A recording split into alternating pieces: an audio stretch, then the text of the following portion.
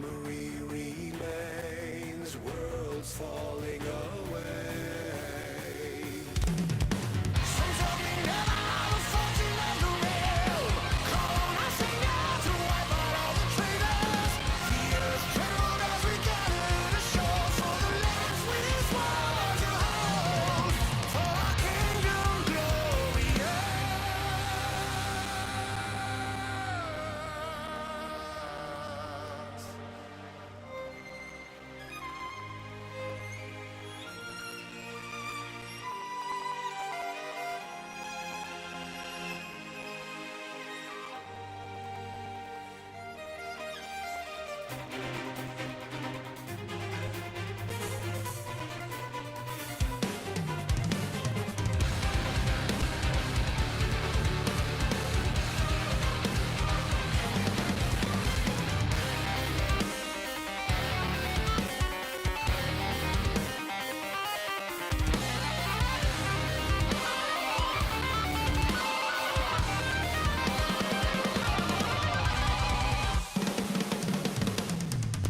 Sons of me never the fortune of the realm. Come on, I sing out to wipe out the traitors. The earth trembles as we gather ashore for the lands we swear to hold, for our kingdom glorious.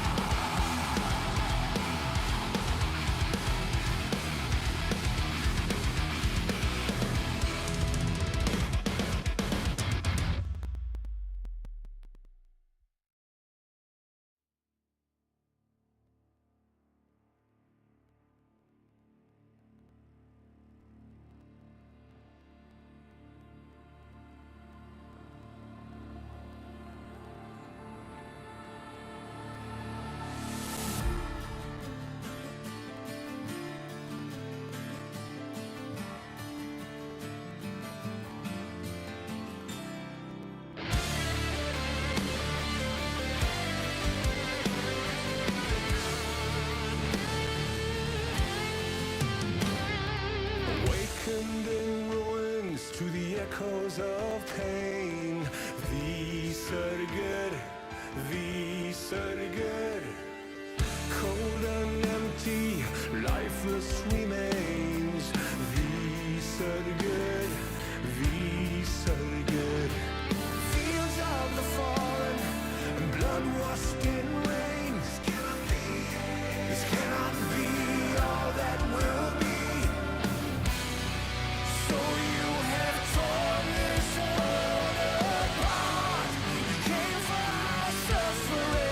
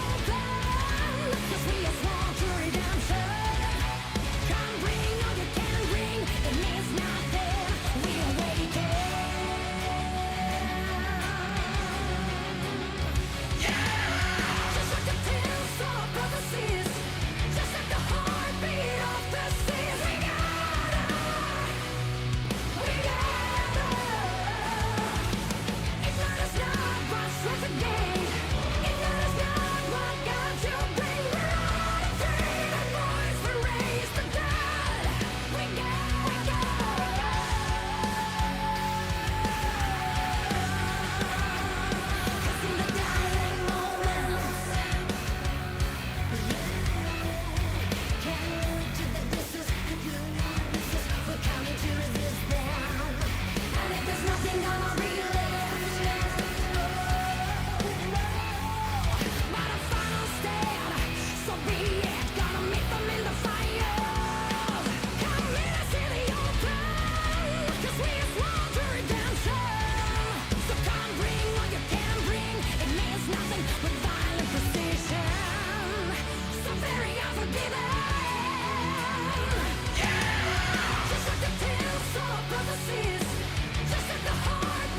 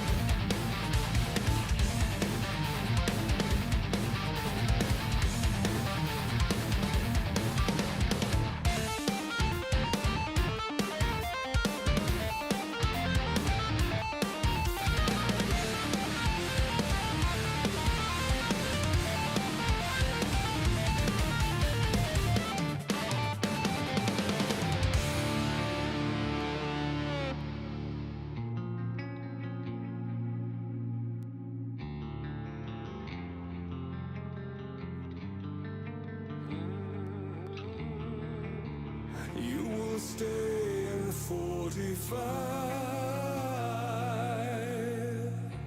You will be our silent eye.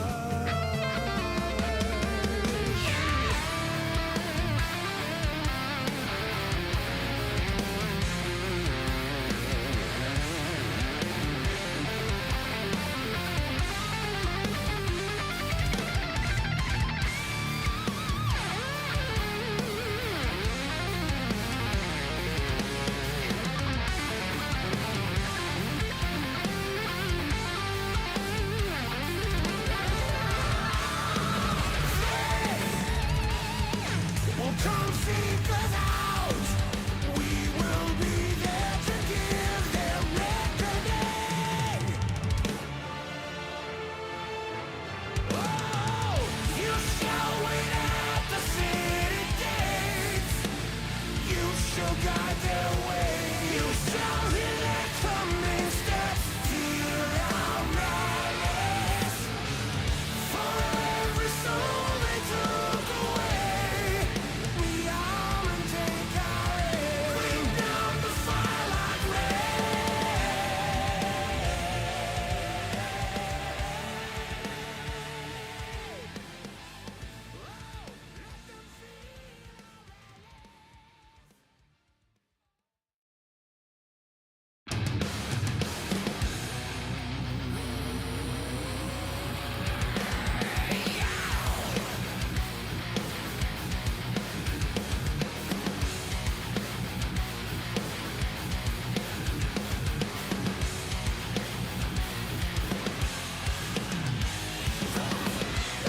just another vacant race.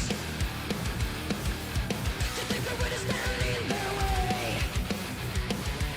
Oh, face him up, for we are true to our name. Once, I steal the course. Strike twice, redeem this world. We'll take our bombs, we'll make amends here. Where they bring death, we must remain. Relive the pain and turn it on now. 'Cause we must live up to our name.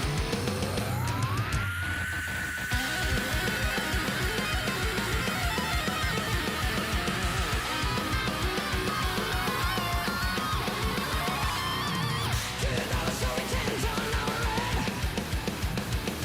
We refuse to let you have the final say. Strike once, and still the flow. Strike twice, redeem this world. We'll take our bombs, we'll make amends here. Where they bring death, we must remain. Relive the pain and turn it on now. 'Cause we must live up to our name.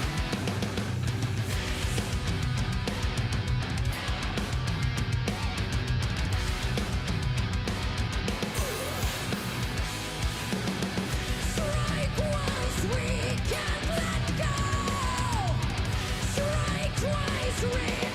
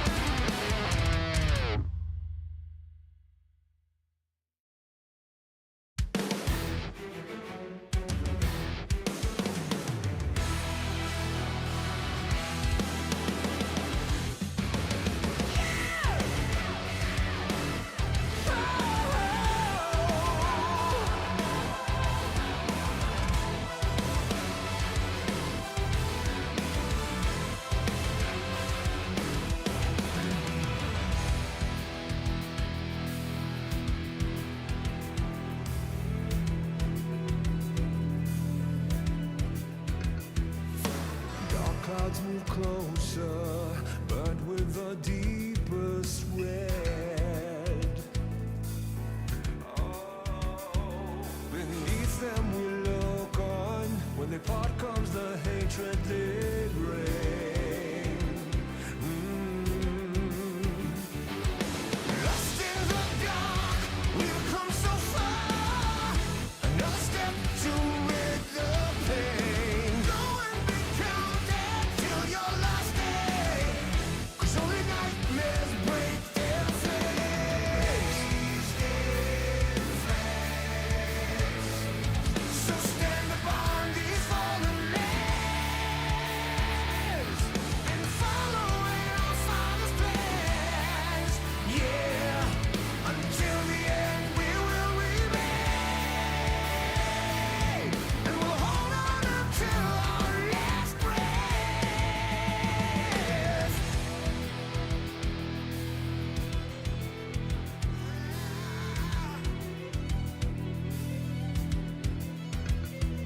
So what is to be left for us? My people look on and say, don't fear what you don't know, 'cause we're far from certain fate. And we'll make our final stand. Lost in the dark, we've come so far. Another step to rid the pain. Go and be counted till your last day. 'Cause only nightmares break their flames. So stand upon these fallen lands and follow in our Father's plans. Yeah, until the end we will remain, and we'll hold on until the last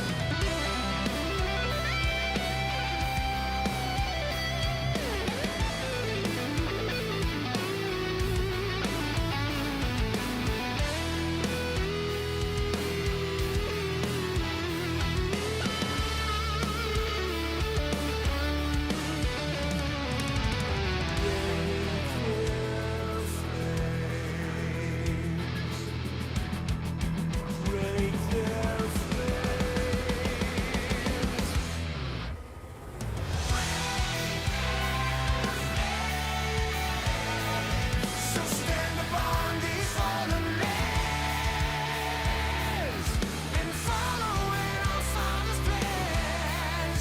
Yeah, until the end we will remain, and we'll hold on until our last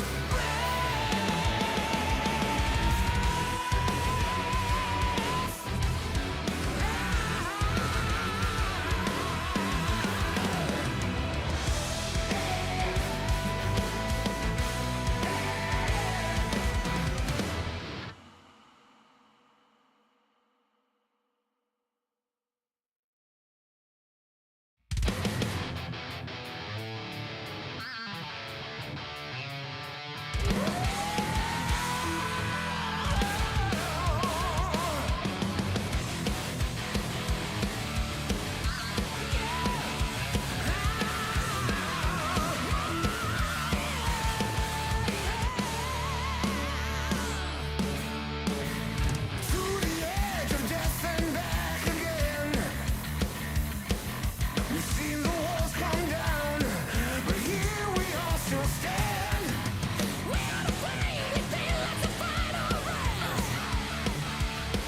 They try to extinguish us. We are done nothing death. Hear the awakened world scream glorious, scream courage. For here we stand in the path of victory. We made it through fires to redemption on the earth.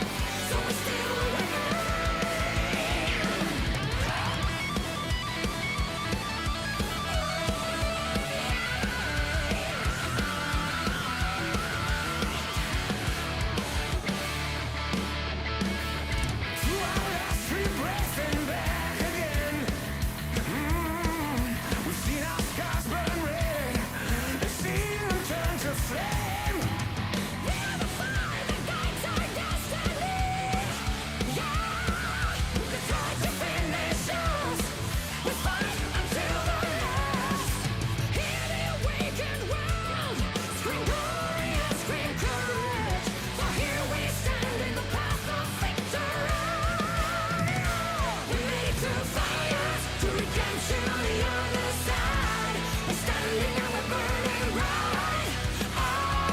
Alright, 'cause we are timeless. Our future knows not your pain. Our past knows only victory. So we still remain.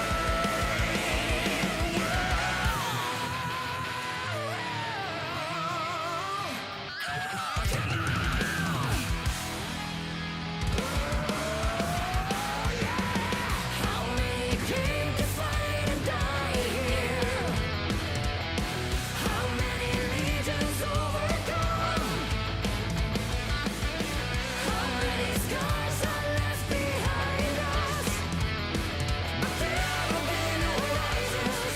There's always light waiting on.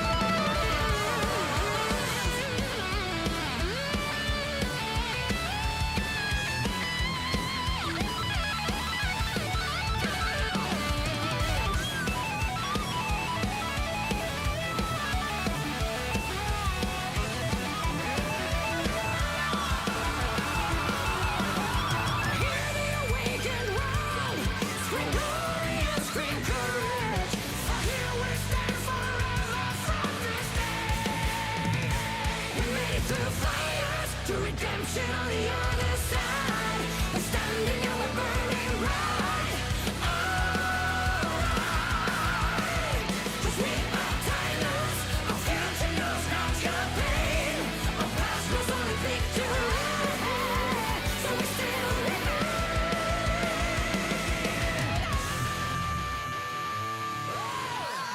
We'll keep rising.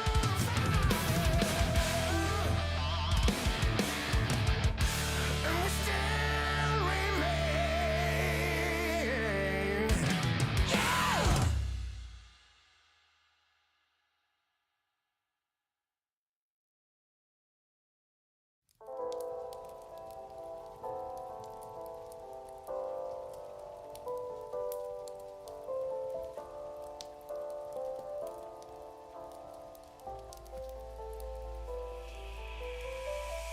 Fellow armsmen, I ask you, will you follow me tonight to break their spine and reclaim what once was mine? Those cravens backstabbed me, deceived me. Never shall I tolerate their crimes again.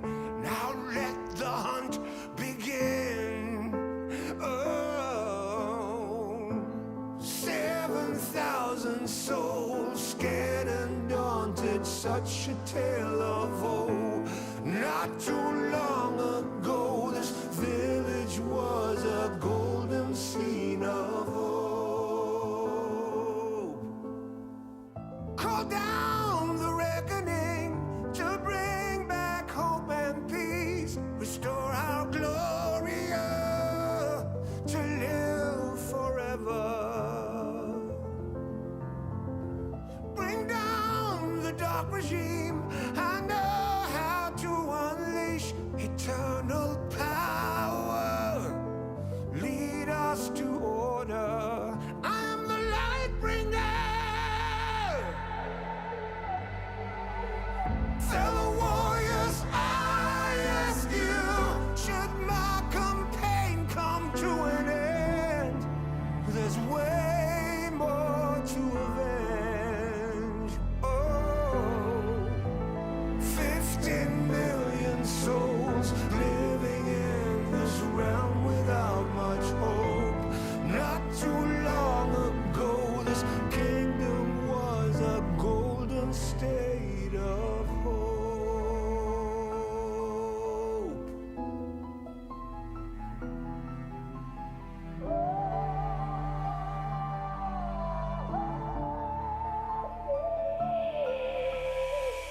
Call down the reckoning to bring back hope and peace. Restore our Gloria to live forever. Bring down the dark regime. I know how to unleash eternal power. Lead us to order.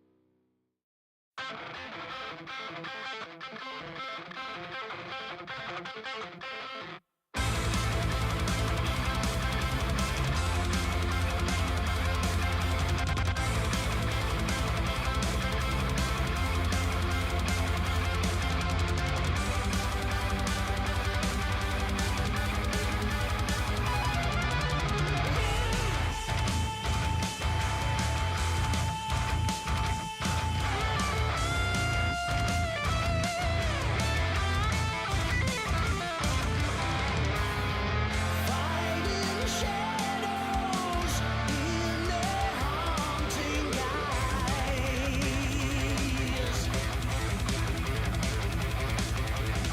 smiting the wicked morrow when knowledge might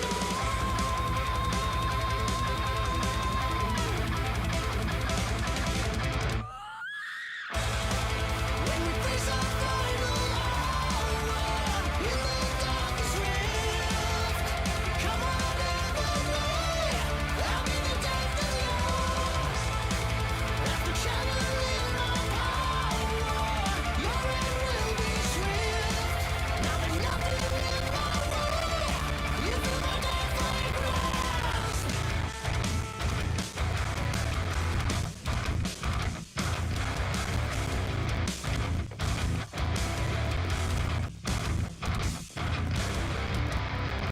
Crashing minions, ravage.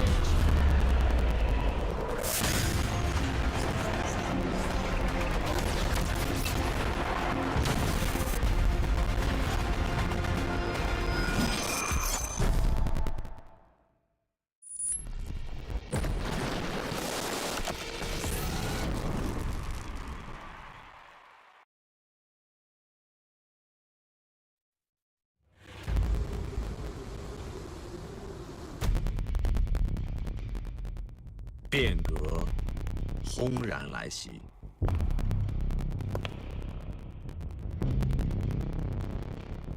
峡谷已是人心博弈，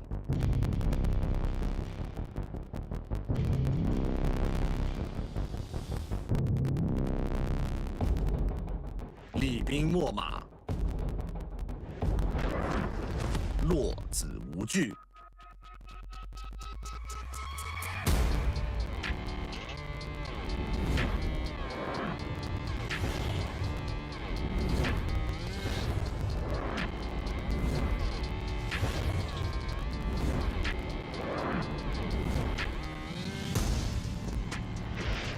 棋盘之上，携一子去九州，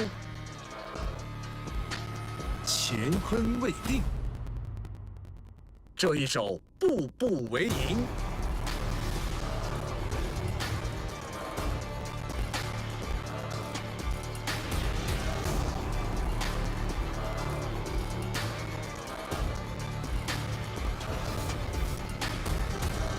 驰歌试马少年们，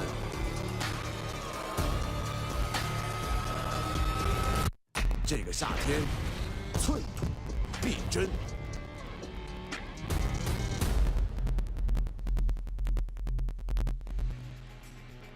Welcome one and all for the first time ever to the LPL Summer 2024 Night Rivals stage.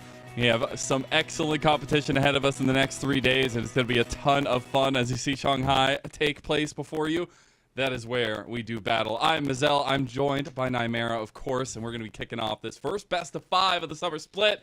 And I couldn't be more excited because best of 3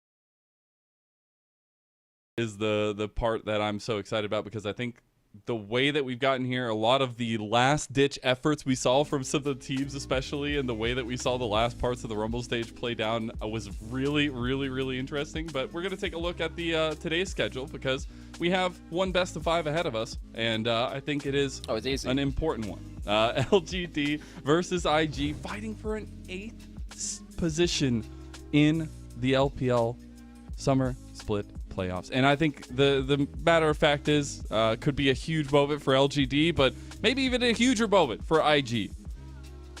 Yeah, so we have, these are our 3 matchups for all of our 3 remaining playoff seeds. We have 2 games which are Nirvana groups versus our Ascension team groups. That's LGD versus IG, then NIP versus Rare Atom. And then, of course, OMG versus TT is a guaranteed Nirvana group team within playoffs as well. And funnily enough, OMG, despite coming in as first seed, lost their 1 series to TT in that group stage. So there's a lot to be talked about here. I actually think looking across all of our matchups, while we might have this technical mismatch between Ascension groups and Nirvana group, these matchups should actually be quite close if you look down to the actual team versus team. This first matchup we have versus LGD IG, we'll talk about that an awful lot, but I think that even though that's technically the most lopsided of all of our matchups, there's also a lot of room here for IG as the underdog, the worst seeded team coming into this event, to take some real heat over to LGD. I think you could look across all of them and say there's some serious hope. I mean, obviously the OGTT was a little bit closer than the others, but even the NIPRA series, I think it's really interesting finally getting to see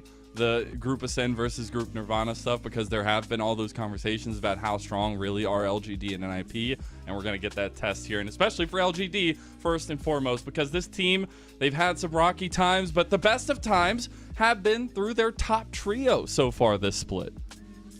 Yeah, I think that LGD, they come in as our highest seed technically to this Night's Arrival stage. They beat our NIP in their last series of the Ascension group. One of them had to walk away with a series win. Both of them were winless in series before that point in LGD. Managed to clutch that out. A lot of the way they have managed to clutch things out is through split plays, with the likes of Meteor and Hydra having some real hero moments. That has often been their downfall as well, so it's not, again, it's not been a flawless team, but they do have some real firepower, particularly in that top trio. I have some worries about that bot lane, but Shaya has shown some good games on stuff like the Kai'Sa. I believe in at least the Ascension group, he's 2-0 on that pick, so there is some firepower there. But particularly this top side, I think this is where my eyes typically are when I look at LGD, when they're winning games. And you have to remember a little bit of their track record here. They were a bit of a surprise in the placement stage early on in the split, beating out WE and RNG for the spot in the Ascend group. Getting to a group that maybe we didn't expect LGD to be in, and then they proceeded to not win a series until the very end of it. But it was them taking wins off of LNG, off of FPX, finding little games here or there that showed us promise, and now they're really going to have to turn it on. And I think it's a possibility for them to have a lot of strength over IG, but IG, on the other side, they are a team that we feel like matches up pretty well into this one. IG come in as the lowest seed into this stage, but I do think there are routes to victory here. This is not necessarily a one-sided, lopsided matchup. We have GLFS, who's just coming off of a Rookie of the Week from the last week of the Rumble stage. Of course, YSKM, bit of a household name for those LPL enjoyers out there. And I think particularly you have to talk about Arn. Now, we did say that there has been some bot lane weaknesses for LGD. IG completely the opposite. Arn is the highest kill per game player in the LPL. He is the highest damage percentage player in the LPL, and his Kai'Sa is absolutely legendary. That should be 100% pick and ban today as well. If this game comes about bot lane domination into Arn getting himself into the thick of these skirmishes later into the game, I think IG can beat LGD. That needs to be the game plan, though, for me.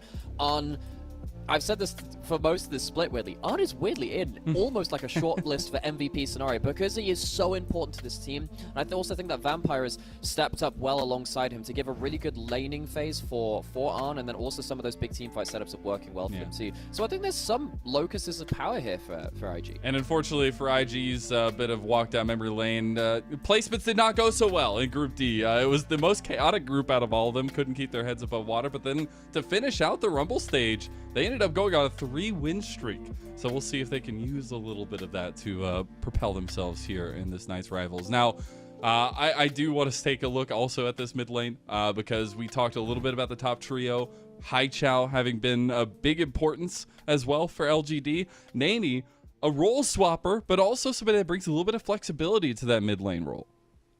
Now, he brings out some different options. We've seen him play mid lane Kennen, mid lane Renekton when he's needed to, kind of flexing stuff away from YSKM's lane to give him a better matchup at points. And he has often been a bit of a pressure valve at the mid lane where he kind of eats a load of pressure for the first while, turns up on Yone to a 25, 30-minute team fight and does his work there where he can do. Haichao on the other side, he is the pressure being put on that other lane. Haichao, also lovingly known as Chaovi to parts of the LPL community, has had some excellent moments, particularly on the likes of well, he is also a Yone player, but also he's a big Tristana player. Weirdly, I think he's one of those players which has benefited from the Tristana nerfs because she's banned less now, which means he gets to play it some more, and he's still happy playing that champion. So we'll see whether that affects the drafts coming in here. And that has been some issue for IG, is the fact that when Nani goes up against someone who is a very big pressure player who can be a big carry from his own lane of mid lane, sometimes IG can struggle to play against that. So if Haichao can utilize that, that will be one of LGD's routes to success here. And that's also just been kind of the name of the game in the meta. It's all about the prio mids and seeing if you can play around that. And especially, you ready for another round of Lucian? I'm ready, baby. We got to keep that score going. I want like 20v20 in the win column for both of them going against each other. I think we're at like 18 or 19 now. I don't know. It's crazy. But it is also a situation where we have to talk about these teams holistically in the LPL as a whole, right? Like LGD, they have not made playoffs since 2020 summer. Like they need something to happen here. It's been a drought. And for IG, they made playoffs, but it ended horrifically. I mean, they did end up bringing all the way to 5 games, Weibo, but it's still something where IG want to find prominence with this roster they've been trying to cultivate over time. So IG, they've found themselves in playoffs more recently than LGD, but neither of these teams have seen a significant amount of success for years at this point. IG, of course, one of the most legendary organizations, particularly in the mid-years of the LPL, but they've been around since the start too. And of course, LGD, also known as Lagandier. They're one of these teams which have been around since very, very early into the LPL's history too. But they have this curse where they can only win in a year ending a 5 or a 0. Seriously, it's go coming. look it up. One of the best teams in 2015, one of the best teams in 2020. We're just waiting until next year. We're starting to scale up to see whether that is, 2 is a bit of a coincidence, 3 is a trend. We'll see whether it happens next year, whether they'll be around in 2030, I guess, after that one. I guess so. That's the kind of scales that we're talking about for these teams. They have been around for a very long time, and while the players have very much changed in these organizations, a lot of the fan base has stayed the same, and some of those older storylines come with it. It's always fun. As we go to the arena out in Shanghai, Knights Rivals has been something everybody's been looking forward to. Again, we already talked about kind of the Group Ascend versus Group Nirvana setup here, but it's also been a bit of a interesting read of the meta. I feel like when we look at a lot of the matchups and we see particularly one that we want to kind of hover around this entire time is Meteor versus GLFS. You already highlighted the Rookie of the Week accolades, but these guys on Lilia, they're different beasts. I expect Lilia to be extremely either banned every game or high prio in the draft. Yeah, they're like the murder deer at this point. The It's the fanged deer, the water deer. I made a whole picture. Man, that's true. Yeah, and for those of you that missed that context, turns out there are some deers with fangs out there. They're scary. Called water deer. They're kind of terrifying. I don't know whether their eyes have also shifted from the side of their heads to the front. Oh god, that would be terrifying. Luckily they haven't. That would also be luckily they haven't, but hey, you know what, when these guys are playing Lilia, bring it back full picture, yeah, you kind of feel like it has become that prior pick within the LPL in the last part of that Rumble stage, and there's no changes to that champion which are really going to change her priority in regards to that, I suppose. So now we get LGD coming out on stage. IG will walk out just after them. Reiterating again, folks, this technically, depending on seeding from LGD being the higher team out of the Ascension group and IG being the lowest team out of Group Nirvana, you would think this would mean it would be one-sided. It would be the most likely to be one-sided.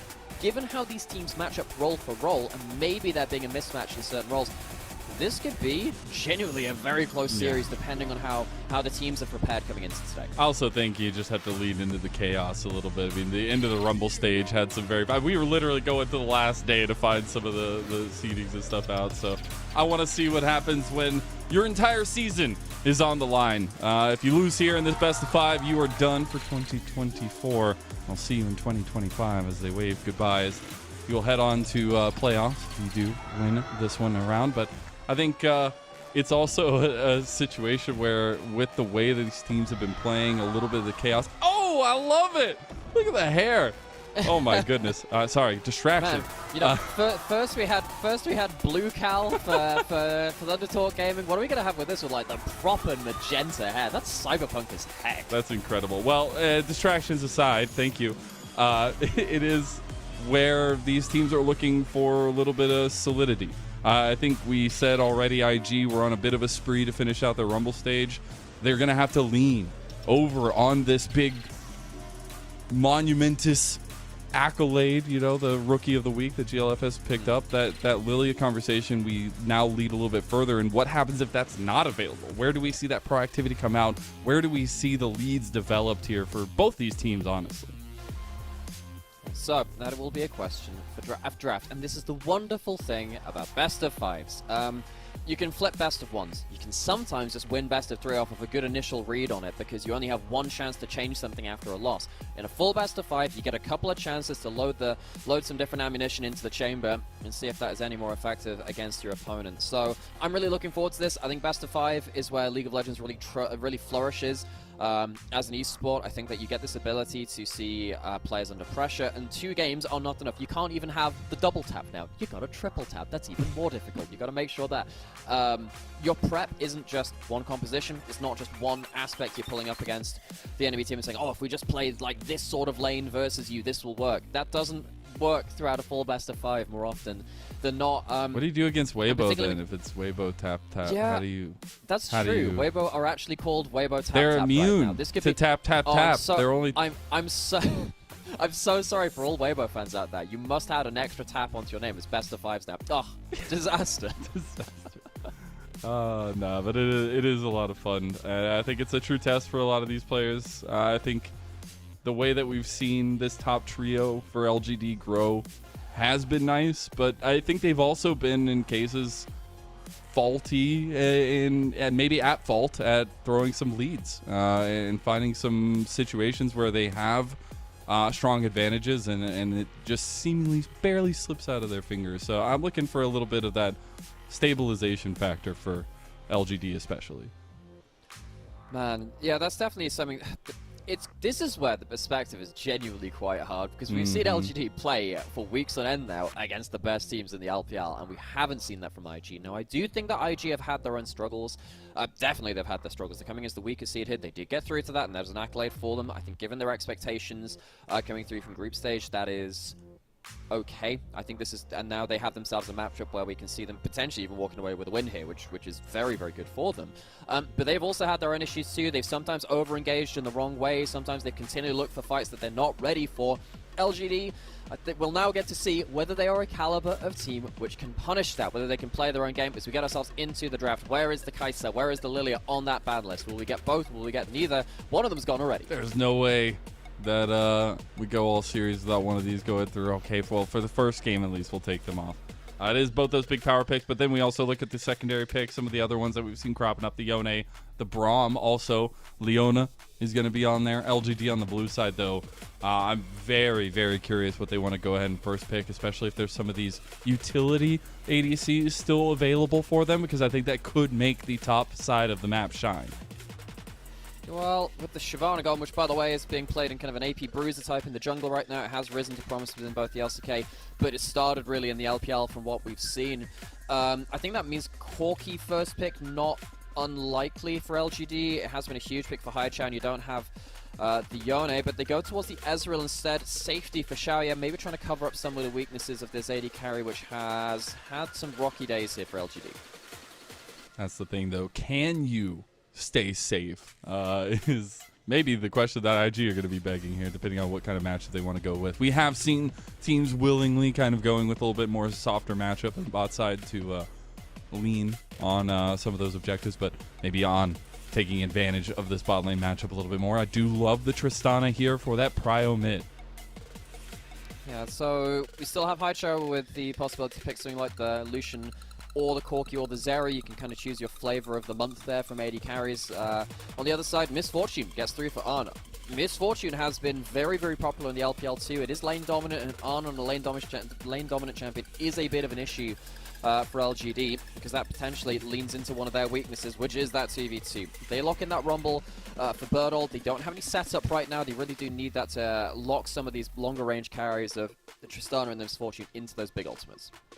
Not gonna lie, Birdall kind of willing to just go fisticuffs in top lane 1v1s on the Rumble. Want to see if that comes alive, but more so see if those equalizers are going to be on point. It has been a bit of a question when we have seen the Rumble. The Corki, though, has been a classic, especially with the combo of the Ezreal, the double poke comp. Really, really nice. We need the Vel'Koz mains to teach the Rumble mains a bit of trigonometry. Yes. Because yeah, some of those angles, some of those set squares, they ain't in the right position, folks. We'll see whether that comes to fruition here. It's the Cassante locked into that topside matchup. Of course, Wirescam and Birdall, both big players of this. Wirescam has been typically been the duelist player for those that know him more often, but he has more and more found himself into that tank role. But the Cassante does allow him to have some really good teamfight impacts, and with some of the nerfs to Rumble, it is a more survivable lane for Cassante. Doesn't mean it's always survivable, but it is more survivable. So I don't mind that for the top lane matchup. Now, going through into the second round, the big question for both these teams is, look, folks, you got a lot of damage. How are you pitting people in place so that damage can land? So the Rel gets taken away from Vampire, his most played and his most successful champion. Big engaged champions being taken apart kind of everywhere right now. One of the problems that IG might face is that they kind of need themselves some magic damage from somewhere, but they also need themselves some heavy engage. Not having that from both jungle and from support could be an issue. They might go towards something like the Sejuani for GLFS on 4 to take it away from Meteor, but then this is what the problem where you start losing so many engaged supports. You kind of need to get that out of jungle instead. Yeah, you have to find something that's going to give you engaged, because we've seen so many times, and sometimes for the best teams in the league, it works not to have any kind of engage and just to fight people and somehow come out the victor. A lot of teams, it doesn't work. So we got to see some ways of kind of meshing everything together. And right now, that Sejuani is like first and foremost on the docket here. We'll see if the Maokai, things like that, do come to bear. But the Nautilus is going to join that. And my goodness, we are in the bottom of the pool here for the engaged supports. Yeah.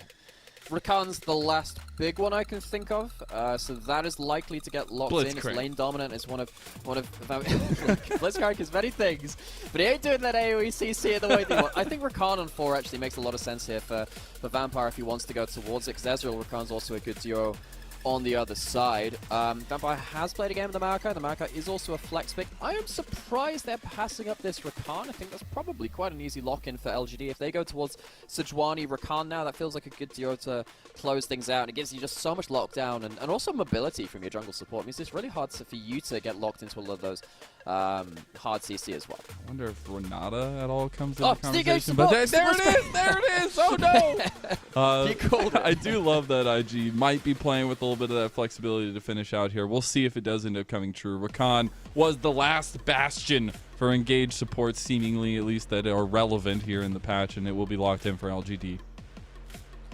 So, what is going to be the last jungle pick for Meteor? We've called out that Sejuani can potentially be very powerful. Of course, you can really snap engage.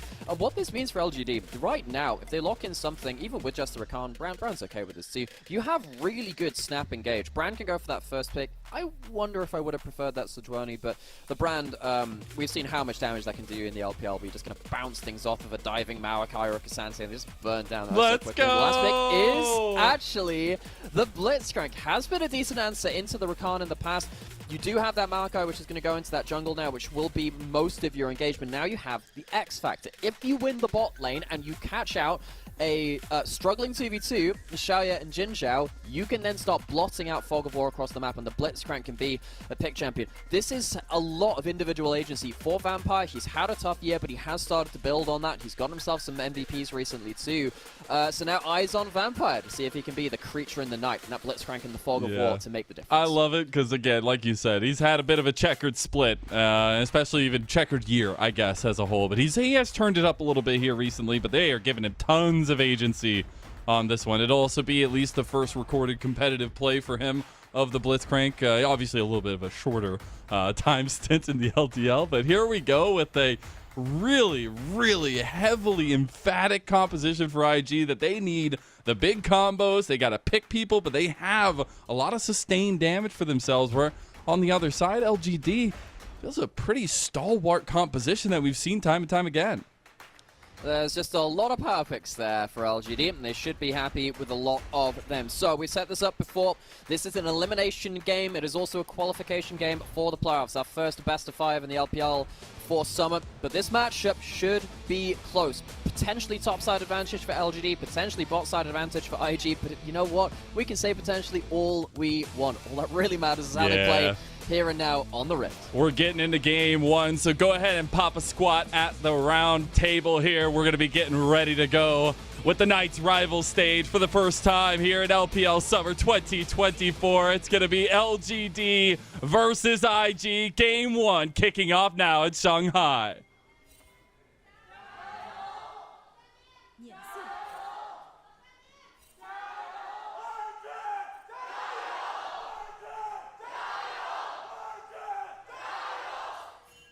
Let's go, my man. Wow. God, I feel like I'm there. Let's go. Man, some of these teams have been around for a hell of a long time, and while, you know, their results don't always match the history of these organizations, IG, a previous Worlds winning organization, LGD, of course, former LPL champions and Worlds representatives as well. These teams, when they have these elimination important matches, whether they're at the top of the table or much further down, the fans still very much care. We have IG walking with a sweeper level 1, not looking for anything more than just that ward, though. Jinjiao will be able to go over. And what this means is that Haichao is going to get some level 1 XP to make sure they can hit level 2 rather, off of the very first wave rather than the first melee minion of that level 2. And maybe that even helps the mid lane matchup from that kind of weakly defended ward there from IG. He just got a doggy treat. What a good boy. I broke him already. We're good. We're starting off great. We're starting off great, people. Let's go. One thing I did know, because that's the corgi skin. You know that corgi's butts float in water? They're actually buoyant. Anyway, that's one fun fact for that of the day. There's also a fun fact, 900th game for LGD in the LPL. Love to see that as well. But it's maybe something we'll have to revisit for the corgi fact if that does continue to be a focus here for Haichao. But as is, we'll be looking at the setup for the junglers, where they're going to be pathing. It will be mirrored side starts this time around, so very much looking for GLFS to path down towards this bot lane and try to get Vampire unlocked with On. And you can see that, of course, once you hit those levels on the Misfortune Blitzcrank, it gets really, really dangerous to play. Even as the Ezreal or the Rakan, you need to be very careful with how you're positioning to not give free skill shots, and then, of course, not to have any of that kind of like snowball potential coming through. Not really happy with this bush controlling Knight down already. Goodness. Getting wrecked already. Jin Zhao gonna have a lot of healing, though, at least on the back end of it. And Xiaoya able to get a decent poke onto On as well in the 2v2. Yep. There's actually quite an important window of time here where Jinja really wants to get a second Rakan Q hit before the Blitzcrank Q comes off the cooldown, because it's really long for that first rank. If you can get that, this is one of the reasons why Rakan is so strong in lane. If you consistently hit Qs, your healing is really, really big. Hook should be coming up about now, though, so you need to be quite careful. Gotta be real careful there, as Vampire in a lot of trouble now. Jin Zhao is gonna make it out, though, as bit worse for wear, though, on 200 health. It's going to be fine. They're going to get the back off, so will the bot lane of IG. So there won't really be anything in the culmination of GLFS's pathing here in bot. No, no culmination there, and also Xiao and Jinjiao, credit to them.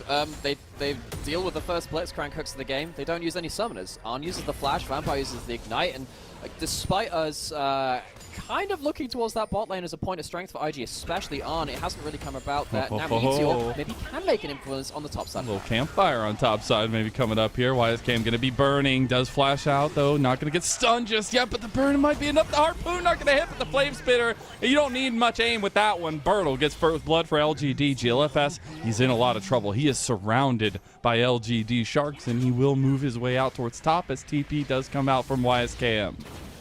I was wondering whether LGD might have thrown that topside play by getting Birtle that kill, but giving him tower aggro, but not to be the case. So LGD, they get themselves first kill into a matchup which can still very much snowball. Rumble has been nerfed. Rumble is still Rumble. If you're good enough for this champion, you can get ahead of this matchup and make things very, very unplayable for the Cassante. Now we have the tier 2 boots built up early for Birtle. Means you can keep the Flame Spitter much more on target and in range of the enemy champion, you can't disengage nearly as easily. You need to see if Birdalt can make use of that early advantage. And IG, what are they going to do with this early game now? They didn't get themselves that early lane dominance in the way that they would have wanted to. First back is now fine. It's at parity between both AD carries, but you would have really liked those first hooks of the game to already cause issues for LGD. Haven't really. You need to stop getting some pressure for this bot lane, get some Fog of War, and allow Vampire to be that roaming Blitzcrank in the way that Vampire, all Blitzcranks really wants to be, and of course it's topical to be, you know, the creature coming out of the dark for the Vampire in this particular situation, but that's what IG want. And there you go, you're going to get it. Does end up stopping the Grand Entrance, but not going to have too much damage to follow up, but he was looking to start getting out of the roam. We also got to start thinking about the objective focus here, because Dragon is already up. There is going to be the grubs in about 45 seconds.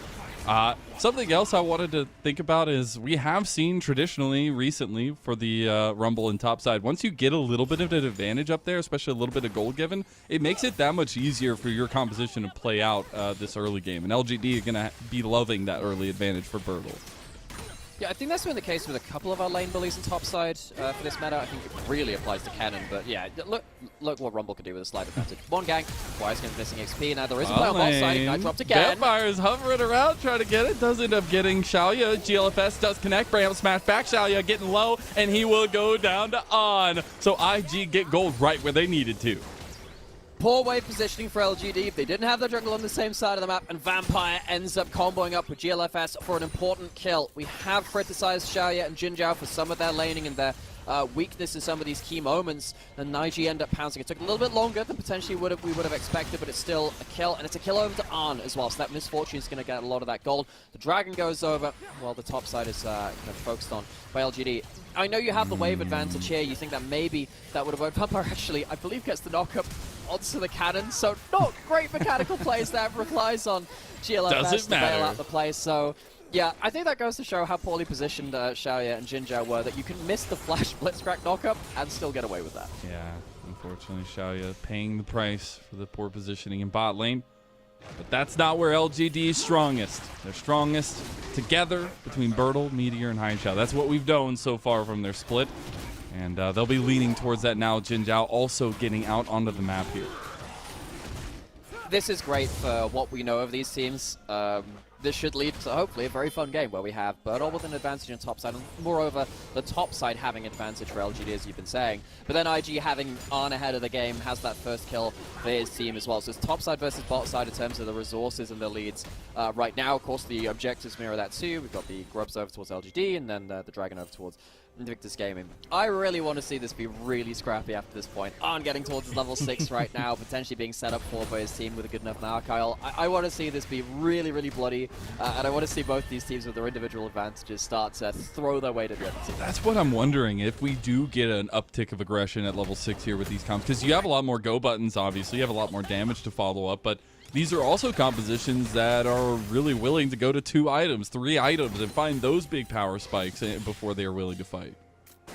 True, yeah, I think that particularly when you've got, you know, a jungle like the brand, you're very happy to go to 2-3 items. Of course, the Rumble as well, very powerful too. But you know, we've seen Misfortunes do despicable things late game. So yeah, I think I'd probably give scaling advantage over to LGD if you had to ask me at a push, just because of the weirdness of champions like Maokai and Cassante into the likes of the brand, and also the Misfortune not necessarily going to have the easiest time. The Blitzcrank's not super far ahead as well, but it should still be plenty of tools for both teams to fight about. And one of the things which I'll note about LGD too, if you go back to watch their last series about NIP, the way they won wasn't through the big team fights. It was actually through split plays where they could get Haichao and Meteor and Birdle, and getting these split plays across the place. And now we're going to see a play on mid lane. Nani gets a ton of damage on the back end, but does end up making it away.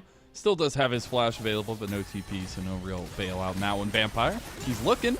He is going to connect on Xiaoya, but that buffer was clean. That was really, really slick.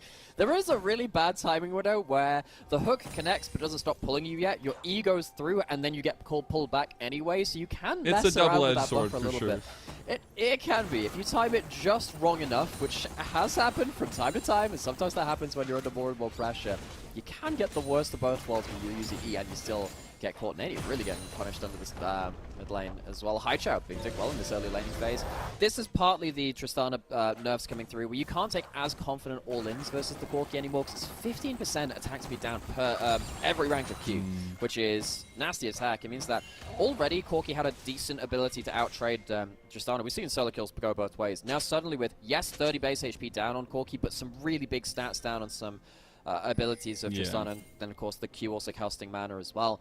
Getting ahead in this Corki matchup, when it was already not bad for Corki, I think now on the current patch is really going to be a point of power now for Haichao to see if whether you can snowball that even more. Yeah, he absolutely can.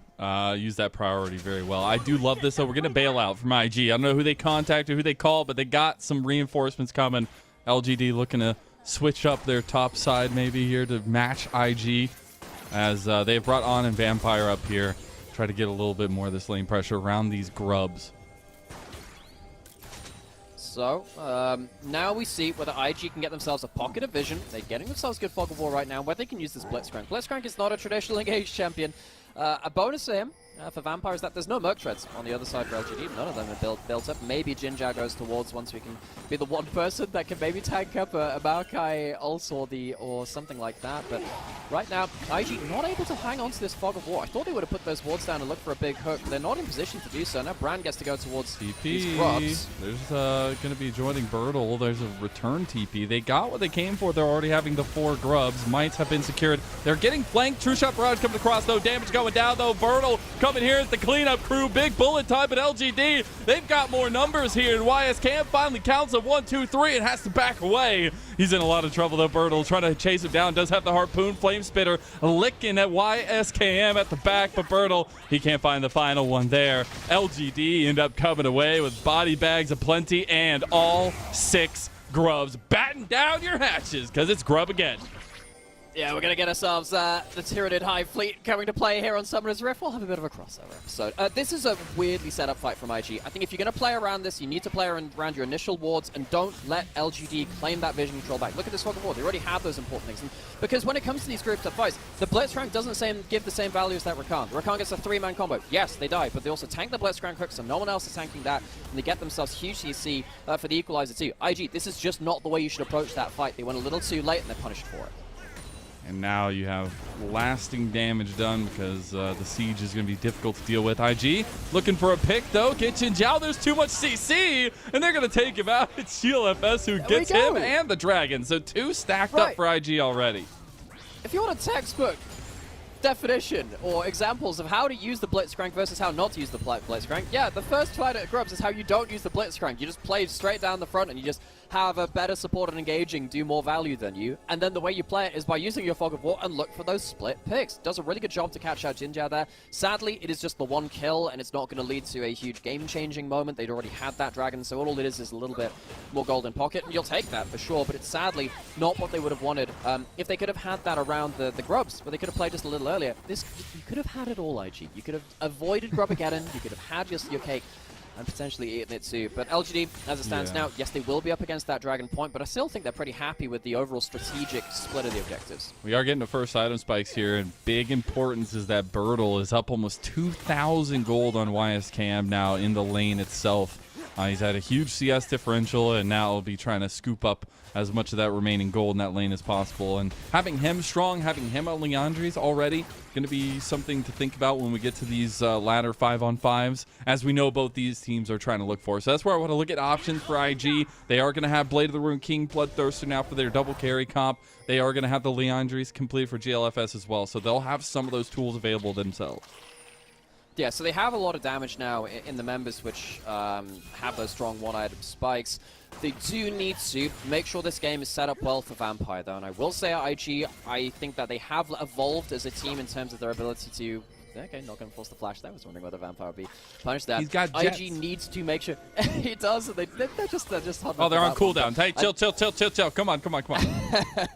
I think IG really need to set up the Fog of War in the Vision game to allow this Blitzcrank to get good value. If they don't, this is going to be a really hard game. You don't have that Rel Snap Engage, which Vampire has fallen back on so much. They've done decent job so far of getting some split picks, but I think LGD, with so much power on this Rumble, if you don't hit the Rumble before he starts getting a lane lock in, it's going to be a huge problem. Now we go towards this Herald, we're going towards what looks to be another 5v5 again.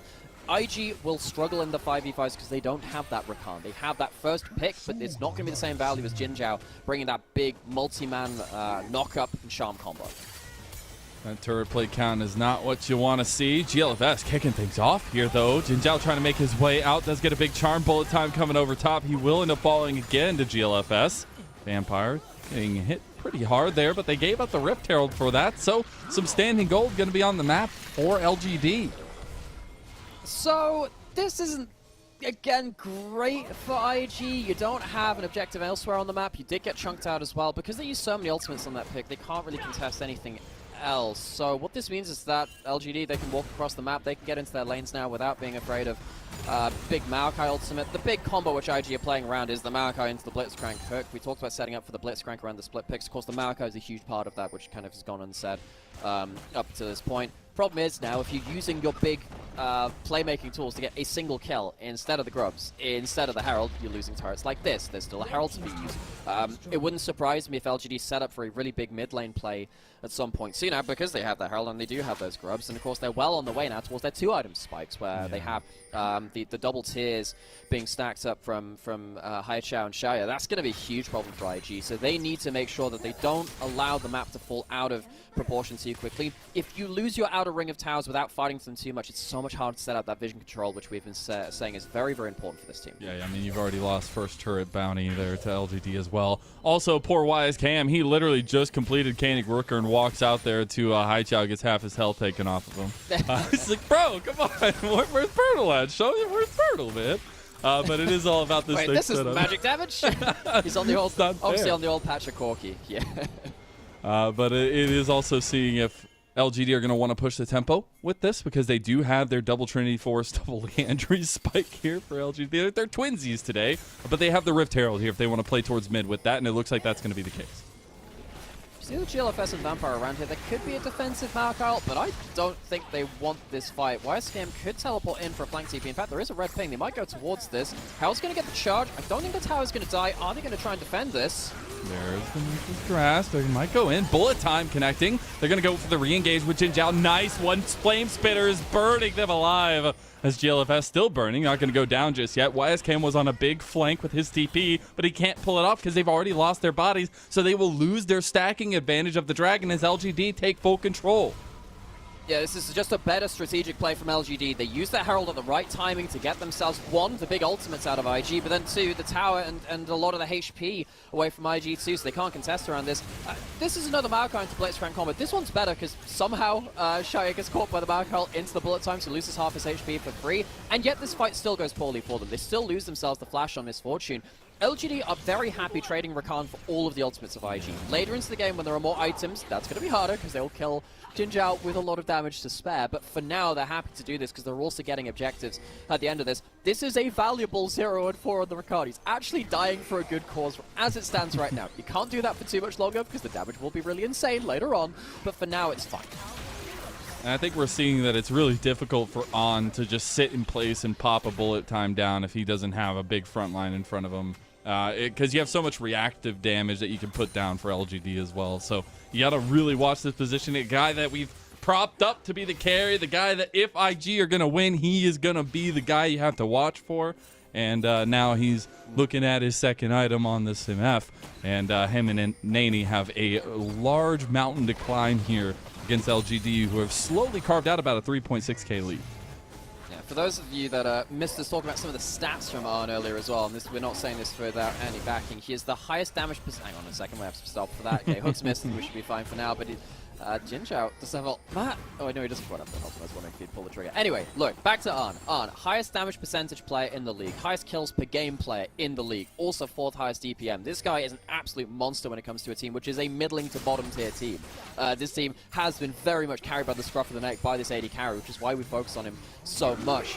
But it's really hard for him to, again, set up, as you were saying, when he's on an immobile Misfortune, who has to be very, very respectful now of LGD moving through Fog of War. And the saddest thing now is that despite the fact that they did get themselves a platform to play off of with this Blitzcrank, now you're playing from your inner turrets. And as a Blitzcrank, much in the same way for those who are Zoe players who saw Zoe when she was in pro play, If you are playing with your towers being down first, it changes the entire game. You can't sit in the same fog of war. You can't make the same aggressive plays.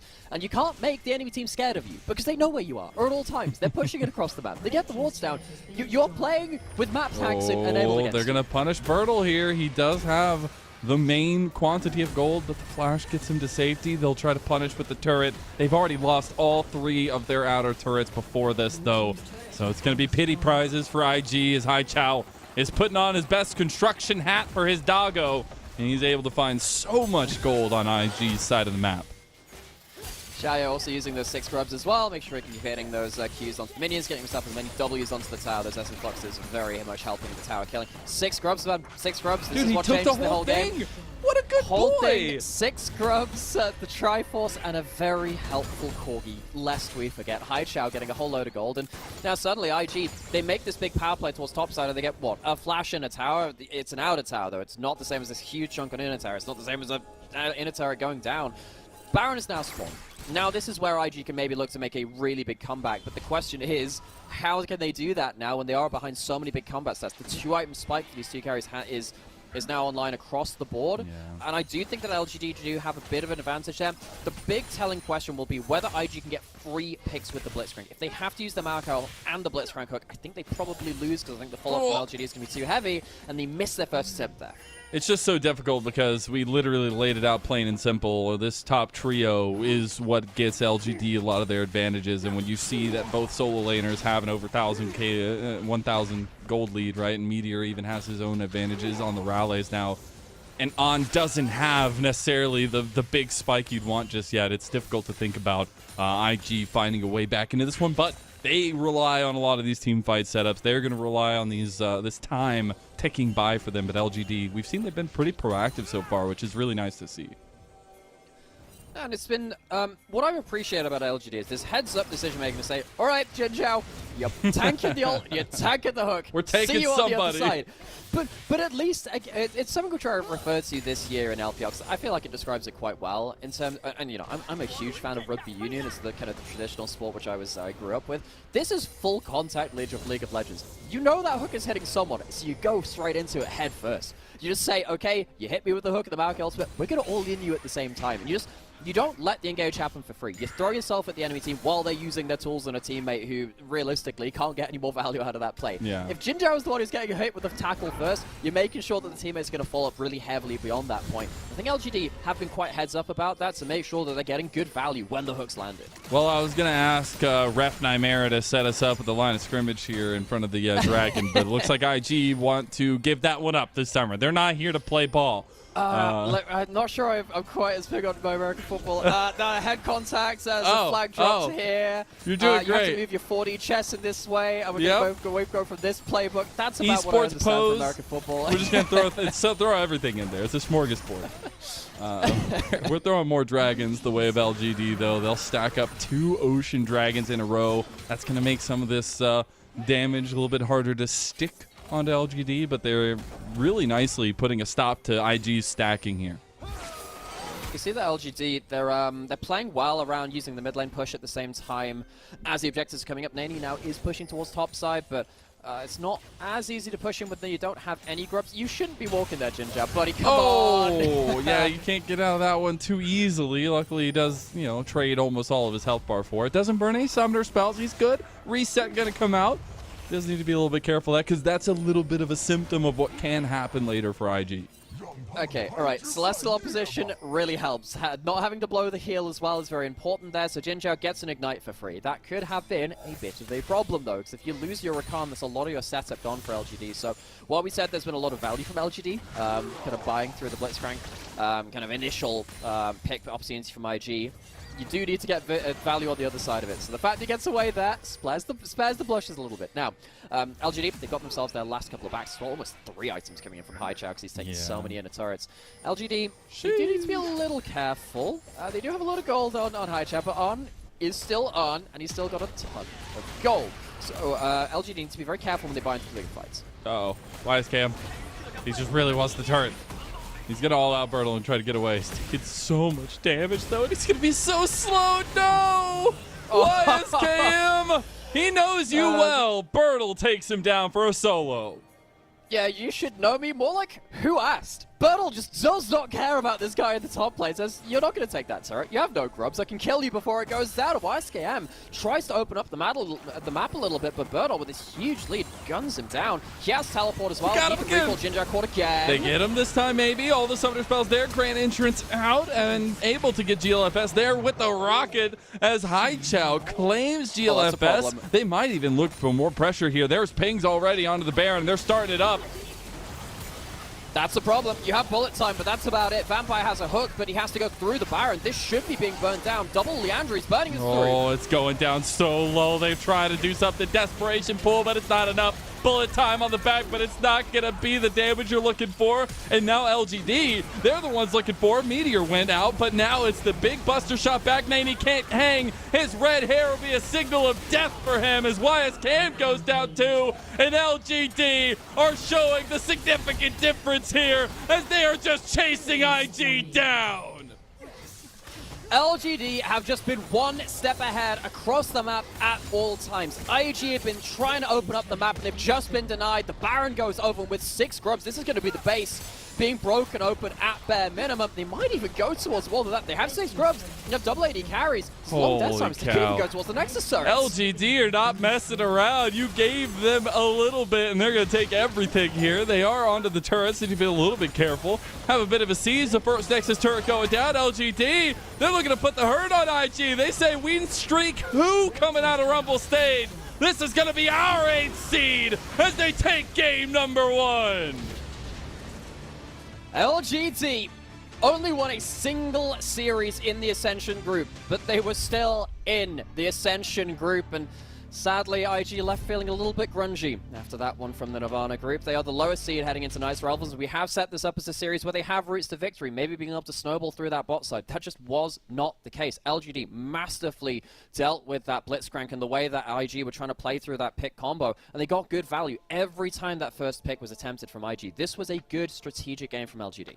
I can't believe how strong this top trio is looking already, and it's outweighing a little bit of the scales right now for IG. We'll see if they can balance those scales a little bit with game number 2 after we take a short little break.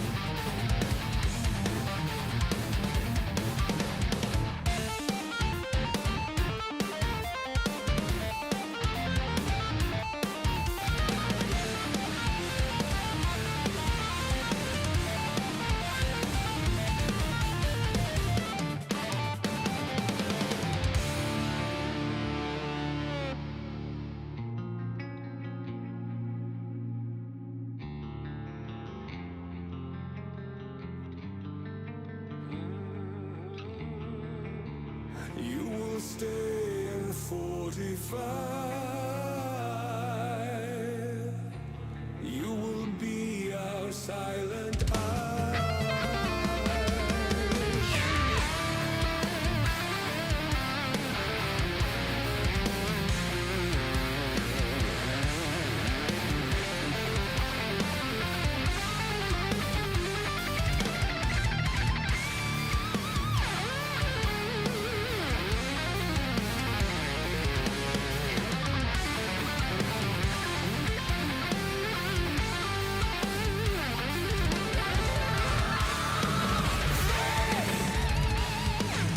Come seek us out.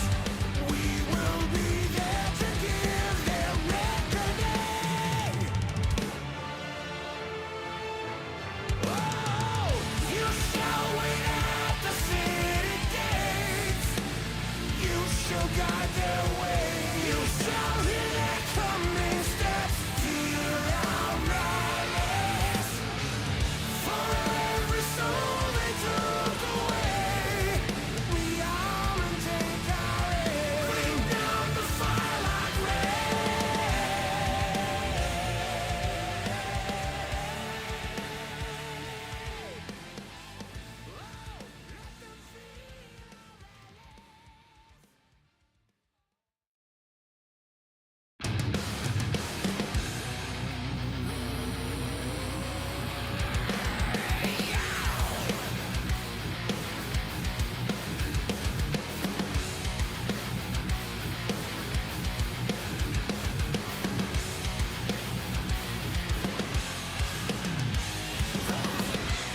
just another vacant race. To think we would stand in their way. Oh, face 'em up, for we are true to our name. Once, a steal course. Strike twice, redeem this world. We'll take our bombs, we'll make amends here. Where they bring death, we must remain. Relive the pain and turn it on now. 'Cause we must live up to our name.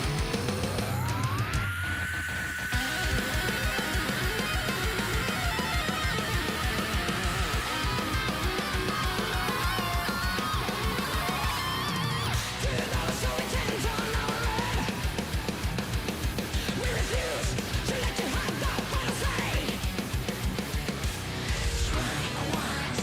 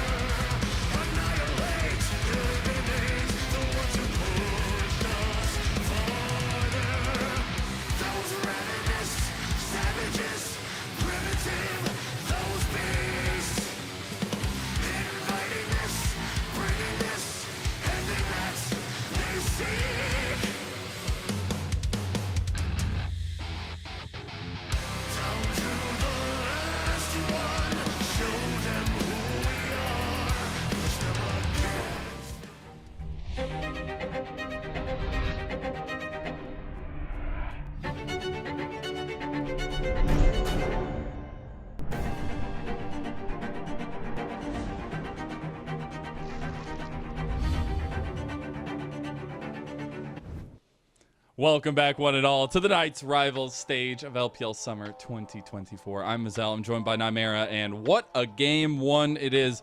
Maybe Ascension has just ascended a little bit higher than Nirvana could, as that game one didn't feel very close, and IG are looking to struggle to bounce back. Yeah, maybe it is just an Ascension Nirvana diff. After that first game, it felt like LGD strategically were much better than IG, and that was the big thing for me. They managed to get Bird all ahead, the top side was doing well, but I think that IG really struggled to get their bot lane into the game in the way that they would have wanted to as well. The combos they had got single kills, but that was kind of it. And, you know, LGD, I just think they saw the threat from IG and they dealt with it really, really well. It was intelligent in terms of how they dealt with that combo.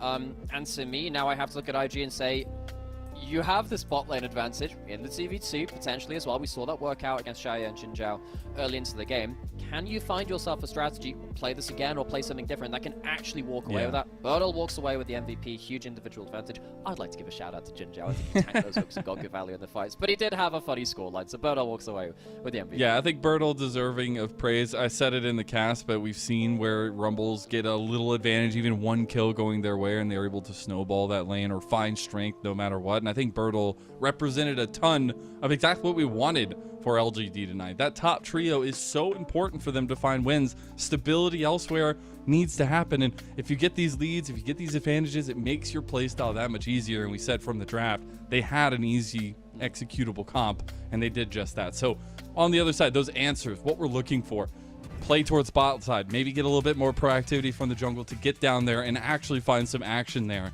But you have to be able to have a steady platform around the rest of the map to build off of. You have to have your fundamentals in check. By the way, folks, that was Birdle's first MVP for summer as well. So congratulations to Birdle on that one. He's had an up and down split himself, but here against IG, seems like he is finding his feet in the way that IG will need to do again. So Kai'Sa, Lilia banned on the red side by LGD. Makes a lot of sense. Red side draft for LGD might change quite a lot, but those two champions, they gotta be gone. Those were the big two we talked about coming into it, but we also saw in game number one the amount of the engaged supports that were banned away. I might see a difference this time around, as we're going to get the Rumble, the Ezreal, and the Jace banned by IG on the blue side to match those two of the Kai'Sa and Lily. I'll see as the Braum joins it. So still, Leona up and available. Maybe first pick option for IG. Yeah, I think that Leona's pretty fine, because typically Leona struggles into Braum, and particularly Ashe Braum. You take away that duo and it makes it a lot easier. That one's going to be an easy engaged champion for Vampire. The Blitzcrank didn't really work out on a strategic level. They didn't play around it well as a team. I think Vampire was fine on it individually, but this will be just a much easier go button. Also gives you some really fun laning options as well. A little bit worried for Xayah. Now he doesn't have that Ezreal or the Kai'Sa to be something that can reposition well and allow him to cover up his own positioning errors. However, you are still going to get some power picks for other members in your team. Haichao getting that Tristana. He is one of the better Tristana players in the LPL. Even after the nerfs, I think this somewhat benefits him because it's banned less and he gets to play it more. Yo, are we getting a little bit of spice here? Haichao's like, yo, Corky's open. I just dominated you on that, but I'm going Tristana here. The Rel also was banned away in that game number one, so they're going to get a nice tried and true combo and see what they can do with that layered CC. But it is the brand coming through for GLFS and that Corky I was just mentioning. So Nani going to be on the reverse side of the matchup, where, as you rightfully said, kind of got his butt handed to him that one. And I was wondering which way you were going to go with it. There was a lot of different ways. There was ways. Yeah, and we're quickly moving on from that. GLFS picks up the brand to be another point of power as well. GLFS, need to remind people, walked away with Rookie of the Week from the last week of the Rumble stage as well. He's been on good form. He's built well within this team, and he's got one of the more powerful junglers as well. Now Xayah will get himself the Misfortune, which is a lane dominant carry. You do have that Rel, it's a good bot lane combo, so you have the Magnet Storm, the Storm in a teacup to try and make sure that that bullet time can keep continually being on target. Arn gets his choice of matchup down the bot side. Great Red Hot Chili Pepper song, by the way. Maybe showing a little bit of mileage. But it is also just taking what IG were trying to pull off in that game number one in terms of what their carries were. So love to see LGD going with the composition that obviously is of second nature to them as well. But giving a little bit more power to Xayah as well in the bot lane. The Ziggs ban in the second phase, though, for LGD on the red side will signal trying to take down some of those damage options right now for Invictus Gaming. It is the jungle priority for IG, though, as they ban away the Shyvana. Wonder if Draven should get banned here. I think that Draven is sticking out as a champion that can do quite well into the misfortune, because if you ever misposition, Draven just starts running at you and whirling those axes right up into you. So LGD needs to be, I think, afraid of lane dominant carries. That is going to get banned away. You still have stuff like the Kalista, which is around. I don't think we're as likely to see stuff like the Varus anymore, which typically has been a good matchup into that misfortune. But I think the role for him is lane dominance here. You need to make sure that Xiaoya and Jin Zhao are contested here in this laning phase. They do have a strong CV2 in terms of champions on paper, but I do think that Arn and Vampire, in terms of name tags, are the better 2v2 laners in this game. You have to think a little bit more about how you could play around that as well, and especially try to get that power spike going a little bit faster. Some of those kills, especially last time, I will say, for IG's side, going to GLFS, maybe a little bit more known on the other side if they were able to get it. But it is also now more aggression given over through one of Meteor's prime picks this split as well, but it is the Nidalee coming through for LGD. So Meteor, been a big reason why LGD have stepped up in form coming into summer. He's had one of his best splits in a while, picks up one of the most mechanically proficient champions in the game. You got to be a good Nidalee player to make this pay off. You have the Rel for some setup. You might have something like a Twisted Fate coming into the top lane for Birdall if he feels like that too. But right now, you don't have as much setup coming through. A lot of pressure on Meteor to make sure he can get into these lanes and into the enemy jungle quickly to make sure that this Nidalee has value. Wisecam goes back towards that K'Sante. Does mean he will get counterpicked, but at least he won't be against that Gnar, which has been the matchup at the moment to make sure the K'Sante is really held down. We'll see as the utility coming through for IG's on, and he will be able to give a little bit more room to grow as well, especially in those mid-game spikes. We'll see what their damage profile looks like. A lot easier to execute than their game number one composition, it feels like, but LGD still have an answer, and they'll be looking for something, at least for Birdall, to take into that K'Sante matchup. So he has gone towards some carries in the past. This is like the halfway house between tank and carry. Mordekaiser comes through, good anti-tank matchup. What we have seen, though, is that if the Mordekaiser dies early in any situation, you don't get to exacerbate that matchup. We've seen that most of the way through summer, even when he was against Skarner as well. So Birdall will probably need to get some attention early on again to make sure that he can get ahead of that matchup. And if he can, then he'll become a real problem. You can take the brand out of a team fight, stop him bouncing his ult onto the backline if you want. You can take the K'Sante out of the team fight too. It's a little bit harder to play, though, than something like that Rumble, which is much easier to impact those team fights. LGD, I think it's fair to say, quite a difficult team to pilot. The Nidalee's hard to play. The Mordekaiser can be too. On the other side, you have on the Jhin. Less about the upfront damage, but at least it gives you that extra follow-up pick tool, which can sometimes make things a little bit more smoother to play around in terms of your big skirmishes and team fights. Just like the big AAA game studios, we laid out a roadmap for you here. We set up who was going to be the big importance, the big moments to look at. It was the top trio for LGD. It was the bot lane for IG. On needs to be the carry for Invictus Gaming if they're going to have hope in this one. He needs to be stronger than the other side of the scales, which is LGD's trio combo of Birdall, Meteor, and Haichao. It was a dominant game number one from that said trio. See if they can continue that with a couple niche picks, but also a lot more strength given over to Meteor. LGD, they have not made playoffs since 2020 summer. They say the curse is of 5 years, but they're looking to make that curse non-existent. They move on to match point if they can win this one. IG will even this best of 5 if they can take it as well. Game 2 starting now. IG versus LGD. 敌军还有30秒到达战场，碾碎他们。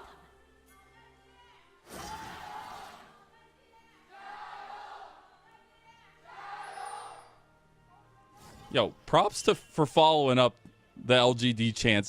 That's got to be intimidating. That guy's giving it all. Also, I just said, if this goes to 5 games, if we do have a longer day today, someone get some, like, Get that man a tea. honey tea. Get that man a honey tea or something like that, because he's going to need it. Coming through now onto the Rift, and I get a quick look at those runes coming down. I've actually found it really fun to see which champions use the Jack of all trades. I see it on the Corki. Which champions use that really well. There was a really funny Volibear build where you go towards Nash's Rod of Ages and a whole load of random stats, which get you just a ton of stats because they're a hybrid champion. Jack of all trades it's a funny old rune, so you can sometimes play a minigame to see which two people can make the most of that. And Jinzhou gets himself 600 games in the LPL, and I know that in the break you were saying that we should really start talking about some of these players and how long they've been in the LPL and on some of these teams. Jinzhou, he is a lot more veteran than people would assume sometimes. It's actually crazy. I mean, the guy's been playing professionally since like 2015 especially, but got the big break on Billy in 2017. It's really crazy to me, though, how he has been a big question mark for this LGD team. But we're starting to see some of these things start to maybe level up a little bit as we've gotten to the big important moments. But I also want to check in on the setup for both junglers. It's not the mirrored start this time around. It's not going to be Meteor looking down towards bot side because he knows where the carries can be, and it's both junglers going towards top. I wonder if LGD might get some false information for this, because they didn't see GLFS on the Raptors, and I don't think they spotted him walking away from that either. So they might think that GLFS is going from top to bot, but they won't know up until they realize that he's not shown on those Raptors. But there's a chance that maybe a play happens towards top side. He did skip that one camp. He will be closer towards that top side a little earlier because of that. We'll see whether that impacts any skirmishes towards top side or maybe towards this top lane. Yeah, I mean, hey, we saw what Berto could do with a little bit of a lead last time around as well. See if that's going to pay off yet again. But some of that reactive play coming out from GLFS could be big. And this is where some of that adaptation and focus for IG comes into question, because we said On needs to have a lot given his way. He's on the gym. You're not going to be that damage carry. So you're relying on this top side of the map a lot of the time, and GLFS particularly. That was almost a great shot. It was. Just a tiny little minion which came with it. Vampire now into the mid lane. Jungle and support both here. Could have a flash coming through. Just by the fast bomb. Xenoblade does connect because, you know, Rocket Jump travels along in a straight line, but nothing else going to come of it. So Vampire gets himself out of lane early and has some potential play in that mid lane. He does show, though, which means that Jinzhou will be off vision while the enemy support is kind of a known quantity. Brand not able to do anything with that early. Potential to get towards topside. Is he seen? I don't think so. Spear, not going to hit. Just getting a little bit of target practice in. Got to throw them often and early. This is also going to be a double scuttle for LGD. Yeah. They're already showing off some of their map movements that made them so dominant in game number 1. Could you imagine if, like, Nidalee players practice their spears by trying to bullseye Womprats with their T16? What is it in the New Hope? It's one of the Star Wars things. I don't remember the specifics, I'm not going to lie. But now my fandom has been called into question, and I don't know what to do anymore. That's okay. That's what I'm here for. I'm actually not here to push you on your League of Name 5 of their albums. Like I'm here. I probably could for Red Hot Chili Peppers, which we were talking about. I saw them. They were one of my favorite things. But yeah, anyway, yeah, I'm just saying it. I don't know, just not actually talk about League of Legends and chest your pop culture instead. To get back towards, I guess, League of Legends. I know it's a shame after that point. Haichao goes back towards that Cull. Got loads of Culls kind of brought in across the place. I am a little bit worried for On's damage output coming into this game. Jhin is a very conditional carry. I don't think it's right to say Jhin doesn't do damage. Jhin just situationally does damage. He is situationally excellent at killing through squishies or people, even with like high HP, but as long as they have some lower armor, because he can sometimes struggle to get through the high HP and high armor. He's not something like Never built, something like a Blade. Attack speed doesn't allow him to get through multiple auto attacks to apply on hits over time or something like that. But if you give him someone who's under half HP in front of him, ooh, he loves that. So we'll see whether LGD can kind of stave off Jhin from cleaning up back-end of team fights, because they do have a lot of squishies on their team, especially with the Nidalee. They can get caught out too. They're going back towards Haichao. He does have Flash. Should be okay, but we'll see how well he plays it. Just need a little bit of damage for the Deadly Flourish. Oh, not going to connect it either anyways. And a little bit of a move for IG towards mid. They're using some of their mobility, but now we also have to think about these objectives, because LGD, they came away with the Grubgaddon in game number 1. Maybe a little bit more difficult to do so this time around. But Dragon and Grubs are going to be up at the same time on the first spawn. We don't have any teleports to help with that either, so it's all going to be about moving around the map by yourself. So, Strut does have that W. The Strut helps. The Strut really helps. Jhin is not going to be here, and it does mean that LGD can get themselves towards the top side of the map earlier if they want to be. Xiao just hanging out in River right now, not been seen, I don't think, and it means that he could potentially add into the play before Arn can. Just laying out the blue carpet for misfortune there, walking up the river. It is LGD starting it up already here with this top lane trio. And they're actually keeping Jin Zhao around mid lane to keep some pressure there as well. So it should just be the trade of objectives here, as we're going to see GLFS go and start the dragon as well. So potentially a trade of objectives. LGD, they do it use fast split enough. map states. They that's a good point, actually. Yeah, we'll see whether LGD can come down to contest. He's going to be here. Has level 6, but just bursts out a little bit of Jin Zhao there. Yeesh. That spear is going to make Nani's life a little worse. Oh, Meteor, this is rough. IG weren't able to do it fast enough. They just lost their fourth shot. Meteor is there. He steals it. IG logos come up from IG, but they're losing bodies now, too. As Haichao has already come away with the first blood for LGD. They came away with the dragon. They came away with the 3 grubs. And right now, it's just looking like LGD's day. Also, that could have gone worse for IG. Xiaoye stayed bot lane and got level 6. There was a chance the bullet time could come in very early there. And the more I'm feeling between both the first game and the first few minutes of the second game is that IG right now, their setup isn't good enough. It's just an immobile Jin in a mobile world, as he does end up using his flash and cleanse to get out of that one. Arn has really tried to get himself involved in plays early, get himself out of his lane and do whatever he can with his deadly flourish, but the setup for objectives just hasn't been good enough from IG. It comes down to a smite for smite fight. It goes over to the side of the, well, over to LGD. It does feel like IG, their setup for these objectives just hasn't been good enough. Oh, he doesn't have anything this time, my boy! Oh no, the pressure point for IG has been exposed. As they do take him down, they need to be a little bit careful. Jin Zhao trying to get an angle to get out, and luckily Xiaoye able to put down some poke on a GLFS, and LGD, they're now 2-0 up and a 2,000 gold lead at 8 minutes in. Xiaoye has also got both of his summoners. He has himself a gold lead, and he's very happy with how this early game has gone. Reminder, we were saying that actually, even though this was the top seed versus the lower seed in this night's rival stage, I felt like this series could be close, because I thought that IG's bot lane would be a big power point for them, and I think that LGD's bot lane has definitely struggled. Credit to LGD's bot lane. They haven't been a game-losing factor. Game 1, I think that Jin Zhao had a very powerful game on the Rakan. Xiaoye, on the Ezreal, was a bit more rough, but then you look towards the way that this game's played out. Xiaoye and Jin Zhao, they've been playing this game really well so far, and suddenly Arn is on not just a Jin, but a Jin who's behind. Yeah. That is absolutely not where you want to be. Jin does kind of need to snowball. He does need to make sure he's ahead of the curve so that damage deficiency, which he can have, isn't put on display. I'm the biggest Jin stan of them all, and I'll even admit this is a roughie for An, but he's going to need to rely on his team. And he's going to need to rely on maybe even the Rookie of the Week for the last week of the Rumble stage GLFS here. Try to get to that second item, but he's way far off of that one. And unfortunately for him, Meteor is getting super far ahead of him on the farm and already has the torch completed to light his way. So, wait, hang on, that's a different build for the Nidalee. We've seen a lot of the Leandri. Well, we saw a lot of the Lich Bane, now. then we saw a lot of the Leandries. This is the first time I've seen Blackfire on the Nidalee. I mean, I guess Nidalee can build whatever the heck she wants, and she's still a very similar champion, but I don't understand Nidalee builds anymore, man. I don't understand them. You're still against, like, the Leona and the Cassandra, which is completely fine to go towards that Leandries, and I guess it gives you the earlier cooldown reduction, but I didn't even think that Nidalee particularly cared about that one. You know what? I'm going to leave it to Meteor. He's been cooking for years man. at this point. We'll call it out, we'll raise an eyebrow, we'll move on with our lives. It's been really cool to see Meteor come into his own after some troubling times. It feels like when he's not doing good, it feels like LGD aren't doing good. Yes, we talked about the top trio, but they have to have some strength through jungle, and they play a lot around that. As GLFS still caught wanting on the Rift as Meteor continues to get ahead of him in farm. We will have that next spawn of grubs coming up here. Could be that grub again for LGD.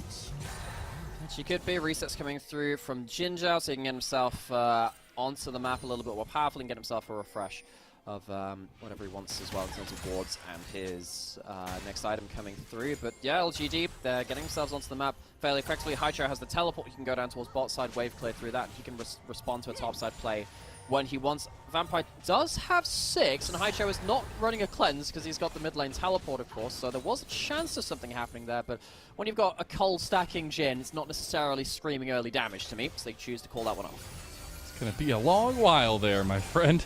Sit down and listen for a while, I guess. And GLFS is making a little bit of play on both City sides. comfortably will begin. Have you got a story for us, Mazel? Deckard Cain comes to mind. I don't know, something along those lines. There is a dragon coming up in about 35 seconds. LGD are going to pull Bertle down to try to get this 3 grub stack into 6 because they also have Meteor right around the corner. And unfortunately for IG, they don't really have bodies out on the map on this side of the map. Saw the Leona skin and thought, Yeah, that's you Beryl know. close enough, yeah. But I have to say, Beryl, that is someone I aspire to be. Win worlds, design your world skin after a waifu in a game that you play. Why not? You know what? That I could appreciate having so bold to do that. All the same, if we get ourselves into the map, and it is those 6 grubs over to LGD. And the big thing about LGD, which I think they showcased even in the Ascension group when they were struggling, they actually have very good mid games. Yeah. They have very good mid games, and they're very good at playing around split maps when they get advantages like this. And with the 6 grubs, it makes it so much easier for Highchild to get value, for Birdle potentially get value as well. I'm worried for IG. I think that IG, they haven't had the best setup. They need to force plays before this starts happening. You've got 6 grubs and your towers are getting hit.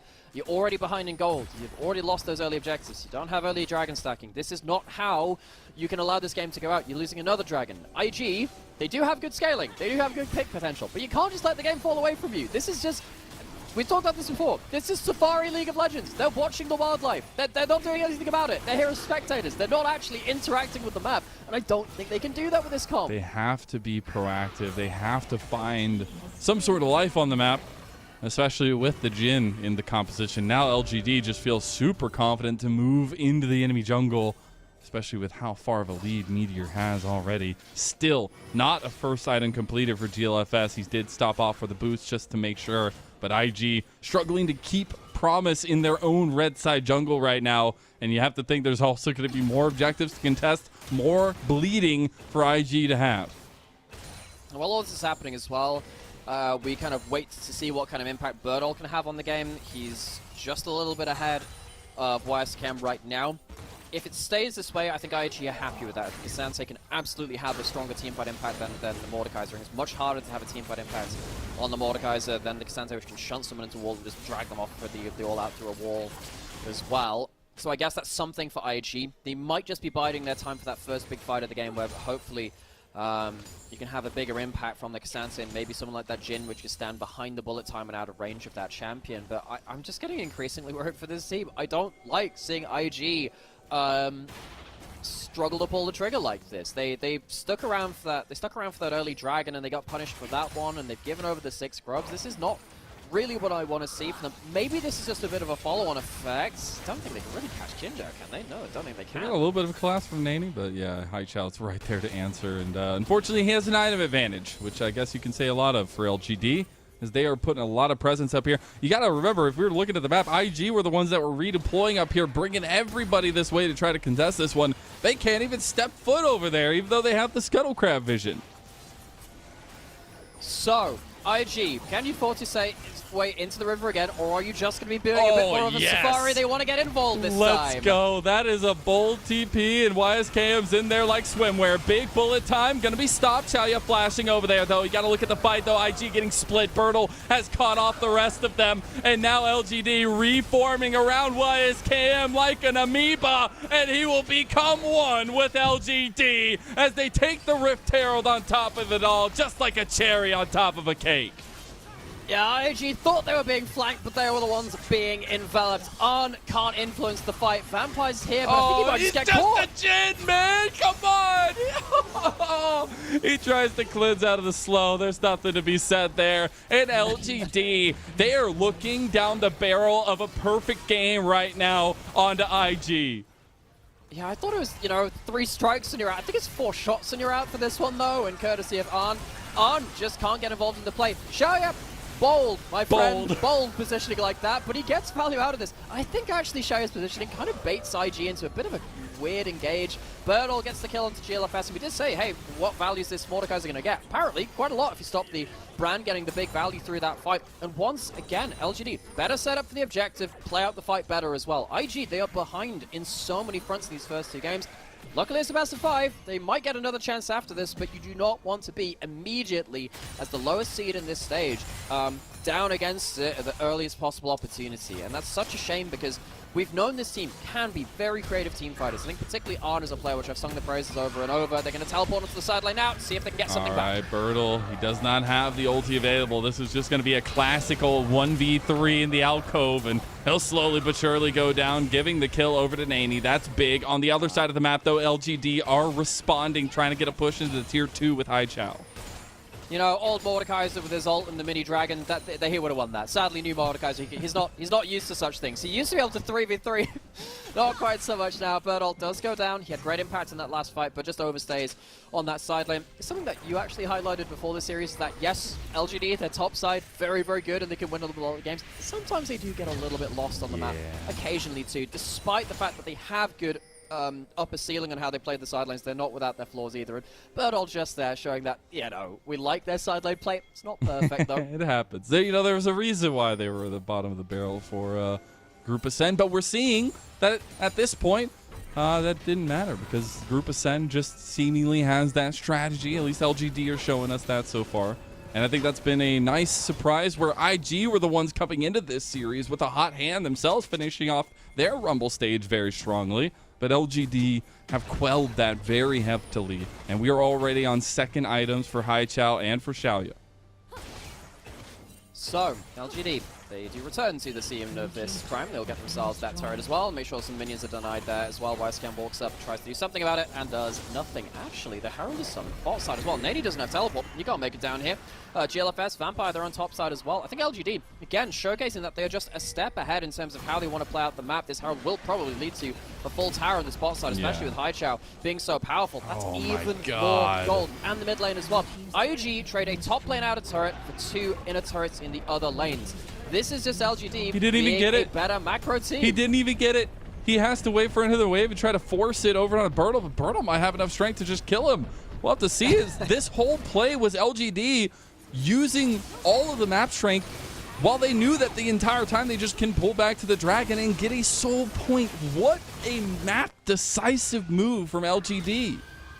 This is wonderfully played from LGD. I will say on the other side again though, this is a bit more of a product of them losing the game and losing so many lanes, but IG across both games we've seen so far, they've just been behind on the map. They've been playing for these snappy engages, for these pick combos with either a Blitzcrank or a Jhin, and it hasn't gotten them the value. It hasn't blown up the game, which maybe it would have done versus some of the teams in the Nirvana group. Maybe you would have been able to scrap your way through because they're also willing to forget about the wider map for these big skirmishes. LGD haven't cared. They haven't given a damn. They've just gone and taken towers. They've taken dragons, and suddenly I think this game is even more dominant than that first one, even though the first game was also very dominant. LGD, they've not even looked back in this game. And the biggest question for LGD this entire split has been, can this top tree on the top side outweigh or outdo some of the weaknesses we've seen them have in the 2v2 on bot side? Haichao walking straight up to a trap. Doesn't smell anything there. The dragon will not be pounced on, though, by IG. Feeling a little bit sketched by not knowing where a lot of others are from LGD. But it's the fact that Xiaoya has actually been super stable so far in a lot of ways that has enabled the rest of LGD. That's really true. We highlighted LGD's bot lane as a point of weakness. Hasn't been in this game. I think in the first game you could say... You could probably... You could say, okay, that early 2v2 wasn't great, and there were some moments where Xiaoya was not giving the best arcade shifts ever, but hey, whatever. You can take 1 or 2 of them when you've managed to escape this early game. And in this game, he really has escaped the early game properly this time. Now he's getting himself up towards 3 items. There is still time for a healthy int yet. I will not relieve... I will not, you know... It is a 7,000 gold lead, but yeah, you know, they're still there. I think at this point, IG are going to really struggle to find their place. So this is the kind of point where you have to ask, what does a one-team fight for IG look like? Well, it probably has to be Brand huge damage. It probably has to be all of those passes bouncing across the entire team. And if it's not that, it has to be Yscam separating someone off from the team so they can get burned down as well. While all that happens, you also need to not get caught as well. But they're not even getting towards those fights. That's another tower gone for LGD. IG, I think that they're in such a bad spot now that they can't even look for fights. They don't have wave clear. They're just sat here. It's so difficult. I mean, you're against all the mites. First of all, you have Jhin. You only have 4 shots in the grenade. I mean, it's very difficult to wave clear if you don't have Nani. Nani will be on second item. We're going to get some of those spikes here for IG, but is it going to be too little too late? I think so at this point, because the problem now is you have Bertle, he's also quite far ahead of the game as well, even though he's not completely out of proportion, but he can take some off the board. Look at the XP advantage in jungle. GLFS, can he get a good ult? He's a little scared, does bounce away though. The passive starting to rain hell here. First shot's gonna miss, second shot's gonna miss. He had to hit one of them. On gonna not hit any of his shots, and that will be LGD making out by the skin of their teeth down bot. There is the TP on top side. IG, they stay up and they stay fighting. Here comes the counter TP from LGD, all out there. Deadly Flourish. They're connecting the CC really nicely on a Jin Zhao, and he will go down. Bertle is a big machine though, and he's smacking that mace down. Xiaoya finds his own and gets a solo bolo in the middle of the team fight against On. What a statement of a game and of this series for LGD. This hasn't been close. IG have been behind on the map, and at this point where they try and make this big map play, they are just too far behind. LGD, they come in as our top seed into the Night's Rival stage, the top team from the two teams of Ascension, which have made our way down to face off against the Nirvana groups, and it hasn't particularly been close so far. We thought there'd be a weakness in the bot side. I don't think that's been the case. And IG have not really been able to find those scrappy fights they've thrived on. Bertle has overstepped though. He's probably going to die. We've seen this already, and we talked about it a little bit. Bertle stays his welcome a little bit too long. We'll look for the outplay, but has no Realm of Death here. Just try to get some damage down. But nice little pick off by IG to get GLFS a little bit of gold. Baron started up on the other side, though. LGD not caught wanting themselves. No, LGD, they're just faster again. Yes, you stay for Bertle, but you give up Baron at this point. So Bertle, this time it is a valuable overstay question mark, because they respond so many members down towards that bot side that there is no defense against that Baron, which goes over absolutely for free. This is how the last play started, as Vampire goes up for a ward, he has to flash away. This is, yeah, I'm not going to blame him too much for this. You're behind the game, it's hard to set things up, but he ends up losing a lot of his HP. Yeah, the teleport does come in after that point, but Vampire doesn't have the health to, or the flash to engage now. He can't flash forward for his Zenith Blade, and maybe if you did, you could go on to High Chop. Not to be the case here though, and yes, Arn, he's the one going forward and getting some damage down, but it's not enough at this point. This Jhin can't carry the team fights in the way that he wants to. Xiaoya, I really like this ultimate too. He ends up effectively flash predicting on. There's no way he could get out of that. Gets himself a really good bullet time, and the rest of LGD just run over this fight. Even though they lose their support, doesn't matter. And if you're wondering why all the introspective looks into IG, why all this, they're on the edge of a cliff with this series. We could not see them. Oh, it's GLFS gonna steal it, give a little bit of hope back. He goes down immediately, and so too do two other members of IG. The hope that was ripped straight out from their hands, and now LGD with the Baron buff of plenty, 2 minutes strong, looking to crash into the Nexus turrets.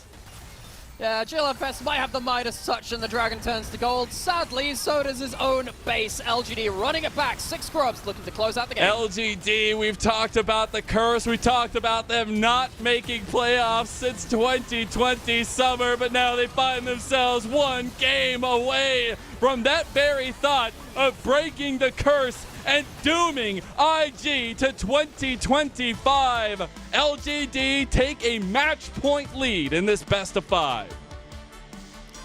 The Ascension group had a lot of good teams in it, Marcel. And all the best, you would say, maybe. Saying this statement that LGD only had 1 series win in the Ascension stage, it means a fair amount, because yes, it means they're not a top team, but they were still there. They probably should have taken a series over the FPX as well, but they find themselves now as the top team, I suppose, in this stage of the LPL.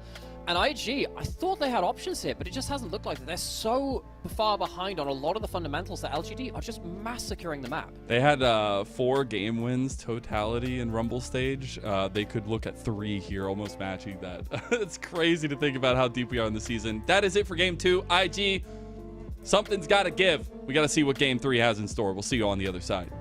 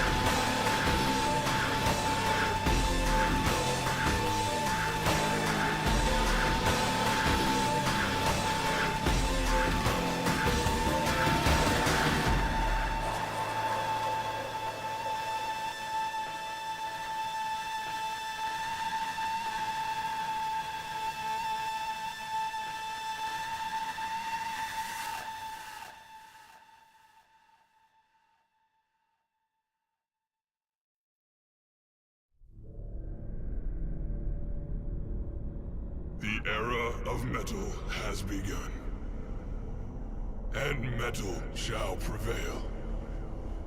For we know what they have done.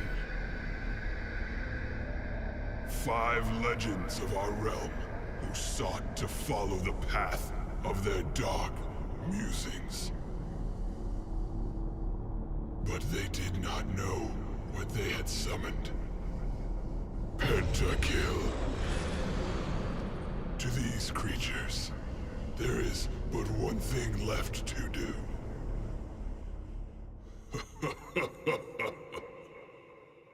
Heavy metal.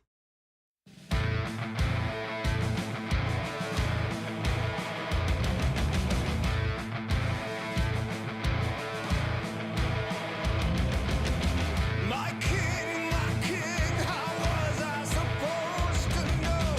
Everyone will falter when you die. And as we speak, the army of our enemy is approaching our gates. We cannot fly.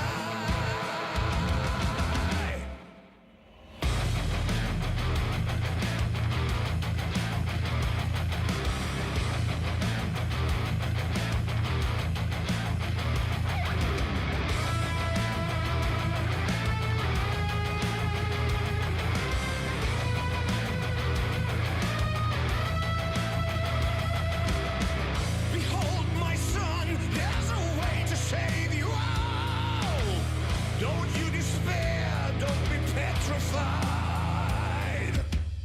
There is an armor, ancient magic made it strong, and you shall wear it when you face the fight. This harness will guide us through dangerous night. It humbles the foe with its grace. The thorn nail will help us prevail and survive. Our deadliest fate we embrace.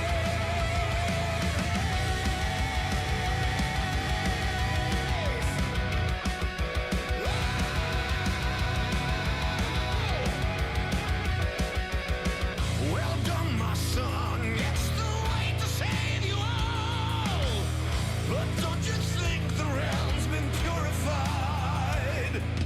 Creatures of darkness are still longing for your foe. Keep them in thrall. It's time to smite and ignite. This harness will guide us through dangerous night. It humbles the foe with its grace. The thorn nail will help us prevail and survive. Our deadliest fate we embrace.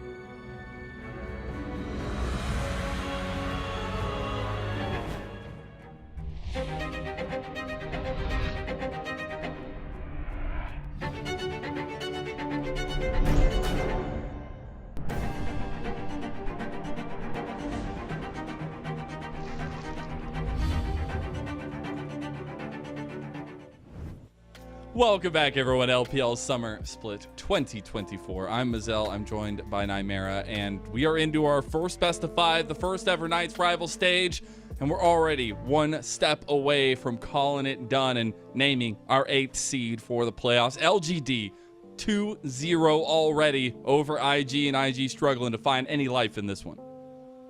So this series, again, to reiterate everything, the winner of this gets 8th series into our LPL playoffs bracket, which is the same playoffs system that we've used for a long time now, that gauntlet into the set, double elimination later on for our top 4 teams, whether regardless of who makes it there.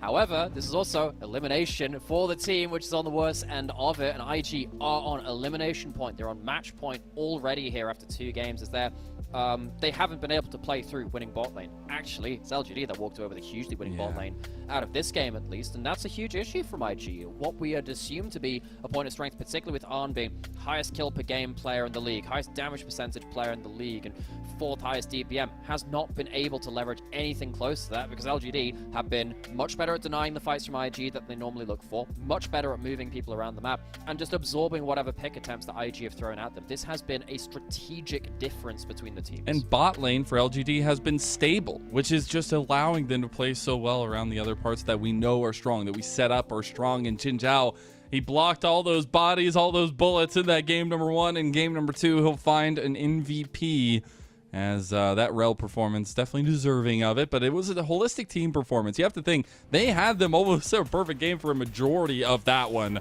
And we're diving straight into a do or die match for IG. After this one, you could qualify for 2025 if you're a glass half full kind of person. But it is an Ezreal for LGD to start it off.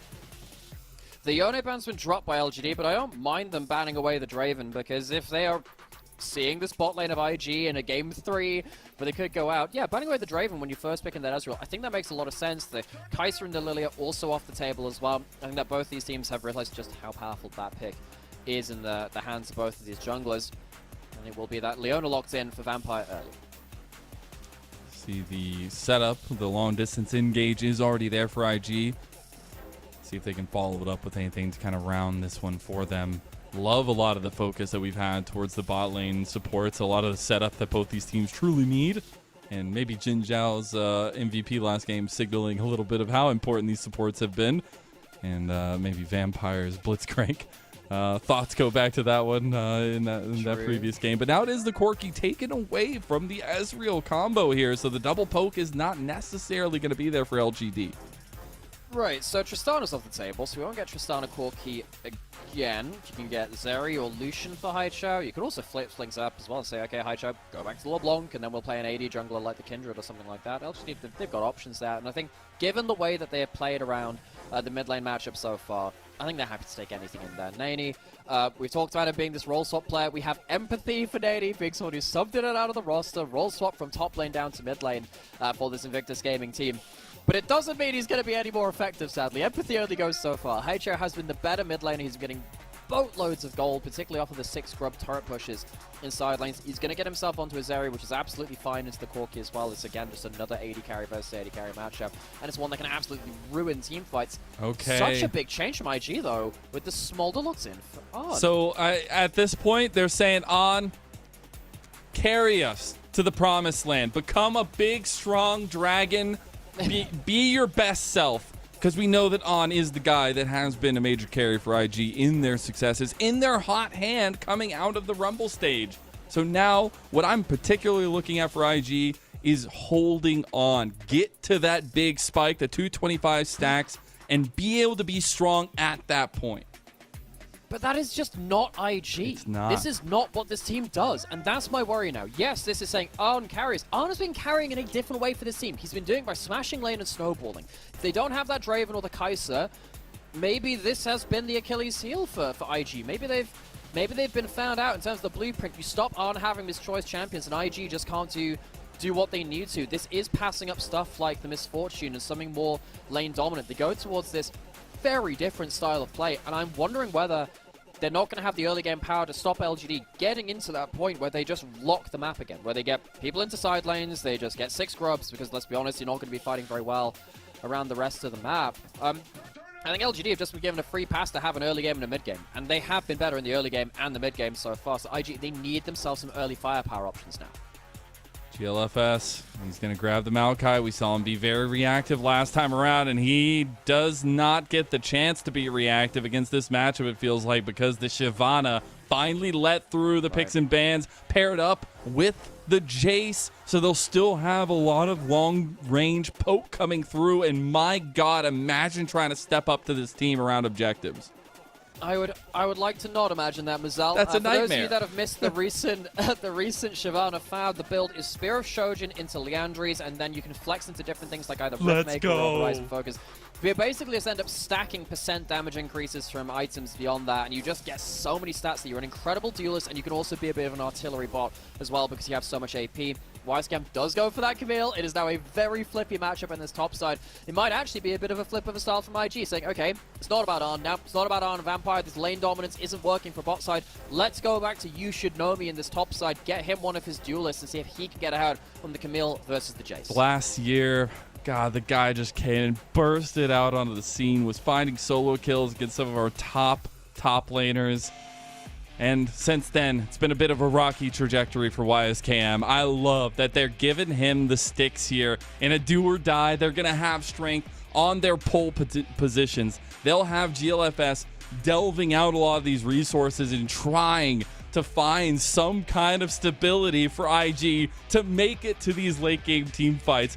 IG, you have to remember, like, they made it to playoffs in spring, but it was not pretty. They had a tough series to enter and got knocked out immediately by Weibo. Now, they're not even going to get to be in that top 10. They are on the verge of being knocked out of 2024. And LGD, they themselves have made this happen. They are looking to break this curse. It's not 5 years. It's going to be 4 as LGD are on the verge of making it to playoffs, on the verge of winning their first best of 5 in 4 years. And it all comes down to this top trio, the strength of the hand of LGD. And this game 3 couldn't be a steeper cliff for IG to come out of. We'll see if they have the grit, the toughness, as game 3 in Shanghai kicks off. It's LGD versus IG. It's your spotted out in this river already, and that will die down. 碾碎。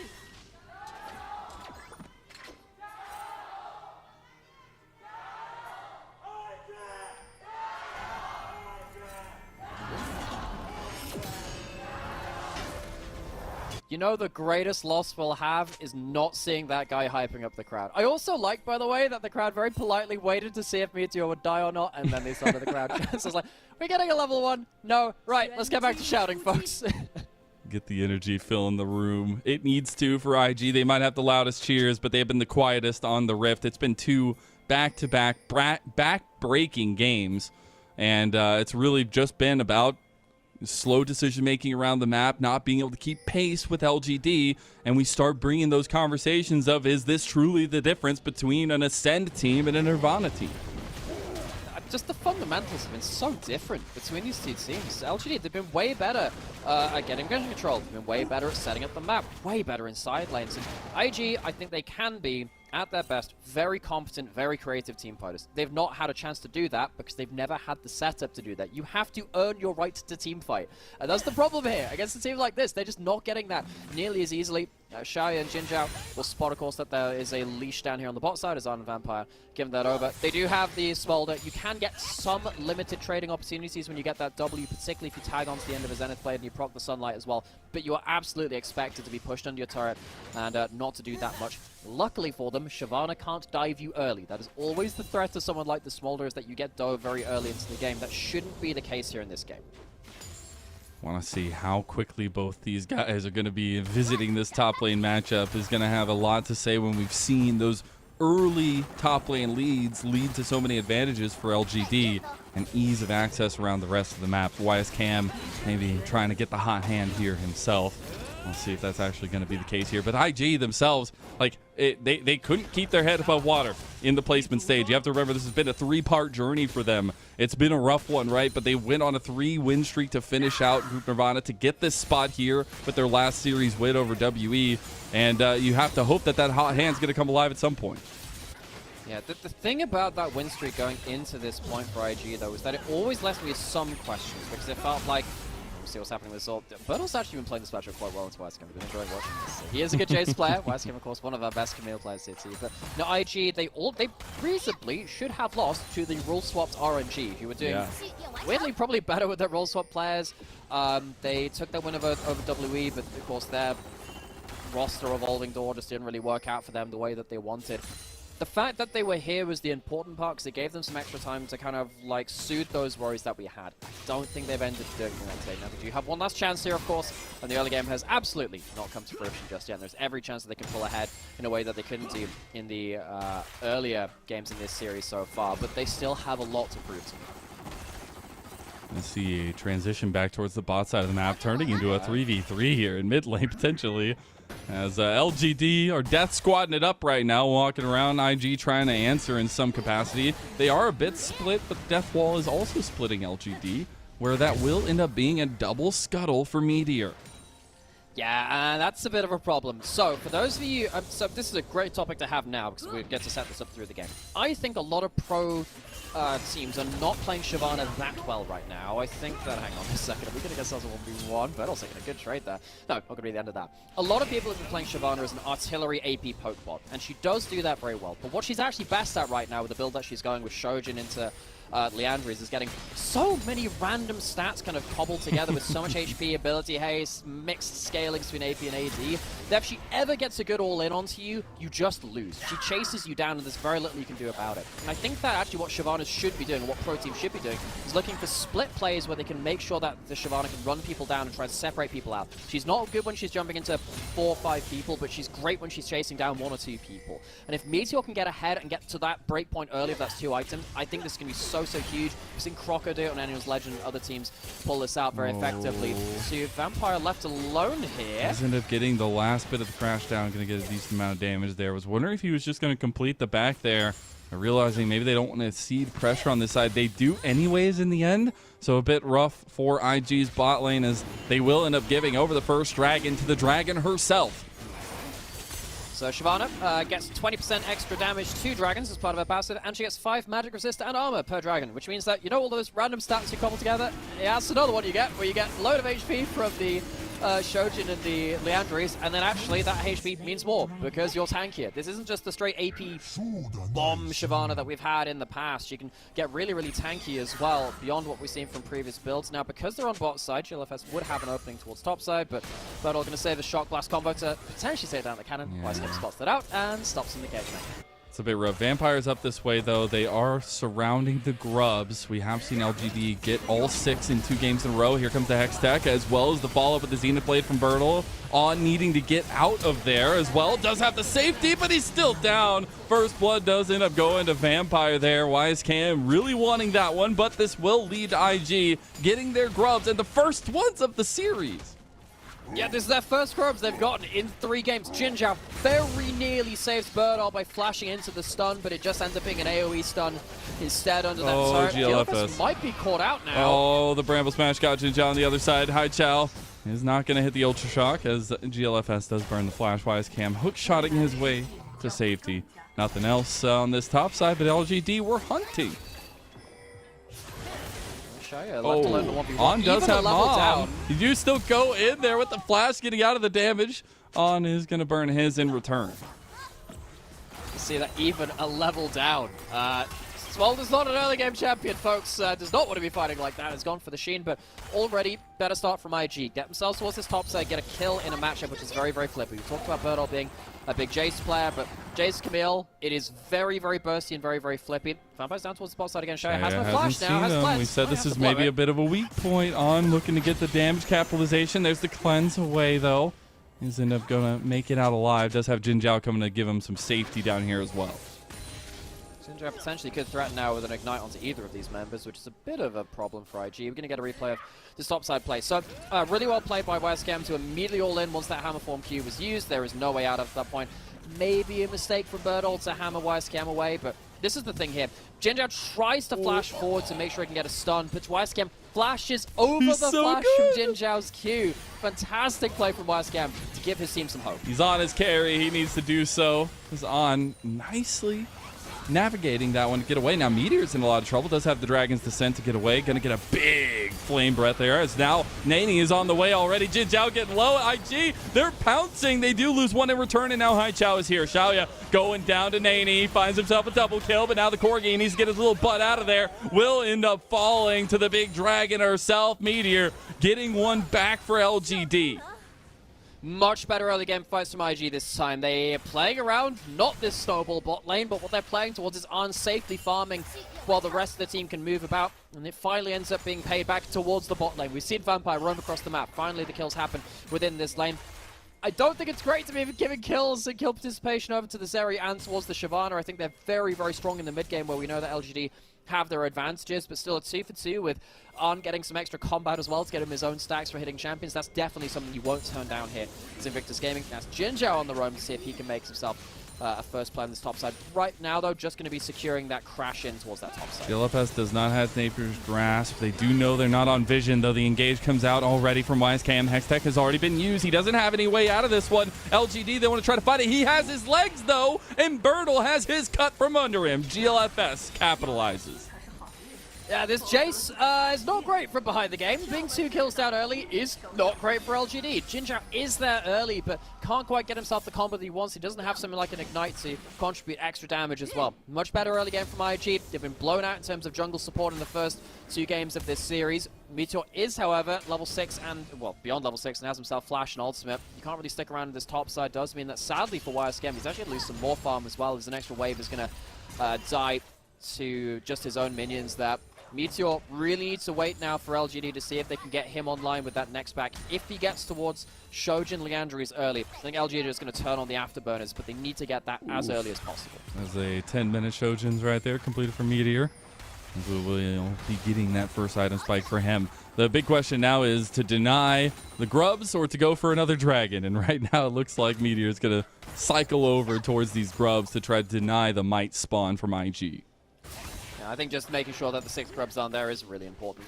Any team with 6 grubs is very, very potent. If you misplay the map, if you lose a fight, the towers go with it. So that's a big old problem. IG, credit to them. Much better game than the first 2 in the series. We've called that out already, but in terms of the macro, in terms of their playing around the map and their strategy, it's been working out a lot more effectively for them. And LGD are now the ones which have to play from slightly behind. Again, Meteor takes 1 grub, now goes down towards his bot side as well. Maybe just trying to play around his W, gives him some really good ability to roam around the map. All right, they're going to take the engage immediately. Jin Zhao has no tankiness. Vampire has hit level 6. Jin Zhao has not. Nature's Grasp used. IG a little bit worrisome now that they don't have big abilities left. Jin Zhao doesn't have a big health bar, though. Meteor trying to decide if he wants to go in for the steal. Does get a huge flame breath there. Ooh, gets a little close, but it is IG securing that one and denying the stacking from LGD.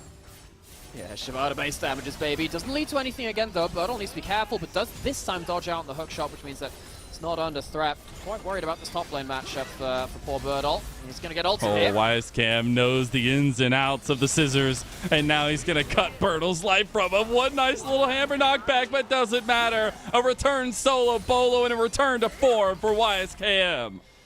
So, IG, they focus on this top side. They get a snowball matchup to YSKM, and it's working out a lot better than their approaches earlier into the series. They have themselves that 1,000 gold lead. They've split the early game objectives well enough, and because of Meteor coming down to contest that bot side Dragon take, it does mean that the grubs are not going to be taken as easily. I wonder if there's going to be a contest for the remaining ones beyond this point. And, you know, Bertle, he misuses his Shock Blast here. That's some of the extra damage. I wonder if that Shock Blast hits whether YSKM would have actually ended being out-traded here. Bertle did have the flash. There was a chance of something happening there, but YSKM more than easily outplays that one. Now he's at the Triforce. That's a big issue. Camille, once you get towards 2 items, is an absolute terror. Does have himself flash to potentially go towards these grubs, but IG choose not to contest that one and leave them to the weight of LGD. It is going to go even up those... on. He's going to have flap, but Hai Chao could chase him down here. Does have a little bit of damage back. Mom has come to help, so now it's just an uneven fight. And On makes it away. Does also get a plate for himself down there. And is almost at 100 stacks. But while all this is happening, too, Vampire is the first one to come to his lane. And, you know, I think Vampire's map movements is something which I've criticized a lot over the year. He has definitely helped. He's definitely helped in this game, though, in terms of going towards the different lanes, and he's ended up having himself a fairly solid roaming series, at least in this 3rd game. Couldn't quite managed that in the first 2 games. And that's very important now because it means that IG, they have really good scaling. They have really good scaling. They have the Smolder, they have Camille Maokai, which are really good in team fights in different ways, whereas on the other side, LGD, they're going to have a Jace. That's 0-3 behind the game. Playing from behind the game as the whole team. And the Shyvana as well, who is very good with the individual advantage, but it's not going to be easy to secure those individual fights. And I think that IG are going to be very happy with how this game's come out so far. And I want to talk about the adaptation of style, because the whole series we're talking on. He's the big guy. But we have had carry moments from other parts of the map, and I love that they were saying, okay, let's delve a little bit of these resources out. Let's give YSKM a little bit more strength, because we've seen what Bertle getting a little bit of a lead on topside has done for LGD. And Bertle is a player in his own right that's had a strange year. I thought he had 6 spring. I think in summer he struggled a bit more fighting topside jungle. Ginger doesn't have flash. Could be in a bit of change up, but no real follow-up within range. But Bertle, yeah, thought he was verging on top 3, 4 top laner in spring. His Aatrox lethality play was really, really good. Teleport now on bot side. Nani does have flash. Dragon's Should be Descent. safe here. They'll have a little bit of damage with the Flame Breath. Ultra Shock hits too. There's Nature's Grasp and TP coming out from IG to try to rejoin this fight. Ichao looking for Nani though. Ichao almost gets him. Goes down to YSKM in the end. True Shot Barrage gonna go wide, and that Corgi is looking fine. If that first Flame Breath hits, he goes down, but it doesn't. Meteor not able to find the first split fight that he looks for really in this game, and it's IG now winning on the split map in the way that LGD were earlier on. They do have Shaya setup shot in this mid lane, can't really do much more with it, so LGD kind of out of plays again. Bertle does get to push this top side for free, but it's not like there are plates left anymore. He won't be able to get that much, especially because of course, YSKM will be the Camille on that bot side turret. That will be a bit of an issue, and because he's got that Triforce already, Camille will do Camille things to this tower. You're going to see that trade, though, coming through, because Rift Herald, I do believe, has been started by LGD. So something given in return. They do end up getting that first turret, though, so a little bit of extra gold given to YSKM. And that is pretty massive for IG, as they are finding strength in the side lane, but they are not going to be ones that can just continue resting on their laurels. Yes, we talked about some of the scaling, making sure On can get to 225, but it's also going to be where the LGD are willing to fight over these dragons, willing to push this tempo a little bit for themselves. And LGD, they haven't really managed to help Bertle get into this game at all. They had like a robo 2 towards top side, but that's been a little bit too late. And IG, that means that when it comes around playing either side lanes or around the dragon, I think they just have the advantage right now. They also have this Smolder in the back pocket, 119 stacks right now. That's completely fine. He has his own Shojin. He'll be going towards likely an Essence Reaver after that point, and maybe a Triforce later into the game as well if he wants a Sheen proc. But Arn's going to be completely fine going towards his own style. And I think LGD, they're now going to have to really think about how they approach all of these fights. They're the ones which don't win the clean 5v5s anymore. They're the ones which are going to have to clean up their play and look for these more scrappy fights before these big 5v5s become a problem. Against the Maokai, against the Smolder, and of course against this Camille, who's giving an absolute terror later on. They are trying to look for a play on topside. IGR, as High Chow under turret, is going to get the TP from Bertle to help save his life. Dragon had been started up by LGD. This would be a second one, so stacking up some of those resists. He's going to have to be able to smite this one away. A little bit of poke damage there, but Meteor does secure it. So that's some extra stats for Meteor, an extra Dragon on the board for LGD, and of course the extra Mountain Dragon will very much help. Particularly Ginger and Meteor trying to hold that door shut in whatever kind of skirmish and team force they want for a little bit longer. While this is happening though, IG are now getting the outer turrets for the first time. They have themselves 2 turrets to none. LGD, they did get that Herald onto mid lane, but they haven't managed to kill that. So IG, much better in terms of this. They do need to be careful, IG, about overstaying though. There is still every ability to... wait, what are they talking about here? What happened here? Why are we hop-firing over the jungle clear? What happened here? He takes a blue buff? Okay. So Right? I'm looking at this setup right now, though, and I feel like it actually is a situation where IG are adapting a little bit to the style and the setup for LGD. Because one of the biggest strengths we said was this top trio for LGD, and we also said there's a little bit of bending and breaking from Bertle occasionally. And IG have centered in on that for game number 3, where it is do or die for them. So I think that's a really nice adaptation as a whole, and they're going to have some serious fight strength, but they definitely don't want to give over a Mountain Soul, and they want that Mountain Soul, because it would help with all this poke. I mean, it's just such a big objective in any game. Also, I think I remember, I figured out what the picture... I think it's just the level 11 from Meteor. I saw the Probably. level. Oh, yeah. There is, in fact, a full level advantage in the jungle. That sometimes happens against a Shyvana. Almost. Yeah. Shivada going to be very, very powerful, of course, when you get that second tier of your ultimate. Gives you extra rage generation as well, which really helps you reduce your ultimate cooldown effectively that way. Got Arn, of course, trying to scale up himself here on another dragon-like champion. He's been doing fine against all towards his 2 items, more than fine enough. IG, they're just so far ahead on the side lanes, man. LGD, I don't think they're used to playing like this. This But that's is a their team which big has so strength. heavily... It has been them just saying, all right, let's just get gold from turrets and side lanes. They haven't been able to do that at all, and the plays they've tried to make have fallen apart, and not for the first time. Birdle is on a Jace that's been shut down. They can't complement that at all. But I don't think that what they were expecting was the fact that Nani is now very far ahead of the individual matchup against Haichao as well. So LGD, they're going to be the ones which are going to have to dig their heels in, find themselves something to fight around later on. Vampire, a little bit of trouble. It's really nice to see IG utilize their 5-pick on red side for strength, right? I mean, we have seen a lot in their recent series where YSKM is picking his picks early. The Casantes have been often in throw. But the fact that they were able to get a side lane strength and have this as a separate flexible style, or at least a style to play through against LGD here, has been really, really nice. But the answers are still there. You're going to be worried about all the poke coming through, and you don't even have to hit the flame breath. It just hits 90% of the time.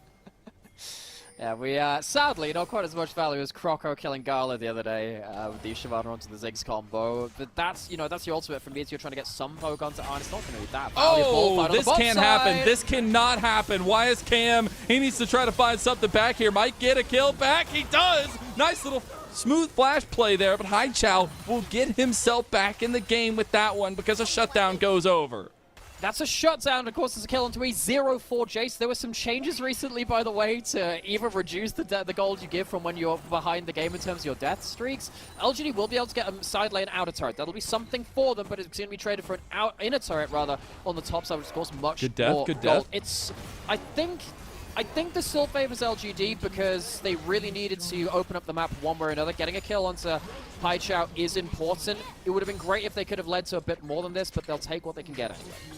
Such a contested third game here. This is the level of chaos, maybe a little bit of contest that we expect coming to this one, and it was a pleasant surprise to see LGD's map movements really be their strength in the first couple of games. But now we take a look back at exactly how YSKM got caught out. That is so funny to watch a level 7 support, level 13 top laners, but hey, that's just the nature of this. YSKM, of course, has huge damage. Gets the kill onto the Jace, does burn his flash to do that, which will be something which you can't force fights with after. Yeah, I think with this Camille flash down, I think, sadly, Birdle doesn't really get any of that gold. That's a problem, but I think still LGD just about have a marginal advantage from that one. I think the outer turret really was something that they were looking for quite a while. Dragon now spawning in 30 seconds. Of course, they have a little bit more presence towards that bot side because they killed that outer turret just before this. LGD, are they really going to be able to fight for this? I don't know. At least Smolder doesn't have 225 stacks, but I don't know if they have the real fighting presence when they're this far behind. 3k at this timestamp is not great. They did just get Leandres for Meteor. The big thing about LGD's composition is if IG are in the pit, they can have a ton of poke to be layered down. But that's why GLFS is crucial for IG because he can get that counter engage. And speaking of, he's going to get the engage on Jinjiao, but Jinjiao gets his own counter. Big damage on, but it's not enough. Mami comes out to save the day. And now IG are putting some damage back into LGD's poke composition. They've got to be under turret here, though. LGD fighting out YSKM, gets out himself, and these health bars will just mean that IG have primo position on the dragon, and this will be tying that one up 2-2. And LGD, I don't think they have an answer anywhere else. Oh, Shaya's Shaya alone. He's overstepped instead. and he goes down. Wow, I just love the decisiveness from YSKM so far, and they have now gotten themselves a massive advantage 22 minutes in, and they'll take the final outer tower too. Man, YSKM is such a good Camille player, folks. He really Just is. Everything he's done in this game, from the outplays individually onto Birdle and to the ways that he's looking for picks, have really changed things. YSKM has been, he's been fine on his tank duty, but having some moments like that after is really important. Arn could have just been one shot there, but the damage can't quite come through. Birdle doesn't contribute anything to this, and after that, you just wish he stayed on the sidelines and opened up something on the map. LGD, they try and find themselves a big fight, but they're denied by that Maokai. GLFS having huge value on that Maokai too. And LGD really struggling to have their own platform in this fight now. That's what was happening to IG earlier in this series. This wasn't a close game 1 and game 2, but IG, real credit to them. They've made this look a lot more in their favor in this game 3. They've been ahead in this top lane. They've been getting onto a point of power as well. He's very, very powerful. And Yeah. IG, I think they're ready to rock now. I was just about to say, guess who's coming knocking? It's a little dragon in the name of On, and he's going to be super terrifying. We said from the beginning, he is a lot of their win condition, but they'll have so much damage with him and Nani now having decent advantages at least, but really getting to that third item spike, having that damage profile to put up a lot of this team fighting that LGD are looking to try to contest a bit of. So 2 items, basically, well, they are everywhere. I mean, poor supports don't really count, but we're going on towards 3 items now. And why is... Wow, Like, I'm sorry, did man. everybody just hear that? Supports Well, I said everywhere, more rise up. I don't know, man. When you ever play ARAMs and supports have normal gold, they are not fair champions, so I'll stand by this one. They're completely okay without them. IG getting that Fog of War, this is so oppressive now.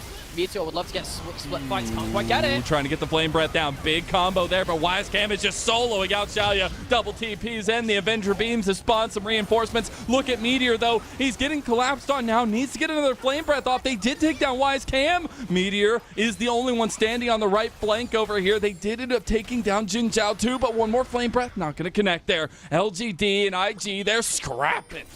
Yeah, how did that end up being a 1-for-1? I looked at that, fine, you've got to think that IG would wipe that, but YSKM goes down at an important moment. LGD might have now found an opening to get towards this mid lane out of turret. I don't think IG can do much about this. GLFS has flash, but no ultimate. Meteor's back. Finally, LGD start getting something back. Important moment for them. Meteor might even be able to get himself into some vision down in the enemy jungle or some clearing out as well around this Baron. This is a reprieve. Now for LGD, it starts with Vampire not getting the Zenith Blade he wants. It's a well-timed E. I think it kind of baits him in with that. And yeah, YSKM gets a really good kill onto Xiaoya, but how the heck does this end up turning around into YSKM just being alone here? It's good damage coming out from YSKM, from Bertel and Haichao. But yeah, poor YSKM just can't turn it around. And now we look back on the map. LGD trying to utilize their poke comp, trying to use some of this strength they found, but they're still pretty far behind in terms of the advantage that IG have garnered for themselves. And I think it's going to come down to a lot of how YSKM gets himself away here. He's level 16. He's on 3 items. We've talked about on. He is at that threshold for the execution. And now IG's composition with close to 3 items is going to be online. We also have Meteor almost at his 3rd item as well. We've typically seen the Horizon focus. He's going towards the Rift Maker. Basically, you just build any item which says get % damage increase, which he's got from both Shojin when he stacks it up, the Leandri's a part of that Horn and Guy's passive, and then the Rift Maker too. If he gets towards that 3 items, of course that's a huge point of power too, which GLFS will struggle to match in terms of damage. Of course, the Maokai can control the area of the team fight a lot more. IG, they got a little bit damage checked in that one. They're not invincible. They're ahead of this game, and it is a good lead. But I think that last fight will be a bit of a wake-up call. This is not a free game. You're still here in the Nice Rival stage facing off against an Ascension team. You cannot afford to let those fights go over for free. Baron, of course, very powerful. Dragon, of course, up as well. YSKM, probably the most powerful person on the map still. He's got a really good advantage over Bertel as it stands. Can he use that to give his team the leverage in the next team fight, in the next Dragon fight? On one edge of the blade, a knighthood. On the edge, a decapitation. 2025 waiting whoever loses this series. On the other end, Bertel getting soloed again by YSKM. He does it time and time again. And you see why he gets this champion in a pivotal matchup for IG. LGD trying to answer on the other side as IG looking for picks. Am I crazy to think because he uses his flash at all, LGD are actually okay with this? Because he might be able to take this bot lane turret, but I think that because Dragon's coming up in 10 seconds, LGD might just send Haichao down to answer this one and look towards the Dragon after this point. He can hop over the wall, potentially cause some harm here. Oh my goodness, here comes Meteor too, and just like a meteor falling from the sky, but in the form of a dragon, he'll pick up a big shutdown on YSKM. Baron started up by IG. They burn it very quickly, so they'll be able to take this one down unless a miracle comes through, and that will not be the case. 4 Baron capes for IG, answered by another dragon for LGD, putting them on soul point. Yeah, so it's going to be 3 dragons for LGD. Of course, the Shyvana passive gets some extra resist from that too, and that will stack up again with the Mountain Dragon. LGD, I don't think they hate this for now, but they will need to make sure IG don't get themselves the best possible kind of Baron play. YSKM goes in straight with the Q2, charges on the minis. Bertel just, look, buddy, you see him charging a Camille Q. Like, That's not going to end well for you, YSKM. Clean combo. Does end up having to use his flash and his ult, though, which means he can't outplay the second part of that play. And now with the Baron buff up for IG, but no Dragon. LGD, there's nothing really for them to fight for across the map. I think they're actually okay to just absorb some pressure for now. Maybe they can look for a soul flip beyond this point. It's not great that they gave over that Baron, but it could have weirdly been worse because YSKM doesn't have that Baron buff, and that would have been, I think, a real killer. At least they stopped the worst case scenario. I will say, Haichao, he's going the full sustainability build. Shield bow plus Bloodthirster. Love to see that, taking advantage of the shields there for the Zeri. But we're seeing all the contest over this red buff here. Yeah, they did end up getting it. Okay, the biggest thing to be worried about here, though, is some of that sustained damage that IG are going to be able to pump out now, especially on these sieges. Yeah, I think IG, with this Smolder being really strong, if we get to a full 5v5, Smolder has to die early. The problem is, so does YSKM. That's a bit of a problem too. So, not the easiest thing. Haichao going to get ulted. Is all the sustainability going to be enough? He got hit by the Nature's Grasp, dashed into it. Thunder Crash comes down. Flame Breath is not going to connect just yet. Tries to get on YSKM. YSKM just eviscerates Haichao. Here comes IG to make the party even. And they find a couple kills. Bot lane, they're looking mid now. They want to give LGD a taste of their own medicine. Alright, LGD, they do not like that earlier trade of the Dragon for the Baron. IG use it well. They push in the late waves and they force a fight on their own terms, and they will strike back in this series. In a deadly flight in Shanghai, IG turn the sword right back on LGD. So close to going down, but not once to go down quietly, as they will take their first game win of this series. And now we have a series on our hands. YSKM, you got solo killed earlier in the series and says, all right, enough of that. Let's get ourselves to a point where I can start carrying. That Camille was absolutely pivotal change. It wasn't about lane dominance from bot side. It wasn't Kai'Sa or Draven or something like that. It was all about that Camille into a good matchup in top side. In LGD, they fell behind early, even against these more scaling lanes. They couldn't protect Birdle. I don't want to see Birdle on that Jace again. I think it's too much volatility in LGD. They paid the price for it. Gotta find a way to stabilize here for LGD, or we might just have a little bit of a reverse sweep on our hands here. IG, they strike true, but they gotta keep striking here as we're gonna step away for a break, and we'll be back for Game 4.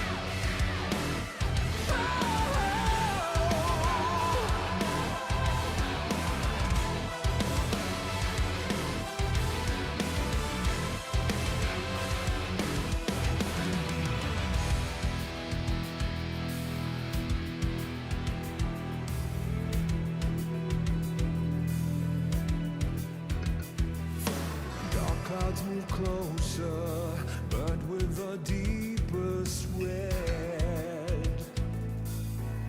Oh, beneath them we look on.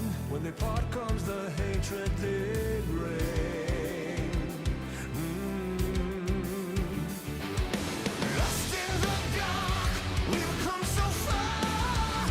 Another step to rid the pain. Go and be counted till your last day. 'Cause only nightmares break their face. So stand upon these fallen lands and follow in our Father's plans. Yeah, until the end we will remain, and we'll hold on until our last breath.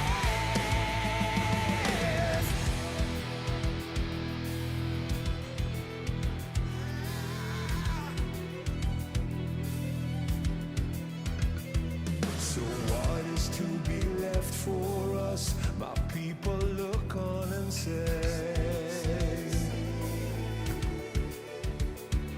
don't fear what you don't know, 'cause we're far from certain fate. our final stand. Lost in the dark, we've come so far. Another step to rid the pain. Go and be counted till your last day. 'Cause only nightmares break their flames. So stand upon these fallen lands and follow our Father's plan.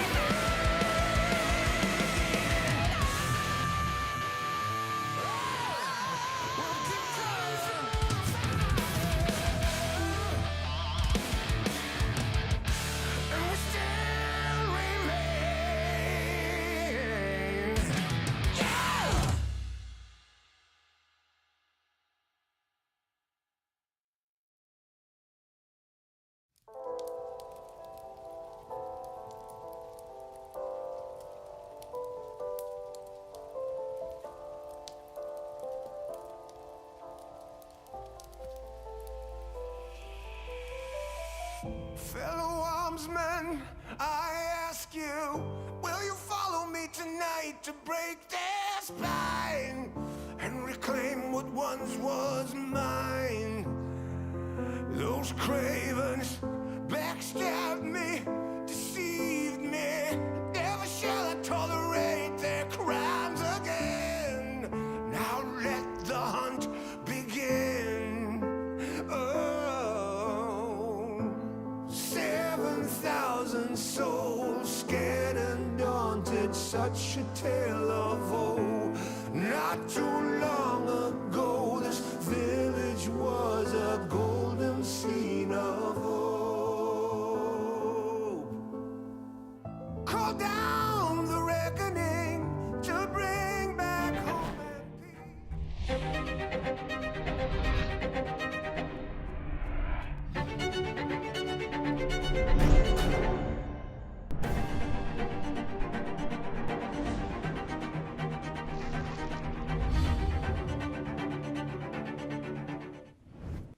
Welcome back, everyone, to LPL Summer 2024. I'm Mazel. I'm joined by Nymera, and IG have staved us from the darkness of a 3-0. As they did finally find a win, they do bring us to game number 4, and it was off the back of some splendid side laning from YSKM. He got the champion that it felt like made his name on in that first split for him, but it was IG holistically that just seemed to be functioning much more like the IG we expected.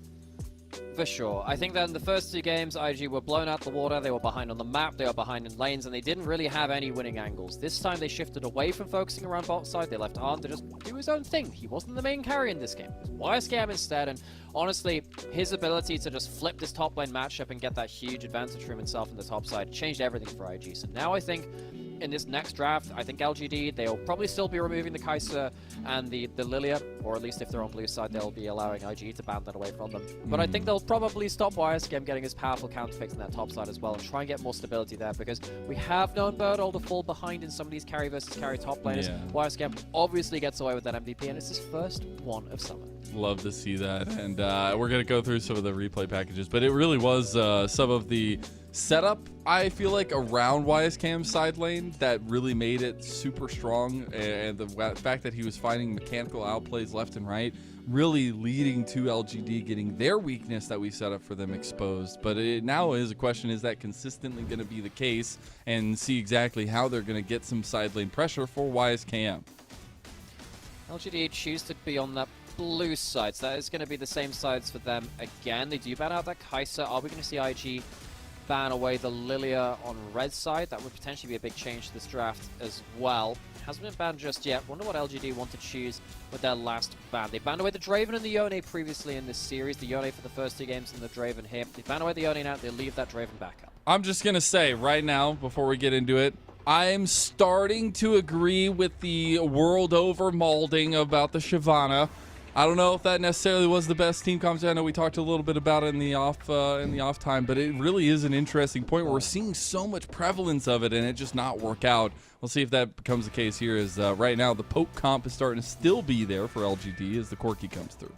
I'm sure we could talk more about that Shyvana if it's locked in again. It's a newer pick and we've got to find out ways to play around it. IG, they're picking some older picks now potentially in that Leona. They could go towards Leona Ezreal. It's a powerful combination because what you can do is you can use the Zenith Blade and the Q for level 1 Sunlight trades, which are really, really nasty actually. In fact, I'd almost like to see them lock that in right now. Don't give that over to Xiaoye because I think Xiaoye has had positioning errors.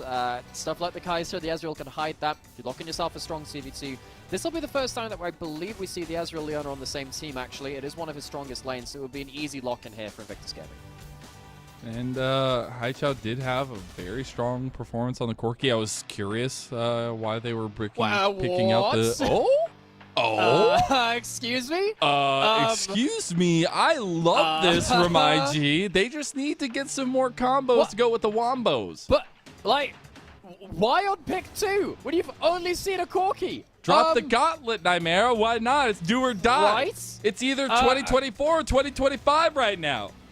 Okay, IG, something new. Now, I mean, there's every chance it could go towards top lane as well as mid lane, but I think it's if. I mean, you've only seen that Corki locked in, so you have to assume that's going towards Nani in that mid lane. Of course, Yasuo, definitely a big combo champion, but a lot of that hasn't been brought in just yet. You don't have a support that can set up for the knockup like the Nautilus or a Rel or can't even. So it's going to have to be coming from elsewhere. You're expecting now something like the Diana to come in from the side of IG as LGD. They want to pick as safe backline carries as possible to make sure that IG can't catch all of them at once. It means that Yasuo is just kind of CCing himself in the middle of a team fight when he goes to the ult instead of catching everyone and doing that huge burst damage. I think LGD, they, telling themselves they had a fun game last game. Now it's time to lock in. And they have a very stable composition. It is going to be the Smolder once again from On. This worked out so well last game for IG because they were able to have that late game win condition to fall back on and have something to build towards. Right. So you ban away Diana now, if you're LGD. That one's an easy one. What else do you ban away? You don't have to worry about supports. Leona's locked in and she'd never get flexed anywhere. So what else do you really care about in terms of other lanes that can give you stuff? You can ban away Malphite if you want, but I don't think YSK would want to lock that in too easily. Weirdly enough, IG actually ban away the Gnar. There was a chance that Yasuo could go top lane into Gnar because Yasuo was a historical counter to that pick. You can deny the boomerang and you can stop Gnar from ever getting to pick that up, so it reduces his Q to cooldown, increase it a huge amount. Instead, LGD, they want to ban away YSKM instead. I still think the Diana's a good takeaway just because it's such a good combo with that Yasuo, but instead they'd rather just say, right, we have to blind pick our top lane most likely. Let's get rid of some of those counter picks for YSKM. He was so strong on it in the sideline. You just can't give these picks over. Even the Jax, I like that holdover ban from last game as well. They're just trying to dwindle down some of that side lane pressure. Maybe see if this Yasuo is going to go towards top lane as well, because it could be interesting what they want to do with mid lane pairing up with that one. See what kind of combos they can actually layer down on top of as well. GLFS has relied on this pick so far this series, to good and bad, of the Maokai. I think that on the whole, GLFS's ultimates have been really, really pivotal in the way that IG have approached their team fights, both disengage and engage. The Bramble Smash is also a knock-up as well, so that can happen. That can help an awful lot. Thing is now, you have this big engage combo into now two unstoppable champions if they choose it. The Shyvana is back, but I think that when you're against the Yasuo and the Maokai, Shyvana can just press ult, go unstoppable. That's one thing to stop some of the engage. Cassante can press W, the same thing. These are two champions which are hard to pick up. Also, if Yasuo ends up in melee range of a Shyvana, I think the Shyvana wins that one too. It's going to be the Gwen as the last pick though. So YSKM locks himself in a champion which can really start snowballing an individual matchup. IG really putting pressure onto their top laner to say, alright, you have to be the one to counterpick and carry. Nady locks in a Yasuo, basically zero setup. This isn't a Yasuo Diana, it's just a Yasuo for the hell of it. And it's not even in his track record, which I think is, interestingly enough.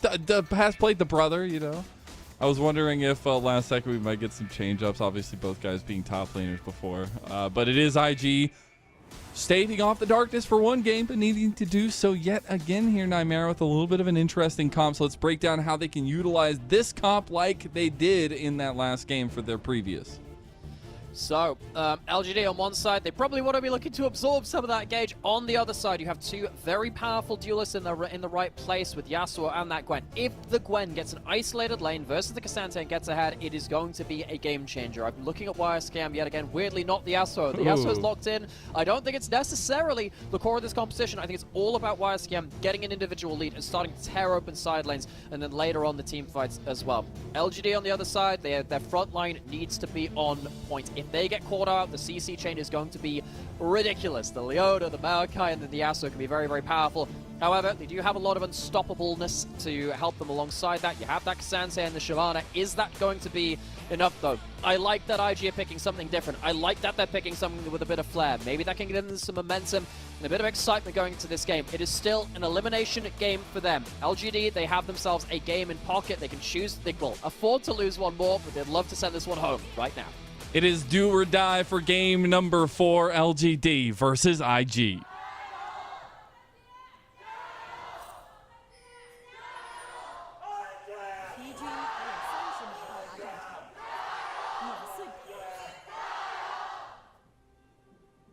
He is putting his all into it, and we get another round of it. Love to hear that.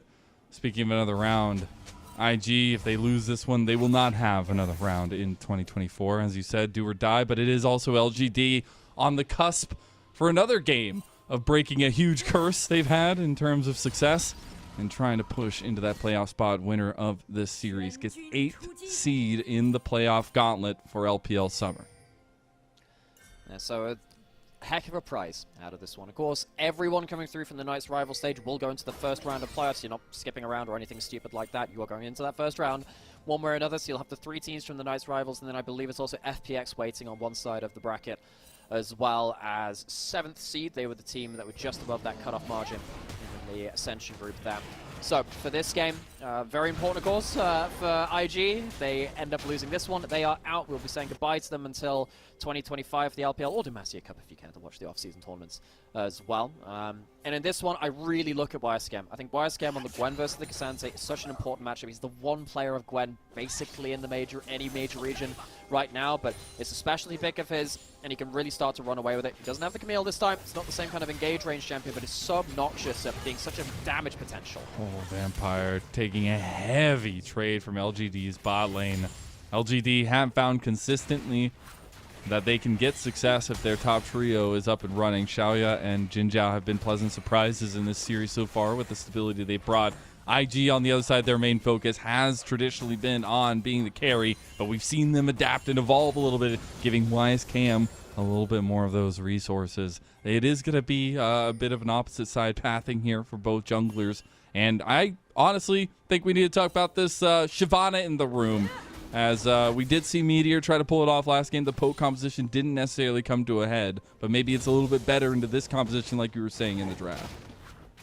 Yeah, and you know, there's been a lot of split opinions now on Shyvana. I think we've seen some pretty good gameplay out of the Shyvana in the LPL. I've seen a couple of players over in the LCK play it to middling to not great success on the other side. Ox would have some words. Yeah, Ox has some words. Of course, one of our LPL alumni from over here as well. The problem I have with the Shyvana is that I feel like a lot of people don't quite realize what kind of a champion she is. She's not really a 5v5 champion. She is an artillery champion, but that's kind of like a side bonus with the build she's going right now. It's not like the Night Harvester build that we had before. She's much more of a bruiser and a duelist and a chase down artist if she can get that to work. So a lot of the time you get towards those 2 acts, you look for split picks, 1v1s, 2v2s, whilst KM potentially getting something topside, pops the ghost. Yeah, he's a little bit in some trouble there with the hell trades, and not going to be getting any help anytime soon. As Meteor and GLFS will just trade this, see if he wants to actually go mid here, collapsing right now for Meteor.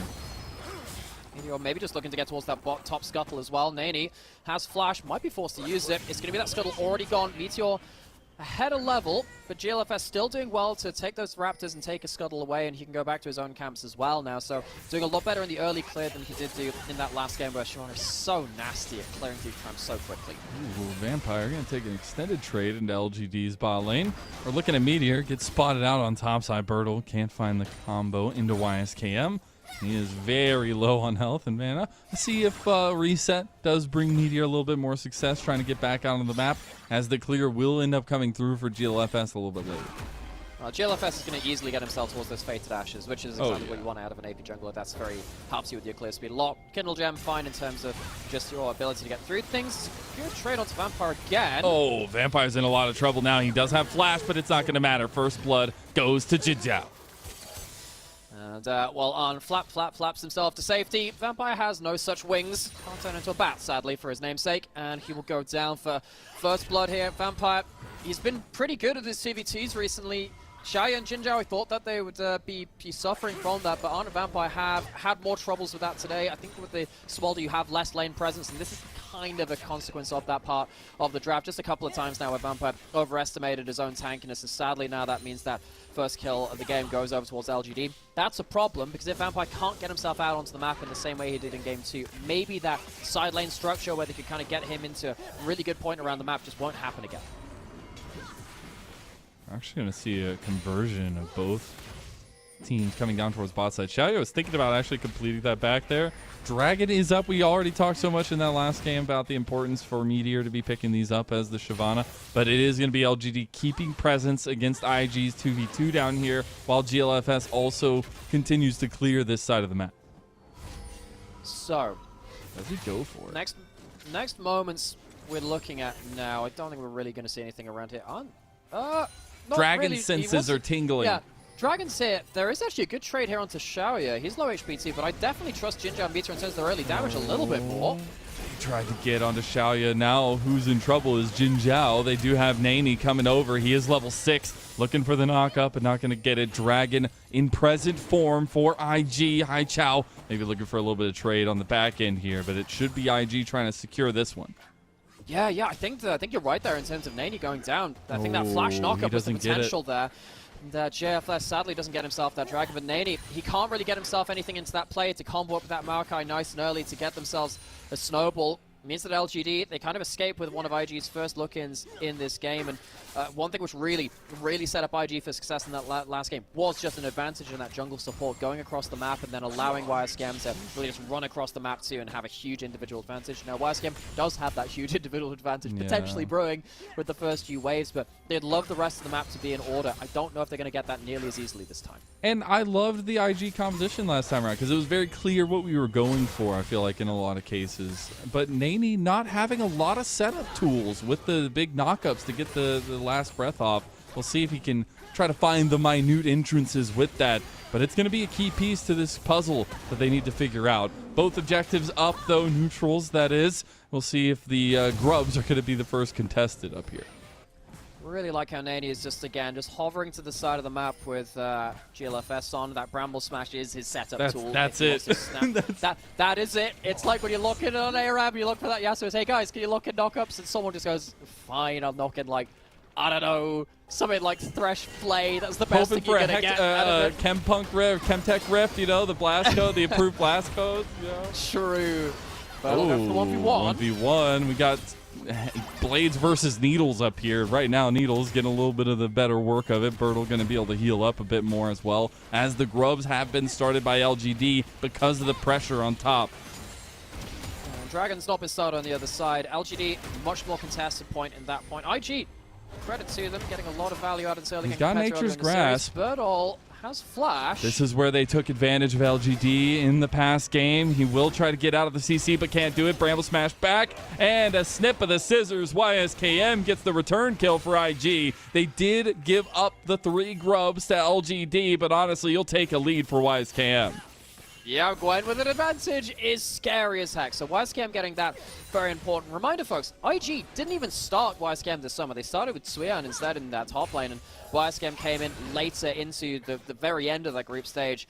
He's been a questionable player at points for IG, but he's also been one of their biggest weapons whenever he's been on form and giving counterpick and stuff like this. And we can see in this series, now, first couple of games, he was put on frontline duty. That obviously wasn't working. I think frontline for frontline, Bertle has been working a lot better, but Bertle, now he's behind in the game. He's going to have his teamfight impact from behind in the game, which credit to him, he typically does. Actually, Bertle's quite good at teamfighting even when he has less resources, but YSCam, from being out of the roster to coming in and having moments like this, very important. Dragon now started up.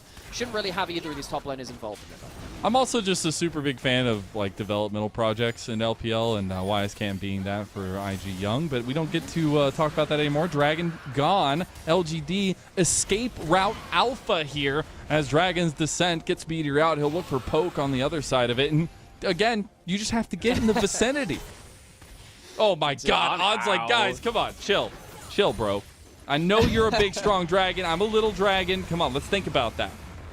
Yeah, so the Poke there ends up buying the Smolder ultimate out on the other side. He's gone towards his cooldown boots early on. I'm trying to think who this early game favors, because YSCam does have such a big lead, but the early objectives going to LGD is also a problem. IG should know this is a not thing. the same Jin Zhao as could last be here, game, that's for sure. Jin Zhao is going to get a lot of these stacks over to On. Honestly, that's what IG are looking for here, and getting consistent trades. Now the Nature's Grasp does end up getting blocked away from Xiaoya. Does have some Poke over there, but that is also the flash burn by Jin Zhao. That was well played by Jin Zhao to make sure he can get that W through the Maokai ultimate, get the shield as well, gets them both to safety. Xiaoya and Jin Zhao, not typically players which have done that well on weak side. We'll go for another 1v1, but I think that one's just for look a at little bit bot. of a trade. Meteor. Oh, all right, okay, they're going for it. bro. Where's the Bramble Smash? Let's Where's go. the knockup? He wants it. Last breath comes through. The combo is unleashed. And IG, they have juggled their way to a double kill for On. Nady goes down, flashes the wall and knows he can combo up. IG locking effectively an unassisted Yasuo for at least for Pro League of Legends standards. He gets himself onto the board. Great amount of minions lost under this tower as well. It's a significant advantage over to Arn, who has 2 kills on the Smolder now, as he just called out. He's at such a happy point. IG, the difference between the first 2 games and the second 2, from games 1 and 2 to games 3 and 4, is absolutely massive. You can see right here, you know, Shaya gets out of the initial engage well, but I think it's a problem of Meteor getting caught into this Yasuo ult as well. If he can turn around, maybe it's a bit different, but also he doesn't have level 6. He doesn't have the Rage Bar. All he's doing here is just committing like a little bit of extra damage. It's not nearly enough. Shyvana with ult there can make a difference. Shyvana without it absolutely can't. You have to find the proactivity. You have to find the angles on the timing. So far, those timings are coming up just a little bit short for LGD in the back-to-back games now. They had so much strength in the first 2 games. They were literally just running IG around the map. IG have thrown them a little bit dizzy. We'll see now, though. Top lane presence is going to become the next big trend, as Shojin's has been completed by Meteor, but there's another spawn of the Grubby Tubbies coming up. Yeah, so much more even game than the last one. IG built up to about a 3,000 gold lead around about the 15 to 20 minute mark from my memory of that one. So it's not going to be quite to that level. And we also don't have to the point where YSKM is so far ahead of Birdle that Birdle can't impact the game. Also, he's not in a Jace this time, where when you're behind the game, you do very, very He's on little. This time, Cassante. Birdle, Might know him from Copy Pasta. maybe. You know, I think I've heard that one before. Birdle has done quite well at impacting games even when he's been put behind. There's a problem that he's behind in the first place. He has done a good job with that. He has the flash, has the ult, can bring someone out of the play. Meteor's going to be here first. I think IG probably don't want to fight this right now. They've given up position on the river, so they're going to give up all 6 grubs. That feels very, very cheap for this early game where they've been fighting quite well. That spelled doom a big combo. in the previous, in the first 2 games of the series as well. I am also interested. Obviously, we're getting the first item spikes here. I mentioned the Shojins. YSKM is going to be getting a healthy chunk of gold here, but Locket also there for GLFS. So trying to go with maybe more of that fight build for Nany, maybe for more of these melee fighters that are going to be kind of that front line for the IG as a whole. Also, you know, Maokai doesn't need to do magic damage this game. You've got a Gwen. Gwen is Gwen. He's So the you don't weight's have to taken go off towards his the ledges. shoulders. He can be a free tree. Thank God, I don't have to do all that burning stuff again. Tree's not exactly a big fan. No Leandries or anything like that. It does have the Scorch Claw, which is kind of nice on the saplings, whatever. But he'll be there to deny some of the Flame Breath value later into the game. Really need to see if Meteor can get himself good value with this Shyvana pick. As I've been saying throughout the series, we've seen some good and bad Shyvana across both the LCK and LPL so far. I think the good Shyvanas are the ones which don't just play for poke, they play for split fights and chase you down. I think that if you go just waltz into 5v5s, things work really badly for you. You can't just snooze into them and expect things are going to work. You're not a 5v5 champion in the way that a Maokai is. You have decent poke, but it's not going to bring you enough value at that point. So I need to see Meteor find plays outside of just those set objective fights. We do have Herald spawning right now. We have Dragon in the next 20 seconds. LGD, I don't necessarily want to see them make the fight around the big 5v5 in its entirety. Yeah, if they can get some nice little catch outs or good movement or at least some good positioning in those fights, it does look good. But yeah, you have to give it to IG. They have some really good go buttons, and they will just absolutely take your life from you in an instant. We are at the double Trinity Force completed for LGD, at least giving that one, but it's really that second item spike. They have strength. Doesn't matter, though. They're going to use the vacuum of presence there in the top side for LGD to take the Rift Herald. Are IG really just waiting for YSKM to They take are? over the game? Is that the play? I mean, They're hey, getting the YSKM dragon. on. They're 2 of the biggest scaling carries I feel like we have in League of Legends right now. Yeah, I mean, in terms of the champions they've locked in, absolutely. But giving over 6 grubs and a Herald, that's not great. You're giving yourself a That's little still bit of a tough time, Yeah. but you know, hey, you know where you're trying to go. It's about the journey, right? Yeah. I suppose so, but the question is, the journey going to take you down a back alley where you're going to get, you know, Well, that's terrifying. close. Yeah, it's a bad time for things. So LGD, they do have themselves really good ability to destroy towers if they get access to them. Now, I suppose that's going to be the difference maker. If IG can keep them away from towers, doesn't particularly matter. Hyde very far ahead in this game compared to the last one. Last game was the one game where Nany got ahead. Birdle might get collapsed down on C. He's the double. Nicely done. Does end up getting the needlework there as well. Still does have the wave clear to get this one out of here. Dragon did end up getting that split focus there, but now we're going to be hovering and looking for LGD to be a little bit proactive, because I feel like yes, they're getting all these things, but they need to use them and try to get an advantage before IG get to their scaling promised land. Yeah, and I was wondering whether Herald would just go slam down in mid lane right there, because Vampire just uses Flash and his ult to no avail on bot side. There would have been absolutely every chance to slam that down into mid lane. On uses his ult to play through the regular minions. Ain't gonna kill a Herald in the same way. Comes through now. Vampire still no Flash, no ult, so that's still the window there. So it uses one wave beforehand, Herald in the next one. I think they take enough damage with the 6 grubs to get it through now. Get the charge into that turret. That should be mid lane turret down. Almost the entire ring out from LGD, just the bot lane outer turret left for them to take, and that's Don't you just go love home, Riptail? Shelly, you're drunk. So I just like, is it recompense for all the time that Shelly's been used before this? Like, we just have to deal with these kinds of bows. Like, Shelly just has the temper tantrum. Maybe. I don't know. I feel like LPL has had some of the best. I still think probably the play of the year so far is the Herald escape from Hacker at Ultra Prime. I think that's though still my also favorite you play can of see this the year. UCal one where he literally just died because of it. Yeah.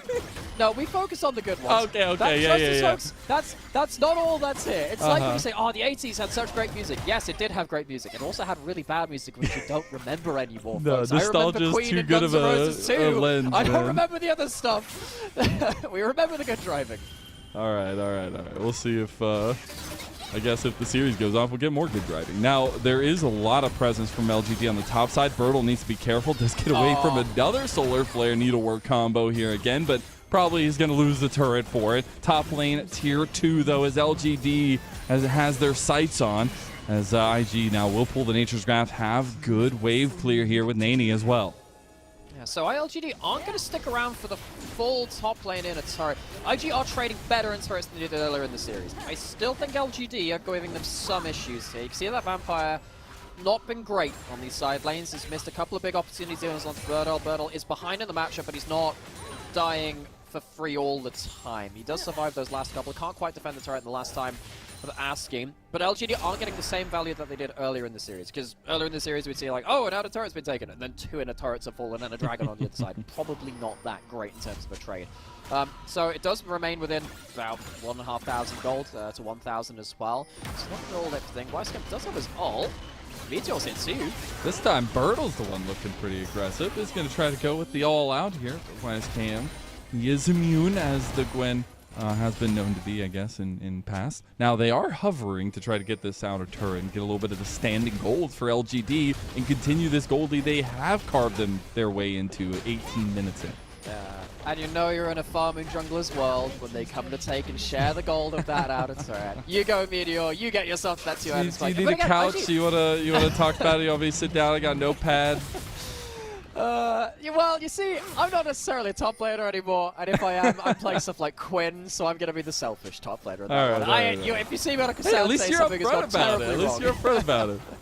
Yeah, you know, I played Vayne and Quinn top, so you can roast me on socials, whatever you want for that one. But again, it's another flex between, or rather, not flex. It's another trade between outer turrets. They need to get some gold, whereas Bertle and Meteor on the other side, getting themselves towards their own item spikes too. Meteor, I'm glad that he is focusing more towards these side lanes, because again, I don't really want to see his Shyvana just sleepwalk into a 5v5. I don't think you're going to outvalue a Maokai.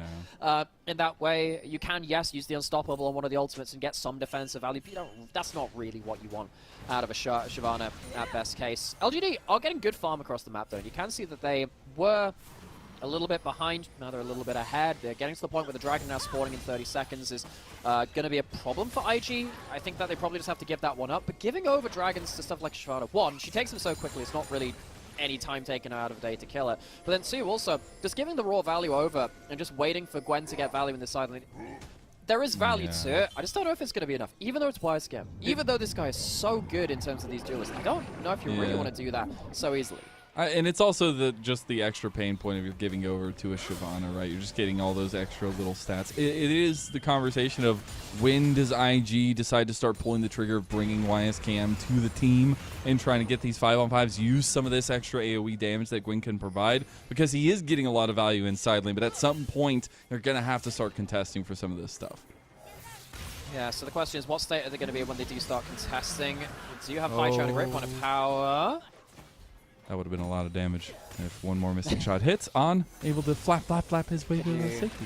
Could you imagine like a Marvel What If style, except for like this is like one skill shot instead? Like, wow, there would have been so much damage. And that's just the episode, folks. Meteor takes himself that blue buff, gets himself out with that Easy W as money. well. Might have to ult over the wall. But yeah, he can probably stick around a little bit longer. There is that chance of that Yasuo ultimate, so you need to be a little bit careful. Tree versus a dragon, who wins? I think that normally goes one way. I'd say historically, but Depends you know, on the I'm not tree. Sure we really have... True. Yeah. We'll say Birdie's not looking good. That's there's great a bit of a ultimate tree teleport. being cut down in top lane as YSKM, his lead, his side lane, it's gone now at LGD. They run rampant.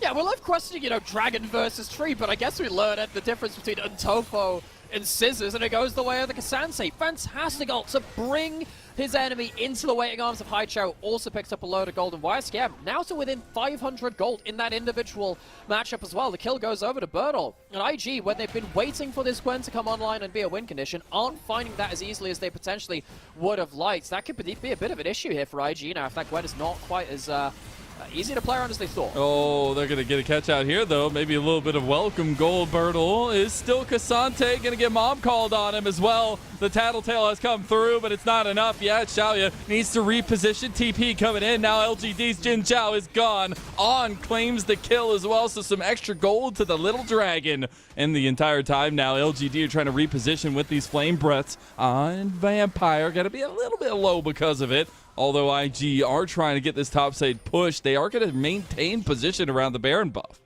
I am so surprised that LGD didn't turn back more damage than they did, but IG, they get themselves a clean one for none, I suppose. Xiaoya didn't get that many skill shots down, and Meteor really struggling to get value out of this Shyvana again. Again, it's this 5v5 problem where Shyvana can't really dive in the way she wants to, but she doesn't really quite get the damage she needs to either. And Arn's starting to show a lot of damage now. 1,000 gold up, 301 on the Smolder, has 200 stacks already, going to be on 225 in a very good amount of time. So I think IG, they're happy getting that. If they had lost that kill or traded that around again immediately after YSKM had gone down, could have been a huge problem for them across the map.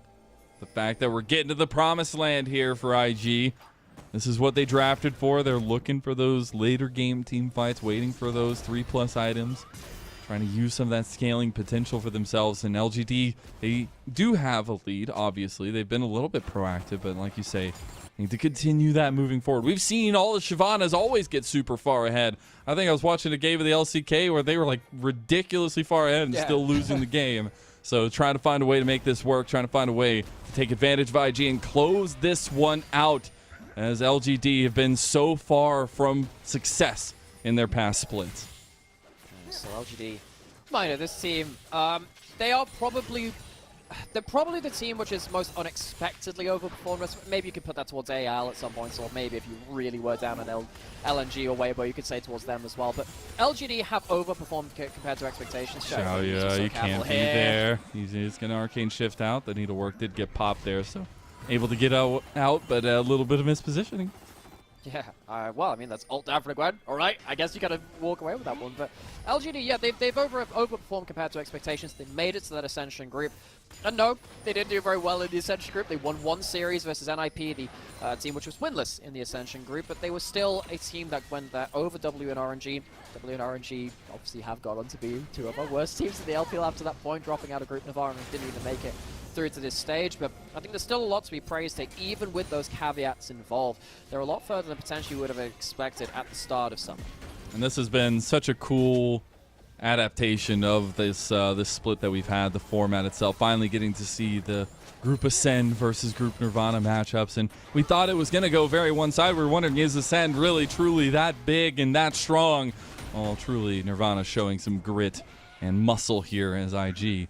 Able to fight back so far, and right now, even though they are behind in gold on paper, everything like that, their scheme composition will continue getting stronger, and we're going to be very close to on getting a third item here as well. Dragon's going to be coming up soon.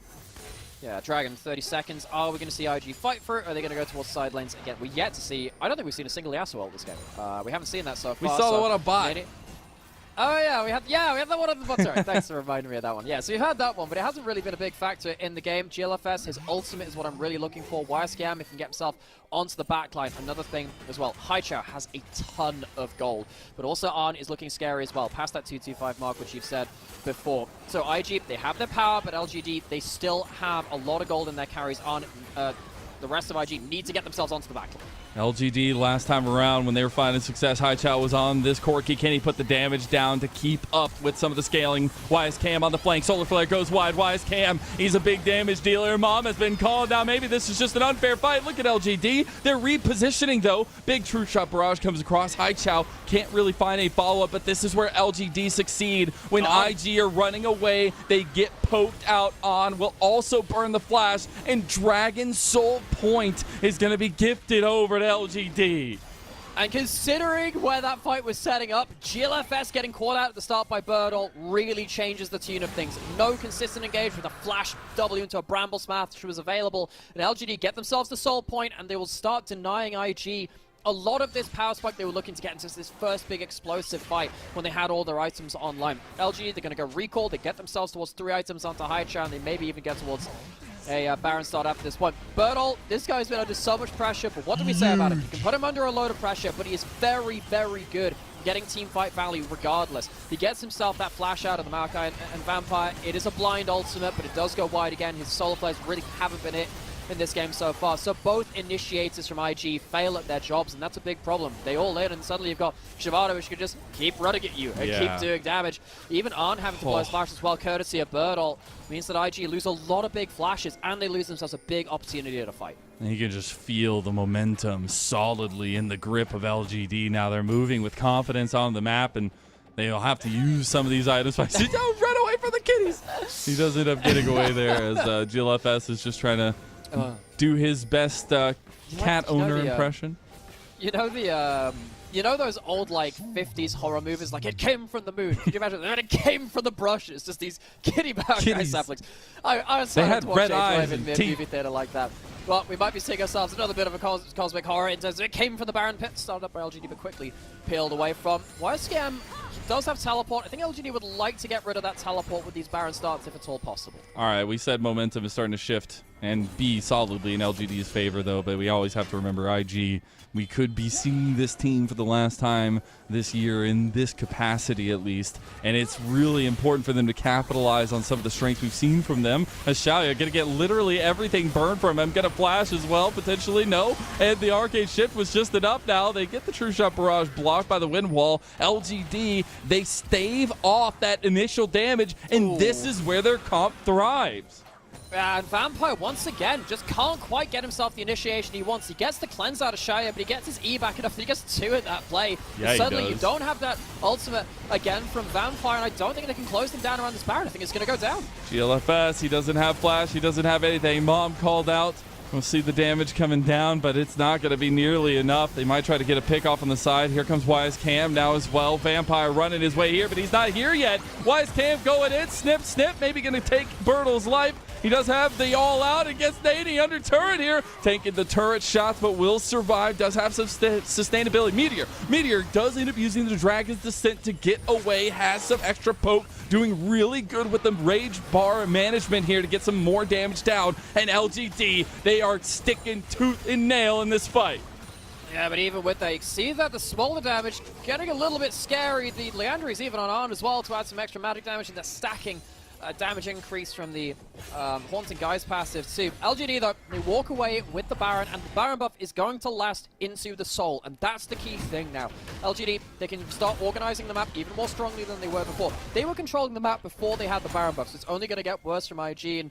And IG, I think in the last 2 games, they've done a lot better in terms of their macro. IG, over the course of this split, have done a good job of evolving into a team that has a sense of macro. They really struggled with that at the start of summer. They would just stop pulling the trigger and hope that would work out for them. They're better than that now, but are they good, better enough to the point where they can see off LGD with the Baron buff here? I'm struggling to think that they are at this point because they've been struggling to hit their engages in the right way. And when you look at people like Haichao with the amount of gold, especially with this 3 to 4 item spike coming in, I don't know whether they've got what it takes to see them off. And I love to see Haichao stepping up in the moment. I think this guy has had some quiet ones, but he's also had some really pivotal moments. Yeah, and the fact that we're seeing this guy, a developmental prospect for LGD, big clutch. He has the Dragons to sit. He's fine. He's a big, strong dragon, all right? We're going to see the siege, though, on top side. Haichao is the damage dealer now, and you can see that damage on the turrets. They got to be careful, though. They're being surrounded. IG, they want to take their life, and Vampire wants to take their blood, as now the mom call is going to get the kill for YSKM. Jin Zhao trying to get out of there. Hai Chao is the damage dealer, but has now need an escape because his whole team's gone. Dragon is coming up in about 35 seconds. LGD just gave up their opportunity to take this soul.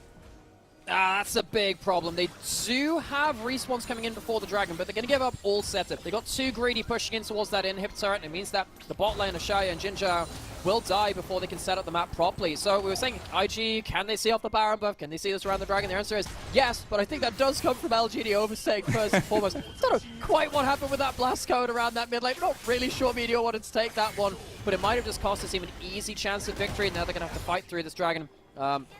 A little bit more again. They're not going to have the respawns in time, actually. Baron buff is still there from LGD to push in across the rest of the map, but to give up that easy first soul opportunity they have. They're looking at a play on top side, trying to use these couple thousand gold leads for the Meteor and Hai Chao. Doesn't end up dodging out of the Flame Breath as YSKM. Trying to get a little bit of damage back on a Meteor there as well, but taking a brunt of it from that Flame Breath. They tried to make a play, didn't happen. They're just trying to use the rest of that Baron buff as it falls. Yeah, I don't know if this is the best advertisement for Shyvana gameplay ever. Meteor forced the flash out. I guess that's Then when is Nymera?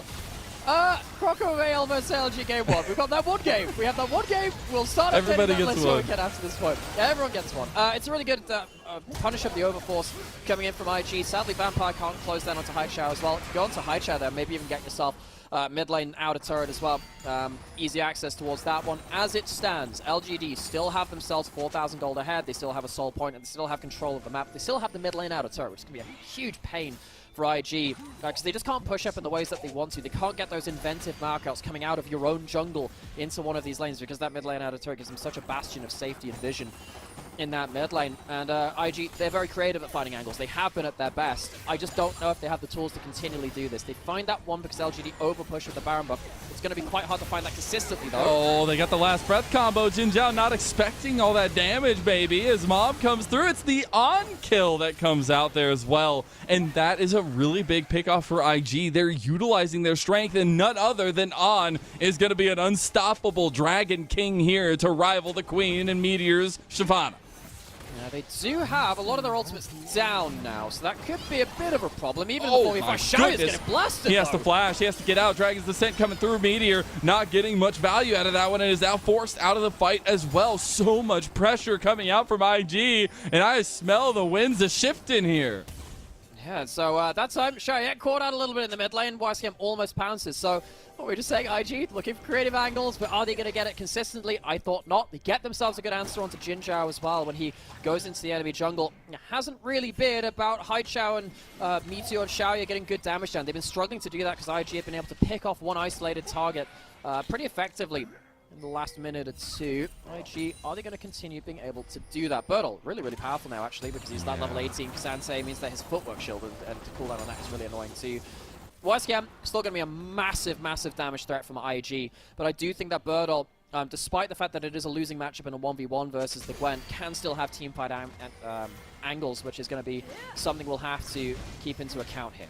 I'm really interested as well because holistically over this series, we've seen a very big difference in kind of how these teams have evolved into this best of 5, especially for LGD. I mean, they're looking great mechanically individually, but IG seem to be making the better team calls, the better decisive plays right now. And in a pivotal moment, when you're in a best of 5, it's all about the longevity. It's all about sticking through it until the game's over, until the series is over. Vampire Hex flashing over the wall. Vampire not had the best accuracy on his ults right now, but we're getting to the point where you hit one of them and everything. Meteor, buddy. I don't know about that one, buddy. He saw On get damage down. He's like, I want to do it too. On very, very scary predicament, at least. YSKM was coming down, so they have decided that now is the time to just go ahead and go for these 5-on-5s. YSKM not looking for that side lane pressure yet since he didn't have TP. You're not going to have that Shyvana ult for much longer, though, and now that's down. Now the engage comes through, the Shyvana's down. LGD, they're running around. They will end up making it away. IG, we're just trying to see how many resources they could get out of that when the siege is going to continue. Bertel, he's in a little bit of trouble. Big wind wall is going to get the siege completed onto the outer turret, and IG are going to get some standing gold, maybe even go to force a fight around Baron. Yeah, some rare patient play coming out from IG. Meteor is level 16, has better rage generation now. That ultimate won't take too long to come back, but it might take long enough. LGD, now they're the ones who have to retake the pit. On is scary, but his health bar is low. They're going to go for the engage. Look at Bertle. He's going to try to get on by himself over there. He's fighting him all out of the pit to bring him to his team, though. That's a mistake. Wise came on the backline. Now IG, they're completely cleaning house right now. And LGD, they fumble the bag. LGD fumble the engage and IG collect it. Most importantly, they call LGD in towards the Baron pit and they are there waiting. Haichao can't get the damage down, Bertle can't get the damage down, and Meteor definitely can't either. IG have controlled the damage sources of LGD very, very well. They get themselves the Baron and they're probably going to get themselves to their own soul point after this too. I don't think the Death Timers are going to leave LGD anywhere close to being able to contest for this 6th dragon of the game. And IG, you know what, it's starting to smell a little bit like silver. Might be going towards those silver scrapes game 5.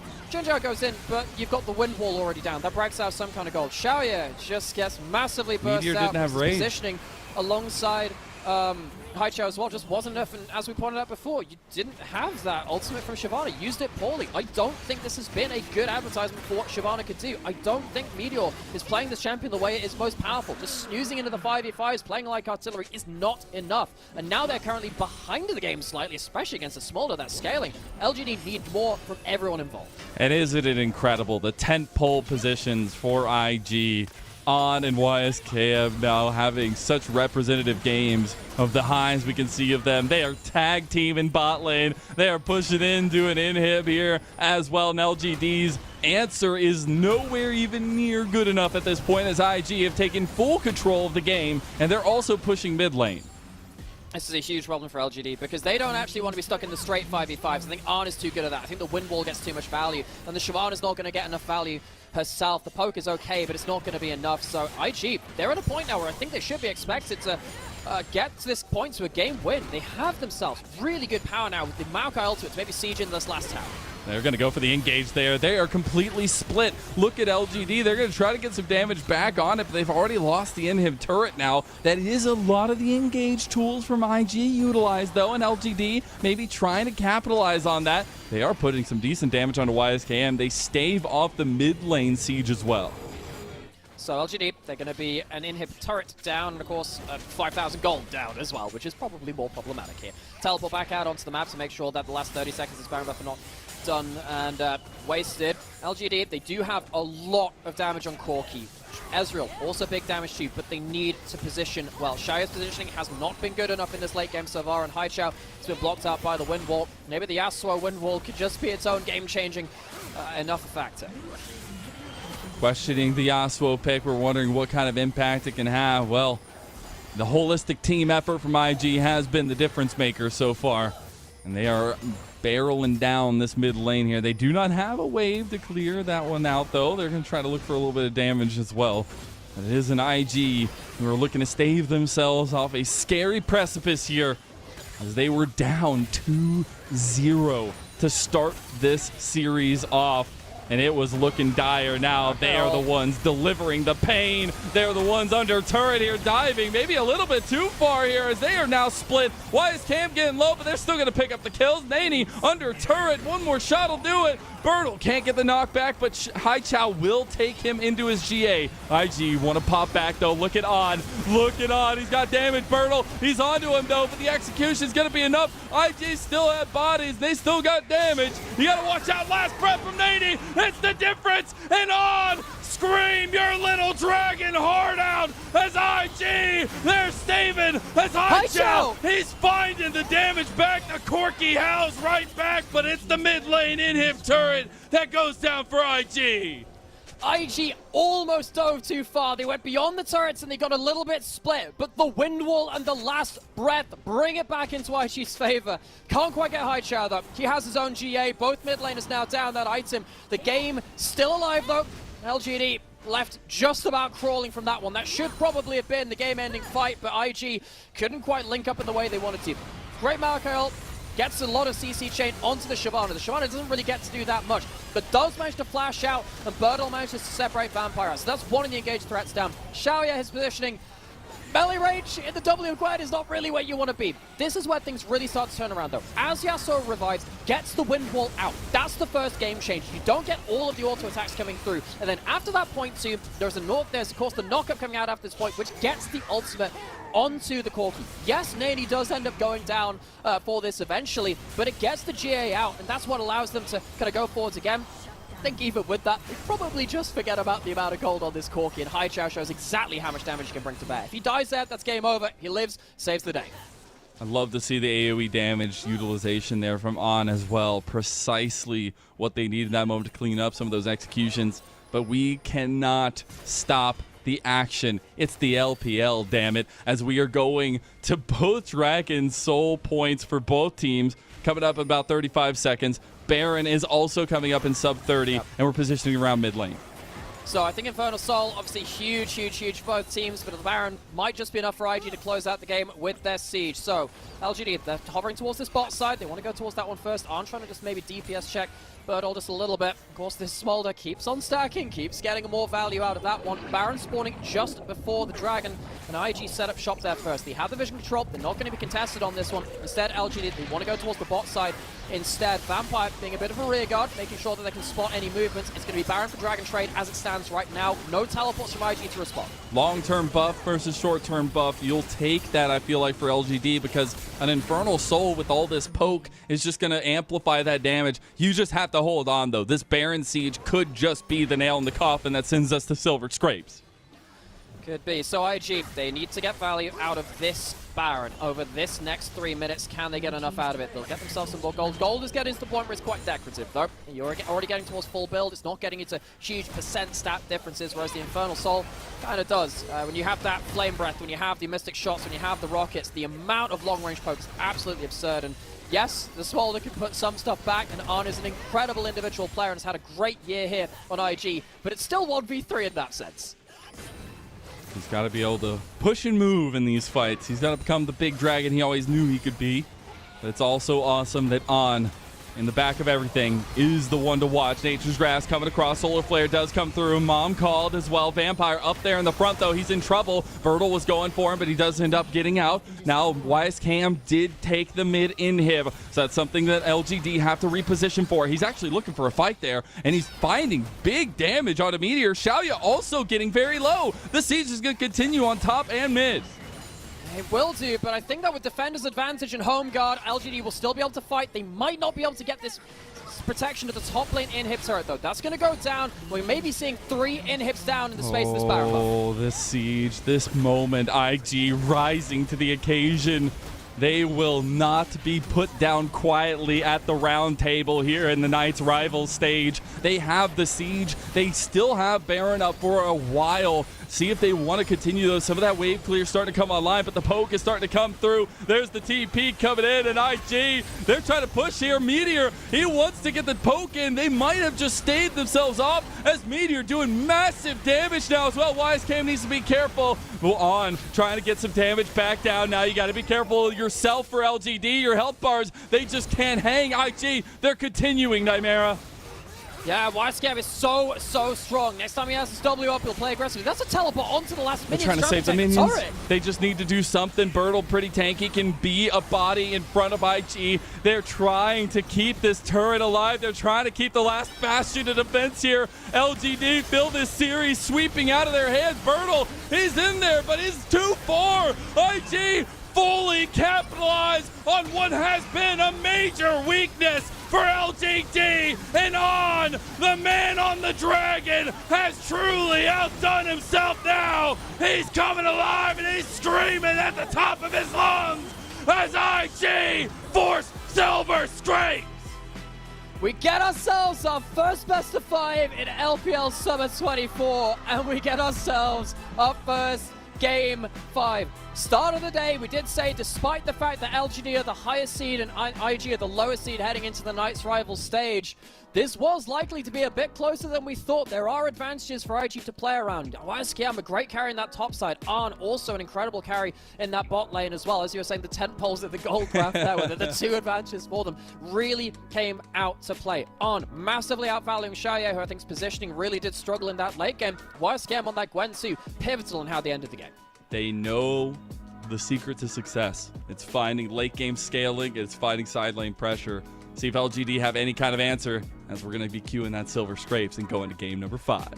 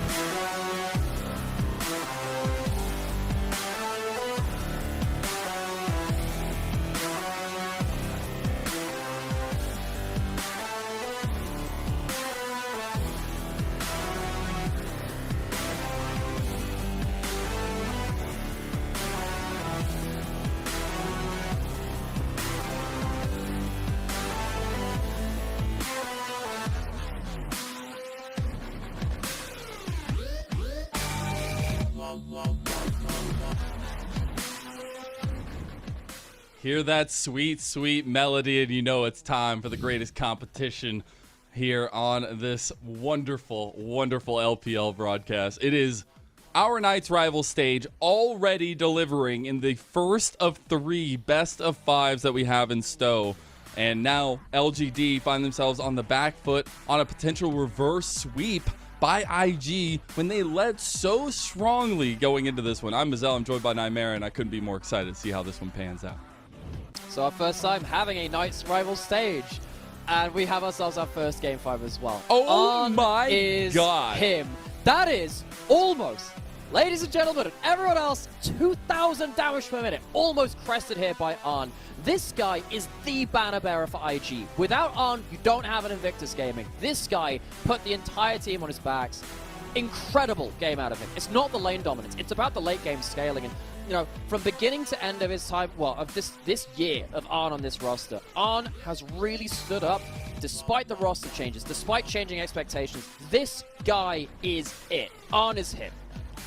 51% of his team's damage done. We got to start looking at records here in that one. That's ridiculous. Anyways, it is a situation where Arn has been the guy we've highlighted. The big thing is he kind of flew under the radar on his Smolder pick the game before last, because we had a big pop-off from the Camille from YSKM, but he has been the center point for this team in so many of their successful moments this split, and especially here recently. So now it's all about how IG continue to utilize this. That's 2 games in a row that they've set themselves up with a target way down yonder, and then they've made it there. I've never seen a gold efficiency of 347%. Are you kidding me? 200% is meant to be, yeah, that's a really good game. Are you kidding me? Absolutely insane. You know, the more I look at IG, the more I look to this guy in the AD carry. Like, come what may with the rest of the roster, which I do think has improved. I think that, you know, compared to the start of summer, I think Vampire's looking a lot better. Still has his struggles. He had a lot of missed ults in the last game, but he's still better than he was. And you can look at even like Nani and Griffith as well in the mid and jungle. They've done a lot better too. YSKM slotting in over Suyan as well. He's looking good in his individual matchups. That is all good stuff, but this team would not be a team without Arn. This guy, absolutely Herculean effort, and this is why we're now in a Game 5. What did we say at the start of the day? We thought it could be close, and we thought it could be close because of Arn, particularly versus Xiaoya. The difference in impact between the AD carries cannot be overstated. And we plainly labeled out what the strengths and weaknesses of LGD were. We said their bot lane can be taken advantage of here. They need to utilize their top side of the map to really outweigh some of those strengths. We already get the Smolder Respect ban, as well as the Kai'Sa that's been banned all series, and the Braum from LGD. On the red side is the Zyra, Tristana, and Rumble by IG. We have big picks open. Lilia open for the first time in this series. The Smolder is gone, but the Lilia makes its way through. GLFS had himself a result of best rookie of week 5, the last week of that Rumble stage, and a lot of it is due to his Lilia performance. At the start of summer, he was a player that struggled. He has become a big force for IG. Leona does come through. I'd imagine the Ezreal comes in for Xiaoya as well. Leona, good to lock down the Lilia. I'm just still a little shocked that the ban priority is not going to continue there with the Lilia. So giving some big potential to IG. There's that combo we've seen time and time again. A little bit of safety for what we have labeled as a bit of a weak point for LGD. But it's also a situation where LGD, they looked heads up. They were proving us that the Ascend group is just that much better than the Nirvana group. Then we saw the falter. Then we saw what we've seen from LGD time and time again, why they ended up in one of the bottom rungs of that Ascend group. And we're starting to question the real difference in power between these 2 big Rumble stage groups as the Draven locked in for Odd. He is going bloodthirsty. IG may change AD carries, but they will always have a Draven player under their banners. It's going to be the Draven Nautilus kill lane, bot lane. That has not been how IG have won their last 2 games, mind you. Actually, Xiaoya and Ginger and the 2v2 have been doing better in that regard. So LGD, you're playing against, again, a very different style of composition. GLFS can bring some extra engage. You can bring that Lilia for the sleep, for the Draven Axis to come swinging through as well. Meteor locks in. The Nidalee, one of their first games, was a win on this champion as well in this series. Mid lane is yet to be picked. Top lane is yet to be picked as well. Wouldn't surprise me to see some hits to those AD mid lane, to see Haichao blind pick his pick on 4, and then see Birdle finally get counter pick at that top lane to stop YSKM. getting his ease of access into those top lane matchups here, which have really changed the last 2 games. I mean, the Gwen is still big, but I'm honestly looking at the Jax as a must ban for LGD if IG aren't the ones to ban. It is going to be the Cassante, so trying to put Bertle off of some of his comfort picks as well. They've realized that maybe there's something they could play around that top side to make sure they can get on to that promised land we've labeled so clearly for them. Yone is the final ban by LGD on the red side.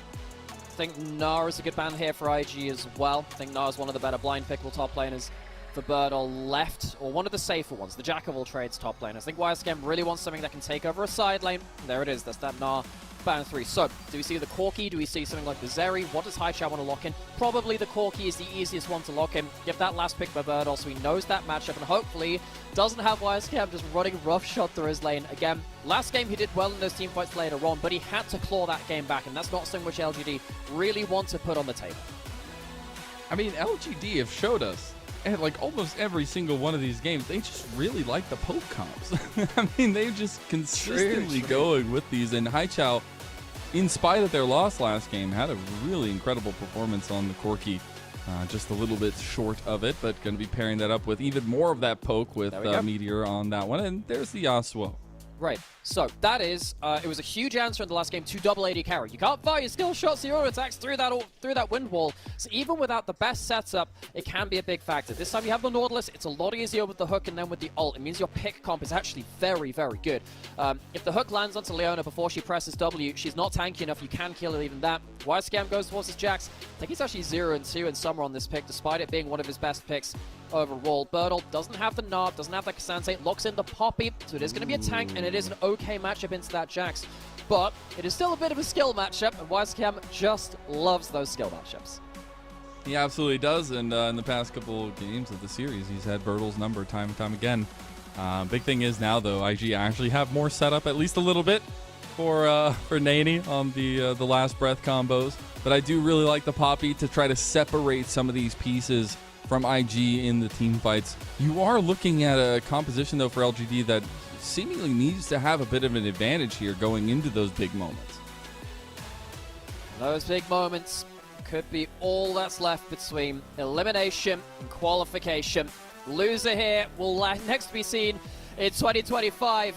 And the winner goes on to that first round of LPL playoffs. This is the play-ins for the playoffs, and it doesn't even matter. It's just LPL things. Back in spring, we had something like 10 best-of-5s go the distance, and we're starting things off before they've even begun here in summer. It's going to be a lot of fun, and it already has been. We've gone 5 games. We're on the verge of a reverse sweep.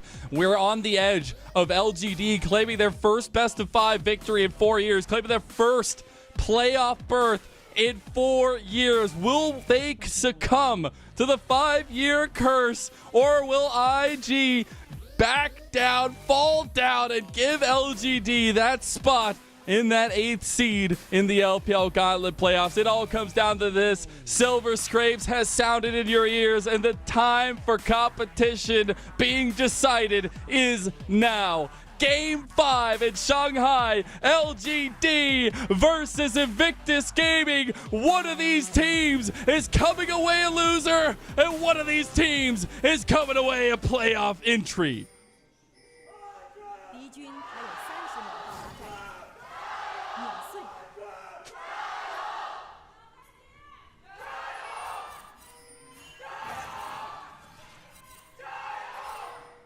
Let's go. He's inspiring the masses here. We're getting everybody into this one. I love this. You know, we've gone to game 5. We have an Invictus Gaming Draven. Jackalo started that trend and really hasn't finished, depending on which AD carries that. They've always had a Draven player on their roster. But it's not just that for IG. Nani with this Yasuo pick. I think that Nani is a player which has been under a lot of criticism, reasonably so, but I like this Yasuo answer into the double AD carry. YSKM on a skill matchup where maybe he can do a lot of damage, and GLFS gets his Lilia as well. There are good things for that team, but on the other side, LGD, they don't have the Shyvana this time. 0-2 without it this series, so maybe Meteor on the Nidalee can have a little bit more impact and see how this team can try and close out this and try and stop the reverse sweep. They're going to break the brooms, stop that sweep from happening. I mean, the biggest thing here is you're getting more consistent poke. We saw the failings last time around was just not being able to time the big Dragon's Descent combo with the big entrances into the fights. I think this is going to give you much more of an option. It goes back to something that was already successful for LGD in this series in particular. We are getting those mirrored starts, though, so a bit of an opposite side focus for both these teams early on in terms of the jungle pathing. And that jungle pathing, very, very important when you have a Nidalee in the game. You want that early access. Level 2 going to be early hit for Jinjiao Xiao, yep. Oh, try to go on the other side there. Get a little bit more damage on. Burn his cleanse. Not going to burn his flash just yet, but he has sub 200 health. Going to have to pop those pots. This is one of the biggest differences He's between pre-series and now. The 2v2 has actually been going the way of Xia and Jinjiao more often than not. Getting the cleanse to the flash, sure, but it's also an early recall coming from the Draven because he can't stand in lane. LGD don't even have to blow their ignite on that once. They'll still have that LGD early bot lane advantage. Meteor will leverage off of that to at least get a ward into the enemy jungle. GLFS continuing off his clear. Meteor instead going down towards bot side, maybe trying to do a bit of a cheeky play towards this bot side. Maybe catch on his way back to lane. This could be so big brain. I mean, this has been a huge focus for LGD. They said, we're done with it. We're done letting On have the spotlight. He is forced out of his easy reunion with Vampire. Gonna force GLFS coming over here. They have no movement from mid lane either, so this is just a straight up 3v3 that LGD have a bit better poke in. They're gonna miss the Zenith Blade. Oh no, Vampire. He hits the dredge line, and where is your savior now? LGD will lose a little bit more health on the back end here. Gonna go for a dive on IG. IG are already hurting, and now On's gonna flash away, but he might find the cash chance, finding the combos. YSKM comes in too, and now LGD find themselves on the back end of a worse trade.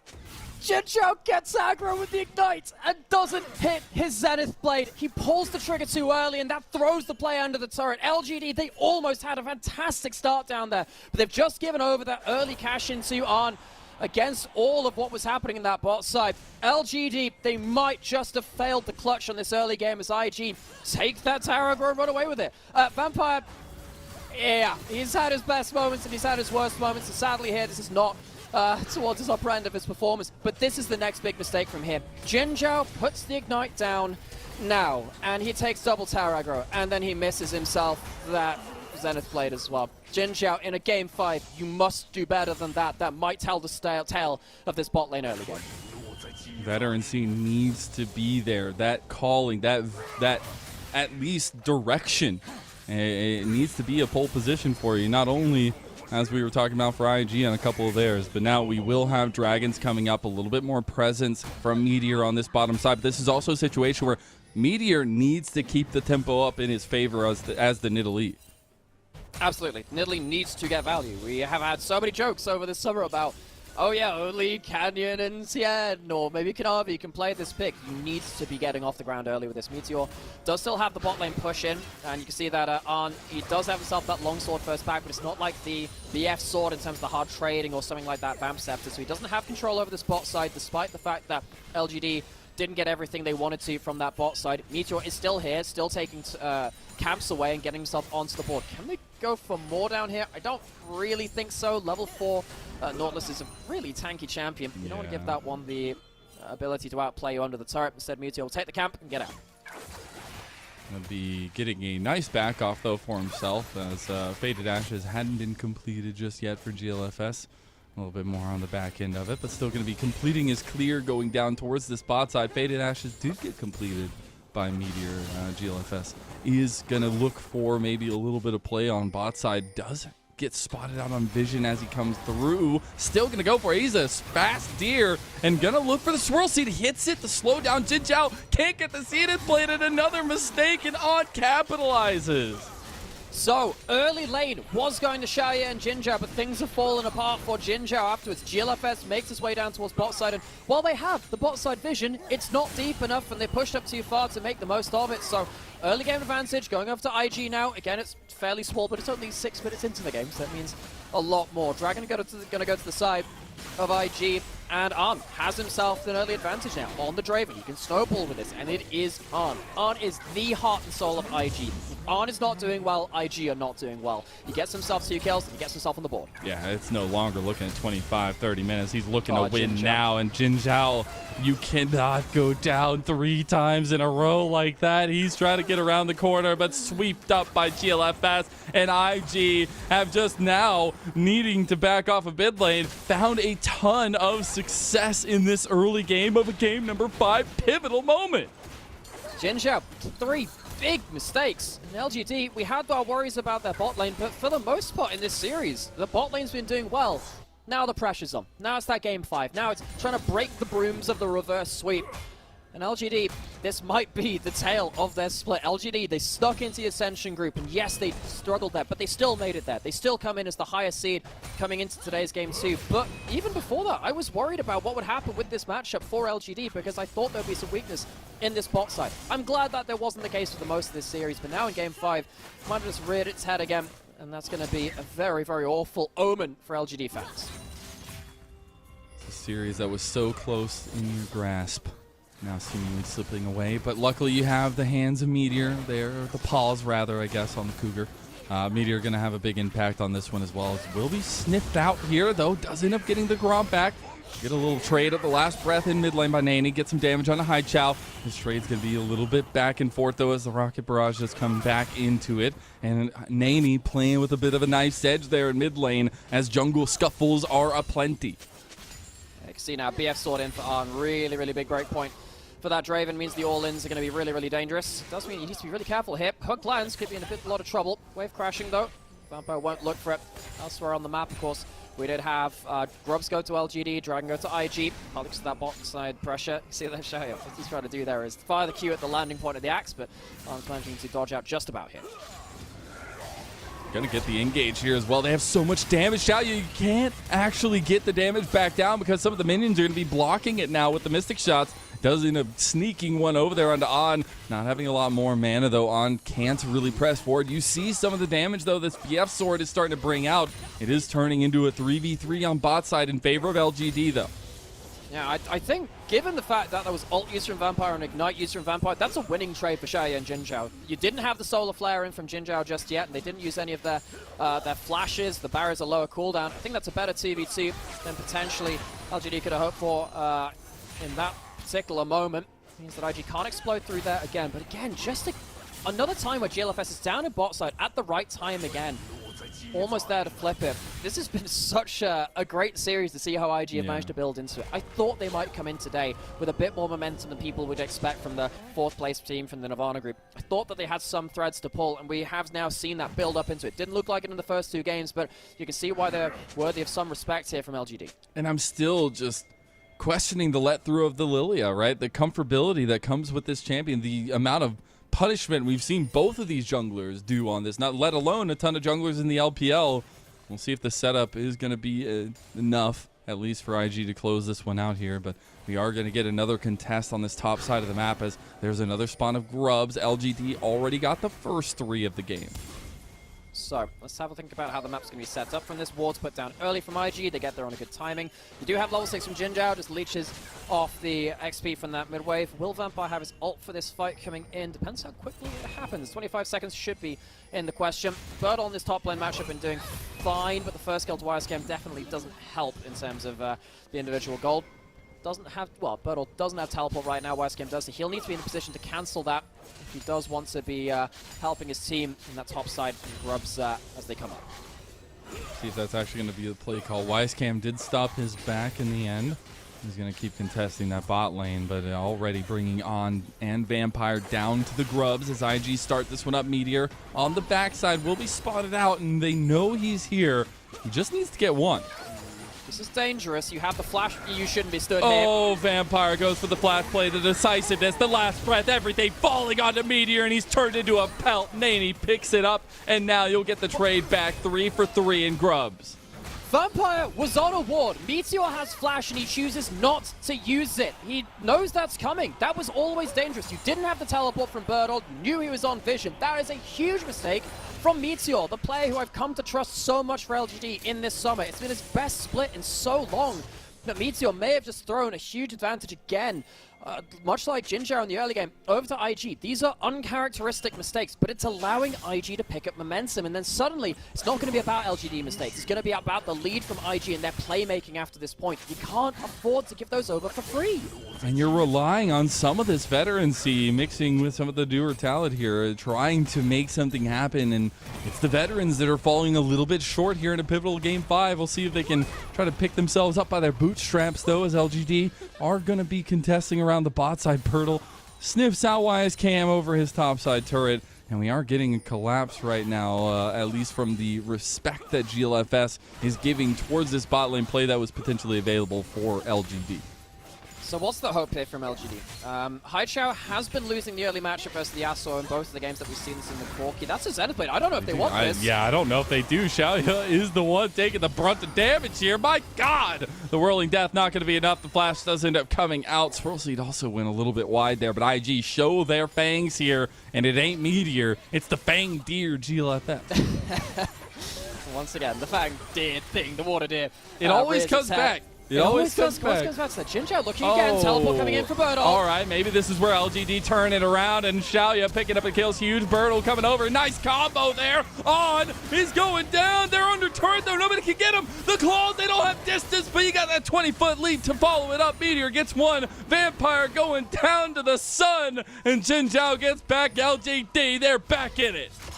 LGD used the teleport advantage from top lane to force the play into their favor. YSKM will get some alone time with this turret. No teleports there to answer. It's probably going to be a full turret to the side of the Jax, but still, good kills onto the bot lane from LGD and brings them back to parity and gold. For now, problem is you've given the top side advantage over to YSKM. He is on a Jax. It can be caught out of the play by the Poppy in the later game fights. If you use the W well, if you use that ult well, but giving YSKM an individual lead and a full turret first, that is a price to pay for that boss. That's a huge price. I mean, this has been banned away from him almost every single game. The fact that he gets it through, he's going to have that side lane play. We've seen how good he is in the side lane, but we take a look back at this fight. LGD pulled the trigger. It's the teleport advantage. Just plain and simple. Just before this, there was the chance that IG could have got that kill onto Xiaoya. It was a bit of an overstep beforehand, but still, Birdle coming in, getting himself some impact here on that Poppy, managing to survive out through that turret as well. Last turret shot, not quite aggroing onto him. Instead, it does end up being a completely clean play for LGD. Good tower aggro juggling. Love to see the Keeper's Verdict mechanics coming through there, the instant. As Birdle showing off a little bit of the mechanics Poppy can have, but also a pivotal one in this game of this series. We also saw the Dragon had gotten secured in that picture-in-picture by IG, so they got themselves 2 Dragons stacking here, give themselves some early presence. There is also the Rift Herald up on the table. Both teams a little bit shy of that side of the map right now. I think when you're on Red's side, quite hard to approach that Baron Pit. The Herald Pit is nasty because that wall kind of cuts you off, especially against the Lilia, the Nautilus with the follow-up from the Jax and the Yasuo as well. You don't always want to do that. So LGD, I don't think they want to go towards this right now. There's a chance that if Nani jumps forwards, you see a bit of a play coming in from Jin Zhao. He does have that Solar Flare. He's going to go for it. Has the shield to stop a lot of damage. The wind wall as well. They have Meteor coming around. Nani just going to go back over there, try to dodge his way out, but Haichao picks up a nice little bit of gold as IG take the Rift Herald on the other side.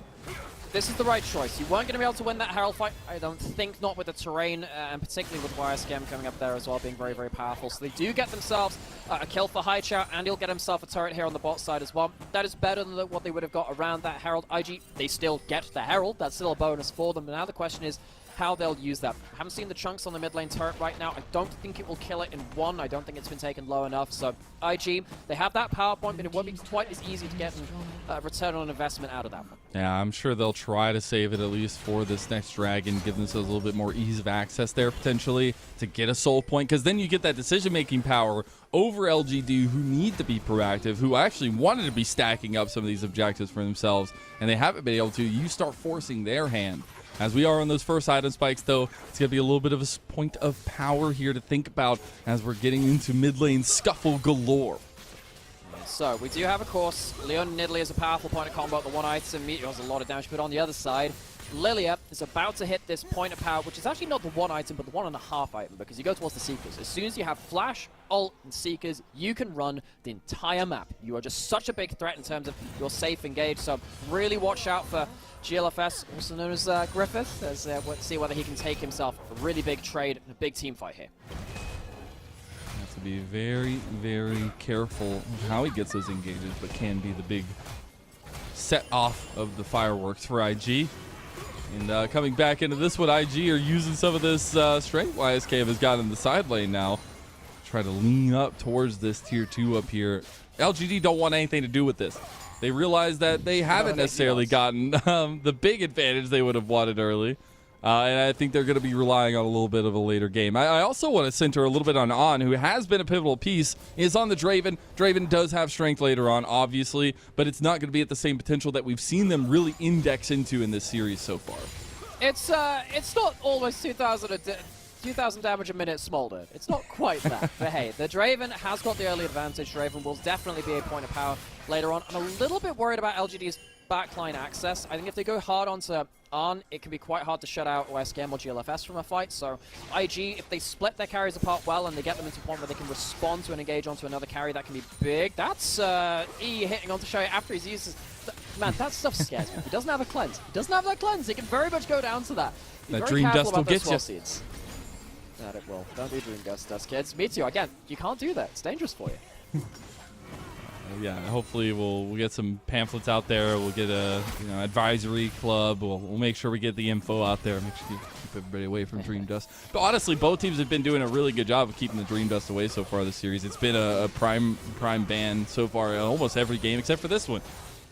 Oh, we did say at the start of the day, Kaisa, Liliup, don't want to see him for either team. They're too good at both of these champions. So let's just see them gone. And this time it was, it was the Smolder taken away in Game 5 because they were too afraid of that. They banned they banned away the Kaisa, they banned away the Smolder, and they banned away the Braum. They let the Lilia through. And we're yet to see whether they'll be paid off for their for those bans or whether that will turn against them. We get ourselves this Dragon coming up in 30 seconds. I think we might see a bigger fight around this. I don't think LGD wanted to let that soul fight go over for free. It's just whether they can get themselves a good angle. Having GLFS with a real big point of power. Sadly, doesn't have the Seekers for this fight just yet. Could be so, so huge. Haichao teleporting down. He doesn't have his Muramana just yet either. So it's not prime points of power for either side just yet. LGD, they get themselves towards this Dragon. IG, not setting up for it just yet, but they have the Herald in mid lane. So that's their kind of setup already. They get to put that in. It's the counterweight in mid lane.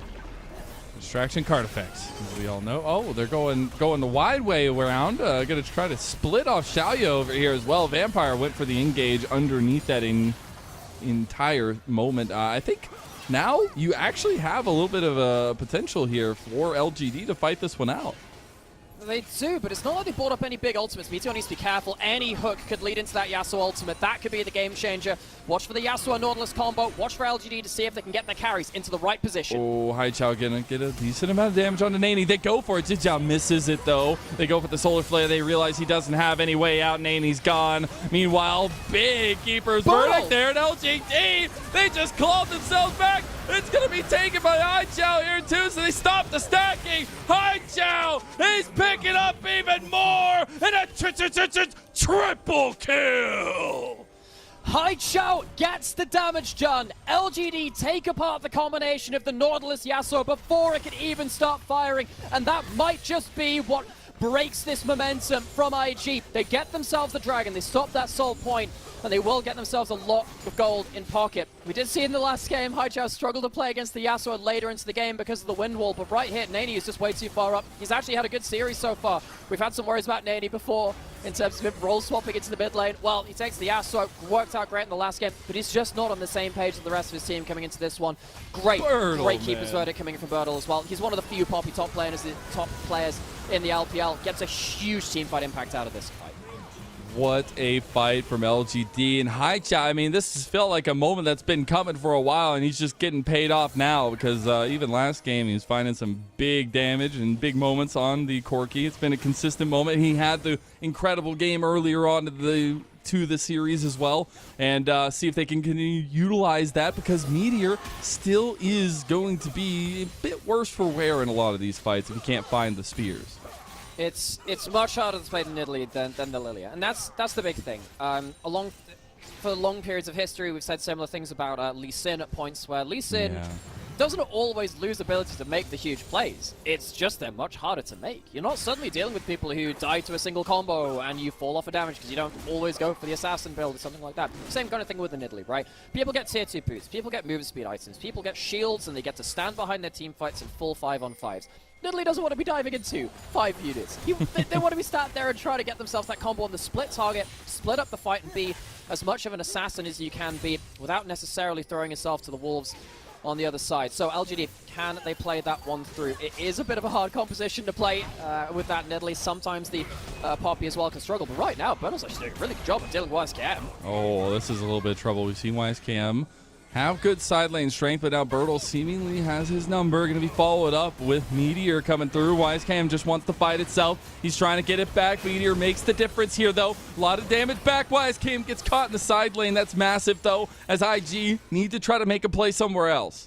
I don't think they can because Bertle can recall and get himself a teleport. If IG were more on the map, then they could do. But they're just showing the spectator there. Gets the recall, can go back, and we can see Poppy getting huge value here against the Jax Bertle. One of the few players which plays this. Not many people go towards it. Meteor bans the extra damage in, but it only works out because Bertle plays it well enough. He's got the sweeper, he's over the side. He does still have his ultimate if he wants to go for a flash, Wallstone into a pop-up. So much standing gold still on the map here as they're going to scoop it up. GLFS gets a really nice time fly, but Vampire, he's in there. He's going down low, but GLFS is going to take up a lot. He goes golden. Lilting Lullaby going to come through. On is already half health. Name, he steps up. The bodies cannot hang for IG. They have a little bit of a flank, though. YSKM a bit scared. We've seen him in this position before. He can't find the angle. Bertle very nearly makes a game-winning play, but GLFS has the reactions to flash out in time. This is exactly what I want out of these teams. Tense moments, execution, flash-on-flash violence, and see whether we can get ourselves a bit of a hand stiff on the execution. These teams are really going to have to show who deserves it based on the mechanics out of this one. See that IG clearing out some of the vision around this Baron. A lot of the teleports now down. Both teleports on top lane are down. That's important that we're getting ourselves back onto the map. LGD should be able to respond, though. Big importance. GLFS does not have the Seekers anymore. He already broke it. He will just be a lame duck as he tries to get the big setup for the team. They don't have ultimates. They pull off. They tried to get some resources out of LGD, but they didn't. Yeah, I think Vampire being seen on the side and getting burst out by Shaya is what ends up forcing that into LGD's favor. You can't really stick around with your support, not really able to combo into that play. Remember, again, this is a Yasuo with very little setup. You have the Nautilus Q and the ult. You also have the stand aside technically on the Draven, but it's a mini knockup, so it's quite hard to combo onto that. If you don't have that Nautilus in the right position, it's very hard to follow up with the right kind of play afterwards. Dragon now spawning in 30 seconds. LGD, they have the position on the bot side. They get themselves clean recalls, and they can start looking for the poke before the objective. They do have the Nidalee with 2 items, and of course, more amount of transformations on Ezreal Corki really, really helps. Especially with the first strike on Haichao, adds in that extra little sting.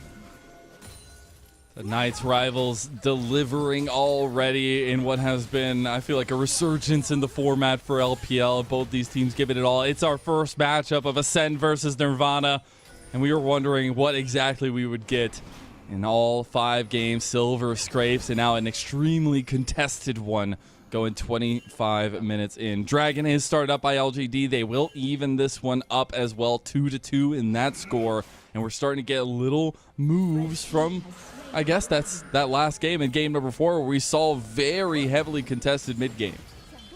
We are, and I think the problem for IG this time is that they don't have overwhelming scaling advantage. They don't have the Smolder, which can hide behind the wind wall and do ridiculous amounts of damage while the other AD carries can't fire their auto attacks through this basic ability from Yasuo. It's been driving AD carries insane all the way since 2013. This game now, I really want to focus on Haichao. One of those AD carries just picked up that Guardian's Angel. Very, very important item versus the likes of the Lilia and the huge combo coming in potentially from the Nautilus Yasuo. Yasuo sucks into Guardian Angels because he wants to kill people in the duration of that. But at least a little look after that too. Didn't have that flash, but it means that you can kind of nullify the one big impact which the Yasuo can have, and Yasuo is not going to be a consistent damage dealer. It can be a bit of an issue, so we'll see whether Haichao can buy himself a good fight with this item. Haichao very strong, but maybe lacking a little bit of that extra oomph with that third item, being a little bit more defensive as well. Also, check in for IG fans.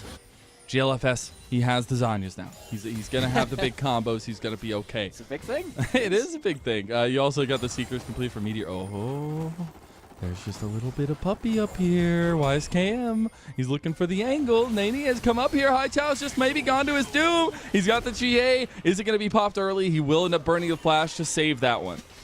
Oh my gosh, Valkyrie's into motion as he has to with that. He has to get himself a quick recall potentially. No, he'll be able to get some lifesteal actually, I think just off of that red buff. He'll get that one as well. So, swing and a miss from IG in terms of the big play. If they'd killed Haichao, that would have been absolutely huge. Even at the end of that though, he has that GA. It's much harder to get that kill. Bertle pushed in towards this bot side. Doesn't have 6 grubs, but he has a demolish and he has 3.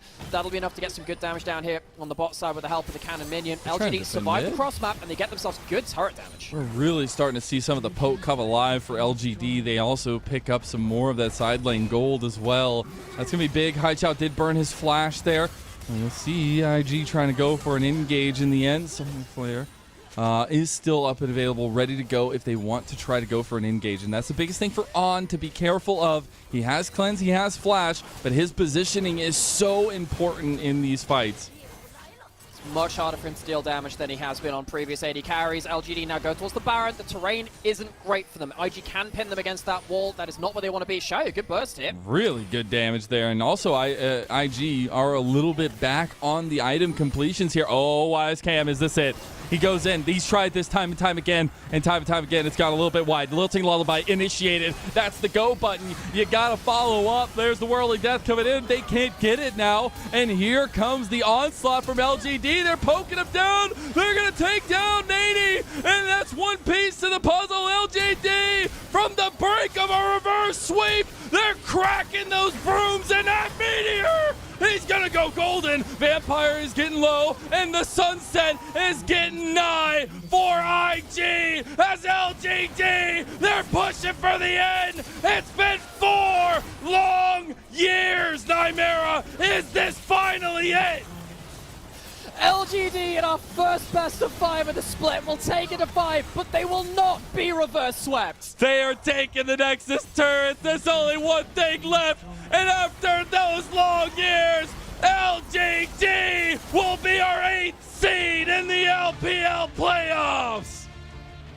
LGD, welcome back to playoffs. They break the brooms. There will be no reverse sweep, and Invictus Gaming, we will say goodbye to them in 5 games. I think it is absolutely fair to say valiant effort. Given that they were the 4th team out of Nirvana, they gave us a lot to be proud of from this team. This team has gone beyond expectations. Invictus Gaming, they changed rosters so many times over the last couple of years, and I think they've gained a lot of fans with a couple of their big players, YSKM and On particularly. These players have really stood out. I feel so sorry for some of these players in the way that they've carried this team, but they were second best today. LGD, they came in as the highest seed from Ascension Group, and they have proven that they did deserve that berth within this Knights rival stage. First time we're seeing this as part of the LPL format. This is great. This is entertaining. More best of 5s is always good for me, and I love that we're starting things off with these tense, brutal best of 5 games.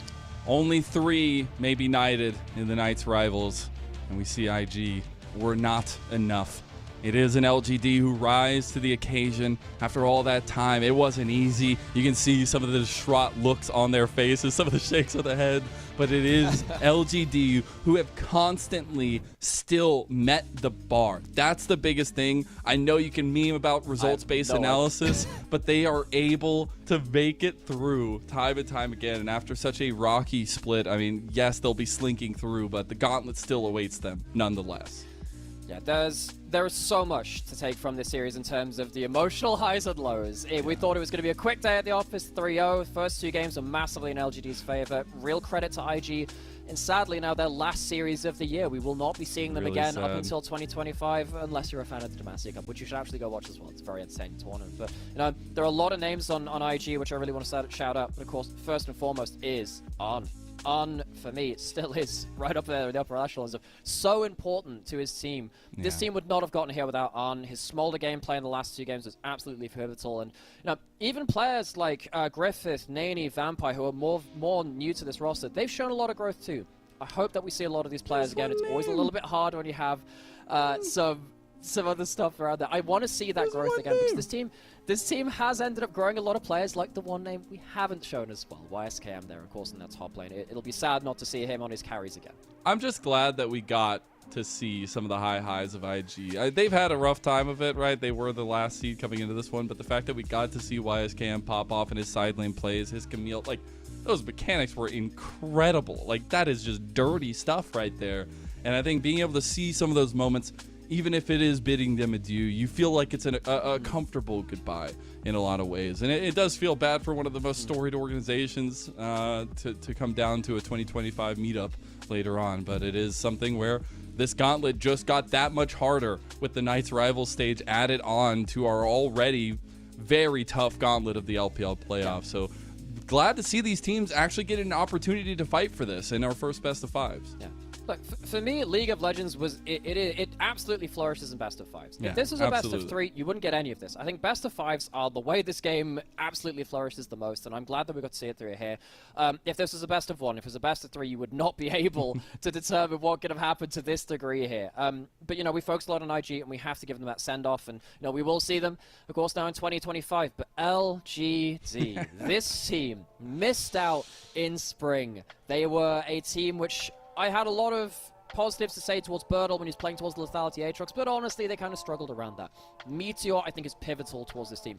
When he's not on Shavada, maybe we'll revisit that one. But I want to say, you know, huge props to this bot lane. I just say they didn't pick in the 5th game. I don't know. True. I don't know. They're kind of they've kind of 3-0 when they don't have Shavada, 0-2 when they do. Maybe The there are some results issues just there for aren't this working team. out for your conversation here, Nightmare. The numbers are right What do they there. mean, So, Mason? with LGD, you know, I think on the whole, this bot lane played a lot better than I thought they potentially could do coming through into this series. Yes, the game 5, the early game was a disaster from Jin Xiao, but most of the rest of the series, he was doing completely fine. Shaya as well did have some exposed weaknesses, but I think on the whole, he also stood up and was counted for in this team. I really think, though, the heroes of this series, though, for me were probably Birdle and a lot of their victories. His teamfight impact was incredible. Yes, he did have the chase game. I'm not going to deny that one. But I think that on the whole, we saw a lot of his upsides. And Haichao. Yeah, Haichao has been absolutely. such a monster for this team. The fact that he's come in over the last couple of years in the LPL and improved to this level, I love to see players like this. Players like Yuakai and Haichao and Cream and these players which have come through over the last few years. Cream's obviously a little bit longer than that and has really been accounted for.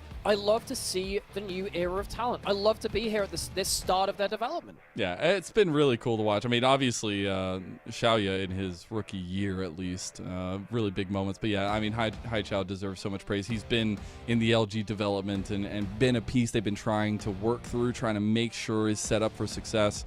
And we said it all along. We said it from the very beginning, and it rang true in game number 5. This top trio is how this team finds success, and we're going to take a look back down memory lane. Yeah, that's that hook is gonna. Somebody want to get Aragon on Twitter? Oh God, you didn't have to do. That's some locked screen gameplay right there. But I mean, Jinjo ended up just taking Taro right the way back, so I don't know. I don't think either support ended up having a great start to this game. I will say this is taken out of context for a very stressful game 5, and that does things to players, folks. It does. When you're It on really that stage, does. you can make as many comments, as many jokes as you want. When you're on that stage, when you're in this kind of level of form for these players, it can just get under your skin. And, you know, just as we're calling out some of the flaws there, Vampire Great Engage here. This is one of the few times we saw that come through. This is how brutal professional League of Legends is and how the LPL is. You're going to be remembered for your flaws, but at least you have those chances to show up in these big advantages too. And, you know, I think Birdle, considering that he was put against all of these carries in top lane, I think his teamfight impact was actually insane across most of this series. I think that is Poppy. Not many people play it. And there is a lot of justified criticism of Birdle when he's on carry versus carry and he falls behind. I love how he impacts fights when he's ahead, though. You know, right here, Nani gets caught out on the side. But the second part of this play is not just Nani getting caught out here. It's right over on the other side of this. You see a huge Keeper's Verdict come through. This is what ends up sealing the game. Massive. The whole bot lane just taken away. I mean, the Yasuo is taken out. The rest of the combos come through. Arn can't affect this fight. This was a great series of plays from Birdle across this game on the Poppy, which, you know, we've had a lot of criticism for him. Let's give him his flowers. He had some trouble in game 3, game 4, but I mean, you just need to make the difference on the Poppy. As soon as I saw that lockdown, I'm like, this is going to unlock a lot of these team fights, and we see some of the fight back, but it's as soon, and this has been the case in the last 3 games, it just finally worked in game 5. LGD have like holistically been focusing around these poke compositions, and as soon as IG's trigger pool goes a little bit wide, they are so lethal to chase you down. What a crazy ending to this game too. Didn't need the Baron, just ended up just obliterating the last fight and going towards the Nexus after that point. And I'm so glad we got this level of tenseness and excitement out of our first best of 5 out of Summer 24 from the LPL.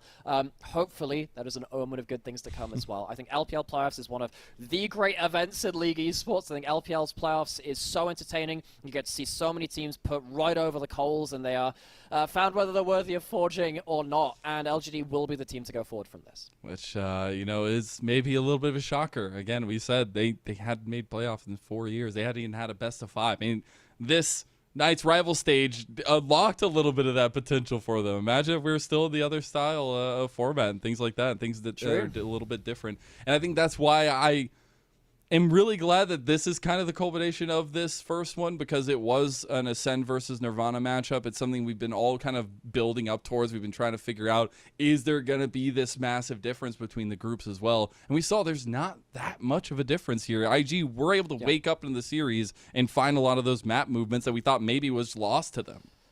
No, at the start of the day, despite the difference in seeding coming into the Knights rival stage, I think I would have said IG was even slightly favored based on the way that their bot lanes are playing. And I think LGD, they showed that they had a level above in terms of fundamentals largely. I think they were much better in terms of calling their initiations. I think they were much better in terms of their map movements on the whole, particularly when Meteor wasn't a more proactive champion. I think the Shyvana took too much agency away from Meteor in the way that he wants to. He's not as good in those 5v5s, not as good at initiating those plays or even following up in the same way. So maybe Meteor, I know you like your weird stuff. He's always played a lot of his different, back from when he was called Meteor and he misspelled his name.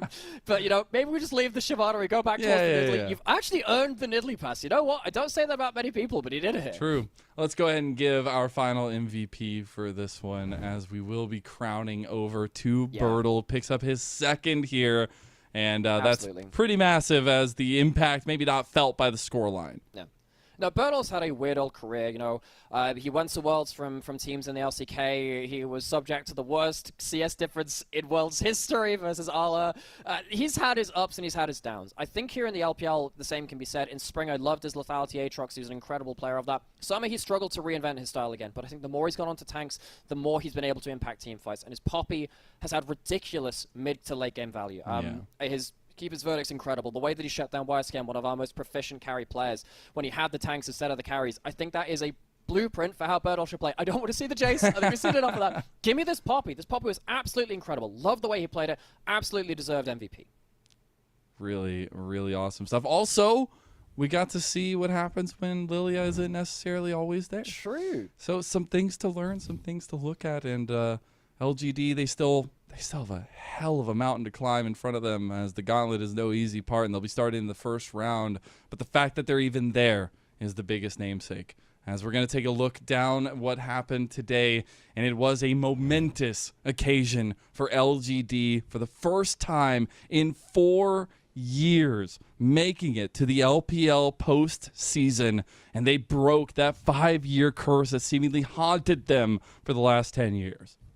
Yeah, in case you missed everything else that just happened, this is the results that we had. 5-game series. First best of 5 of Summer here in the LPL.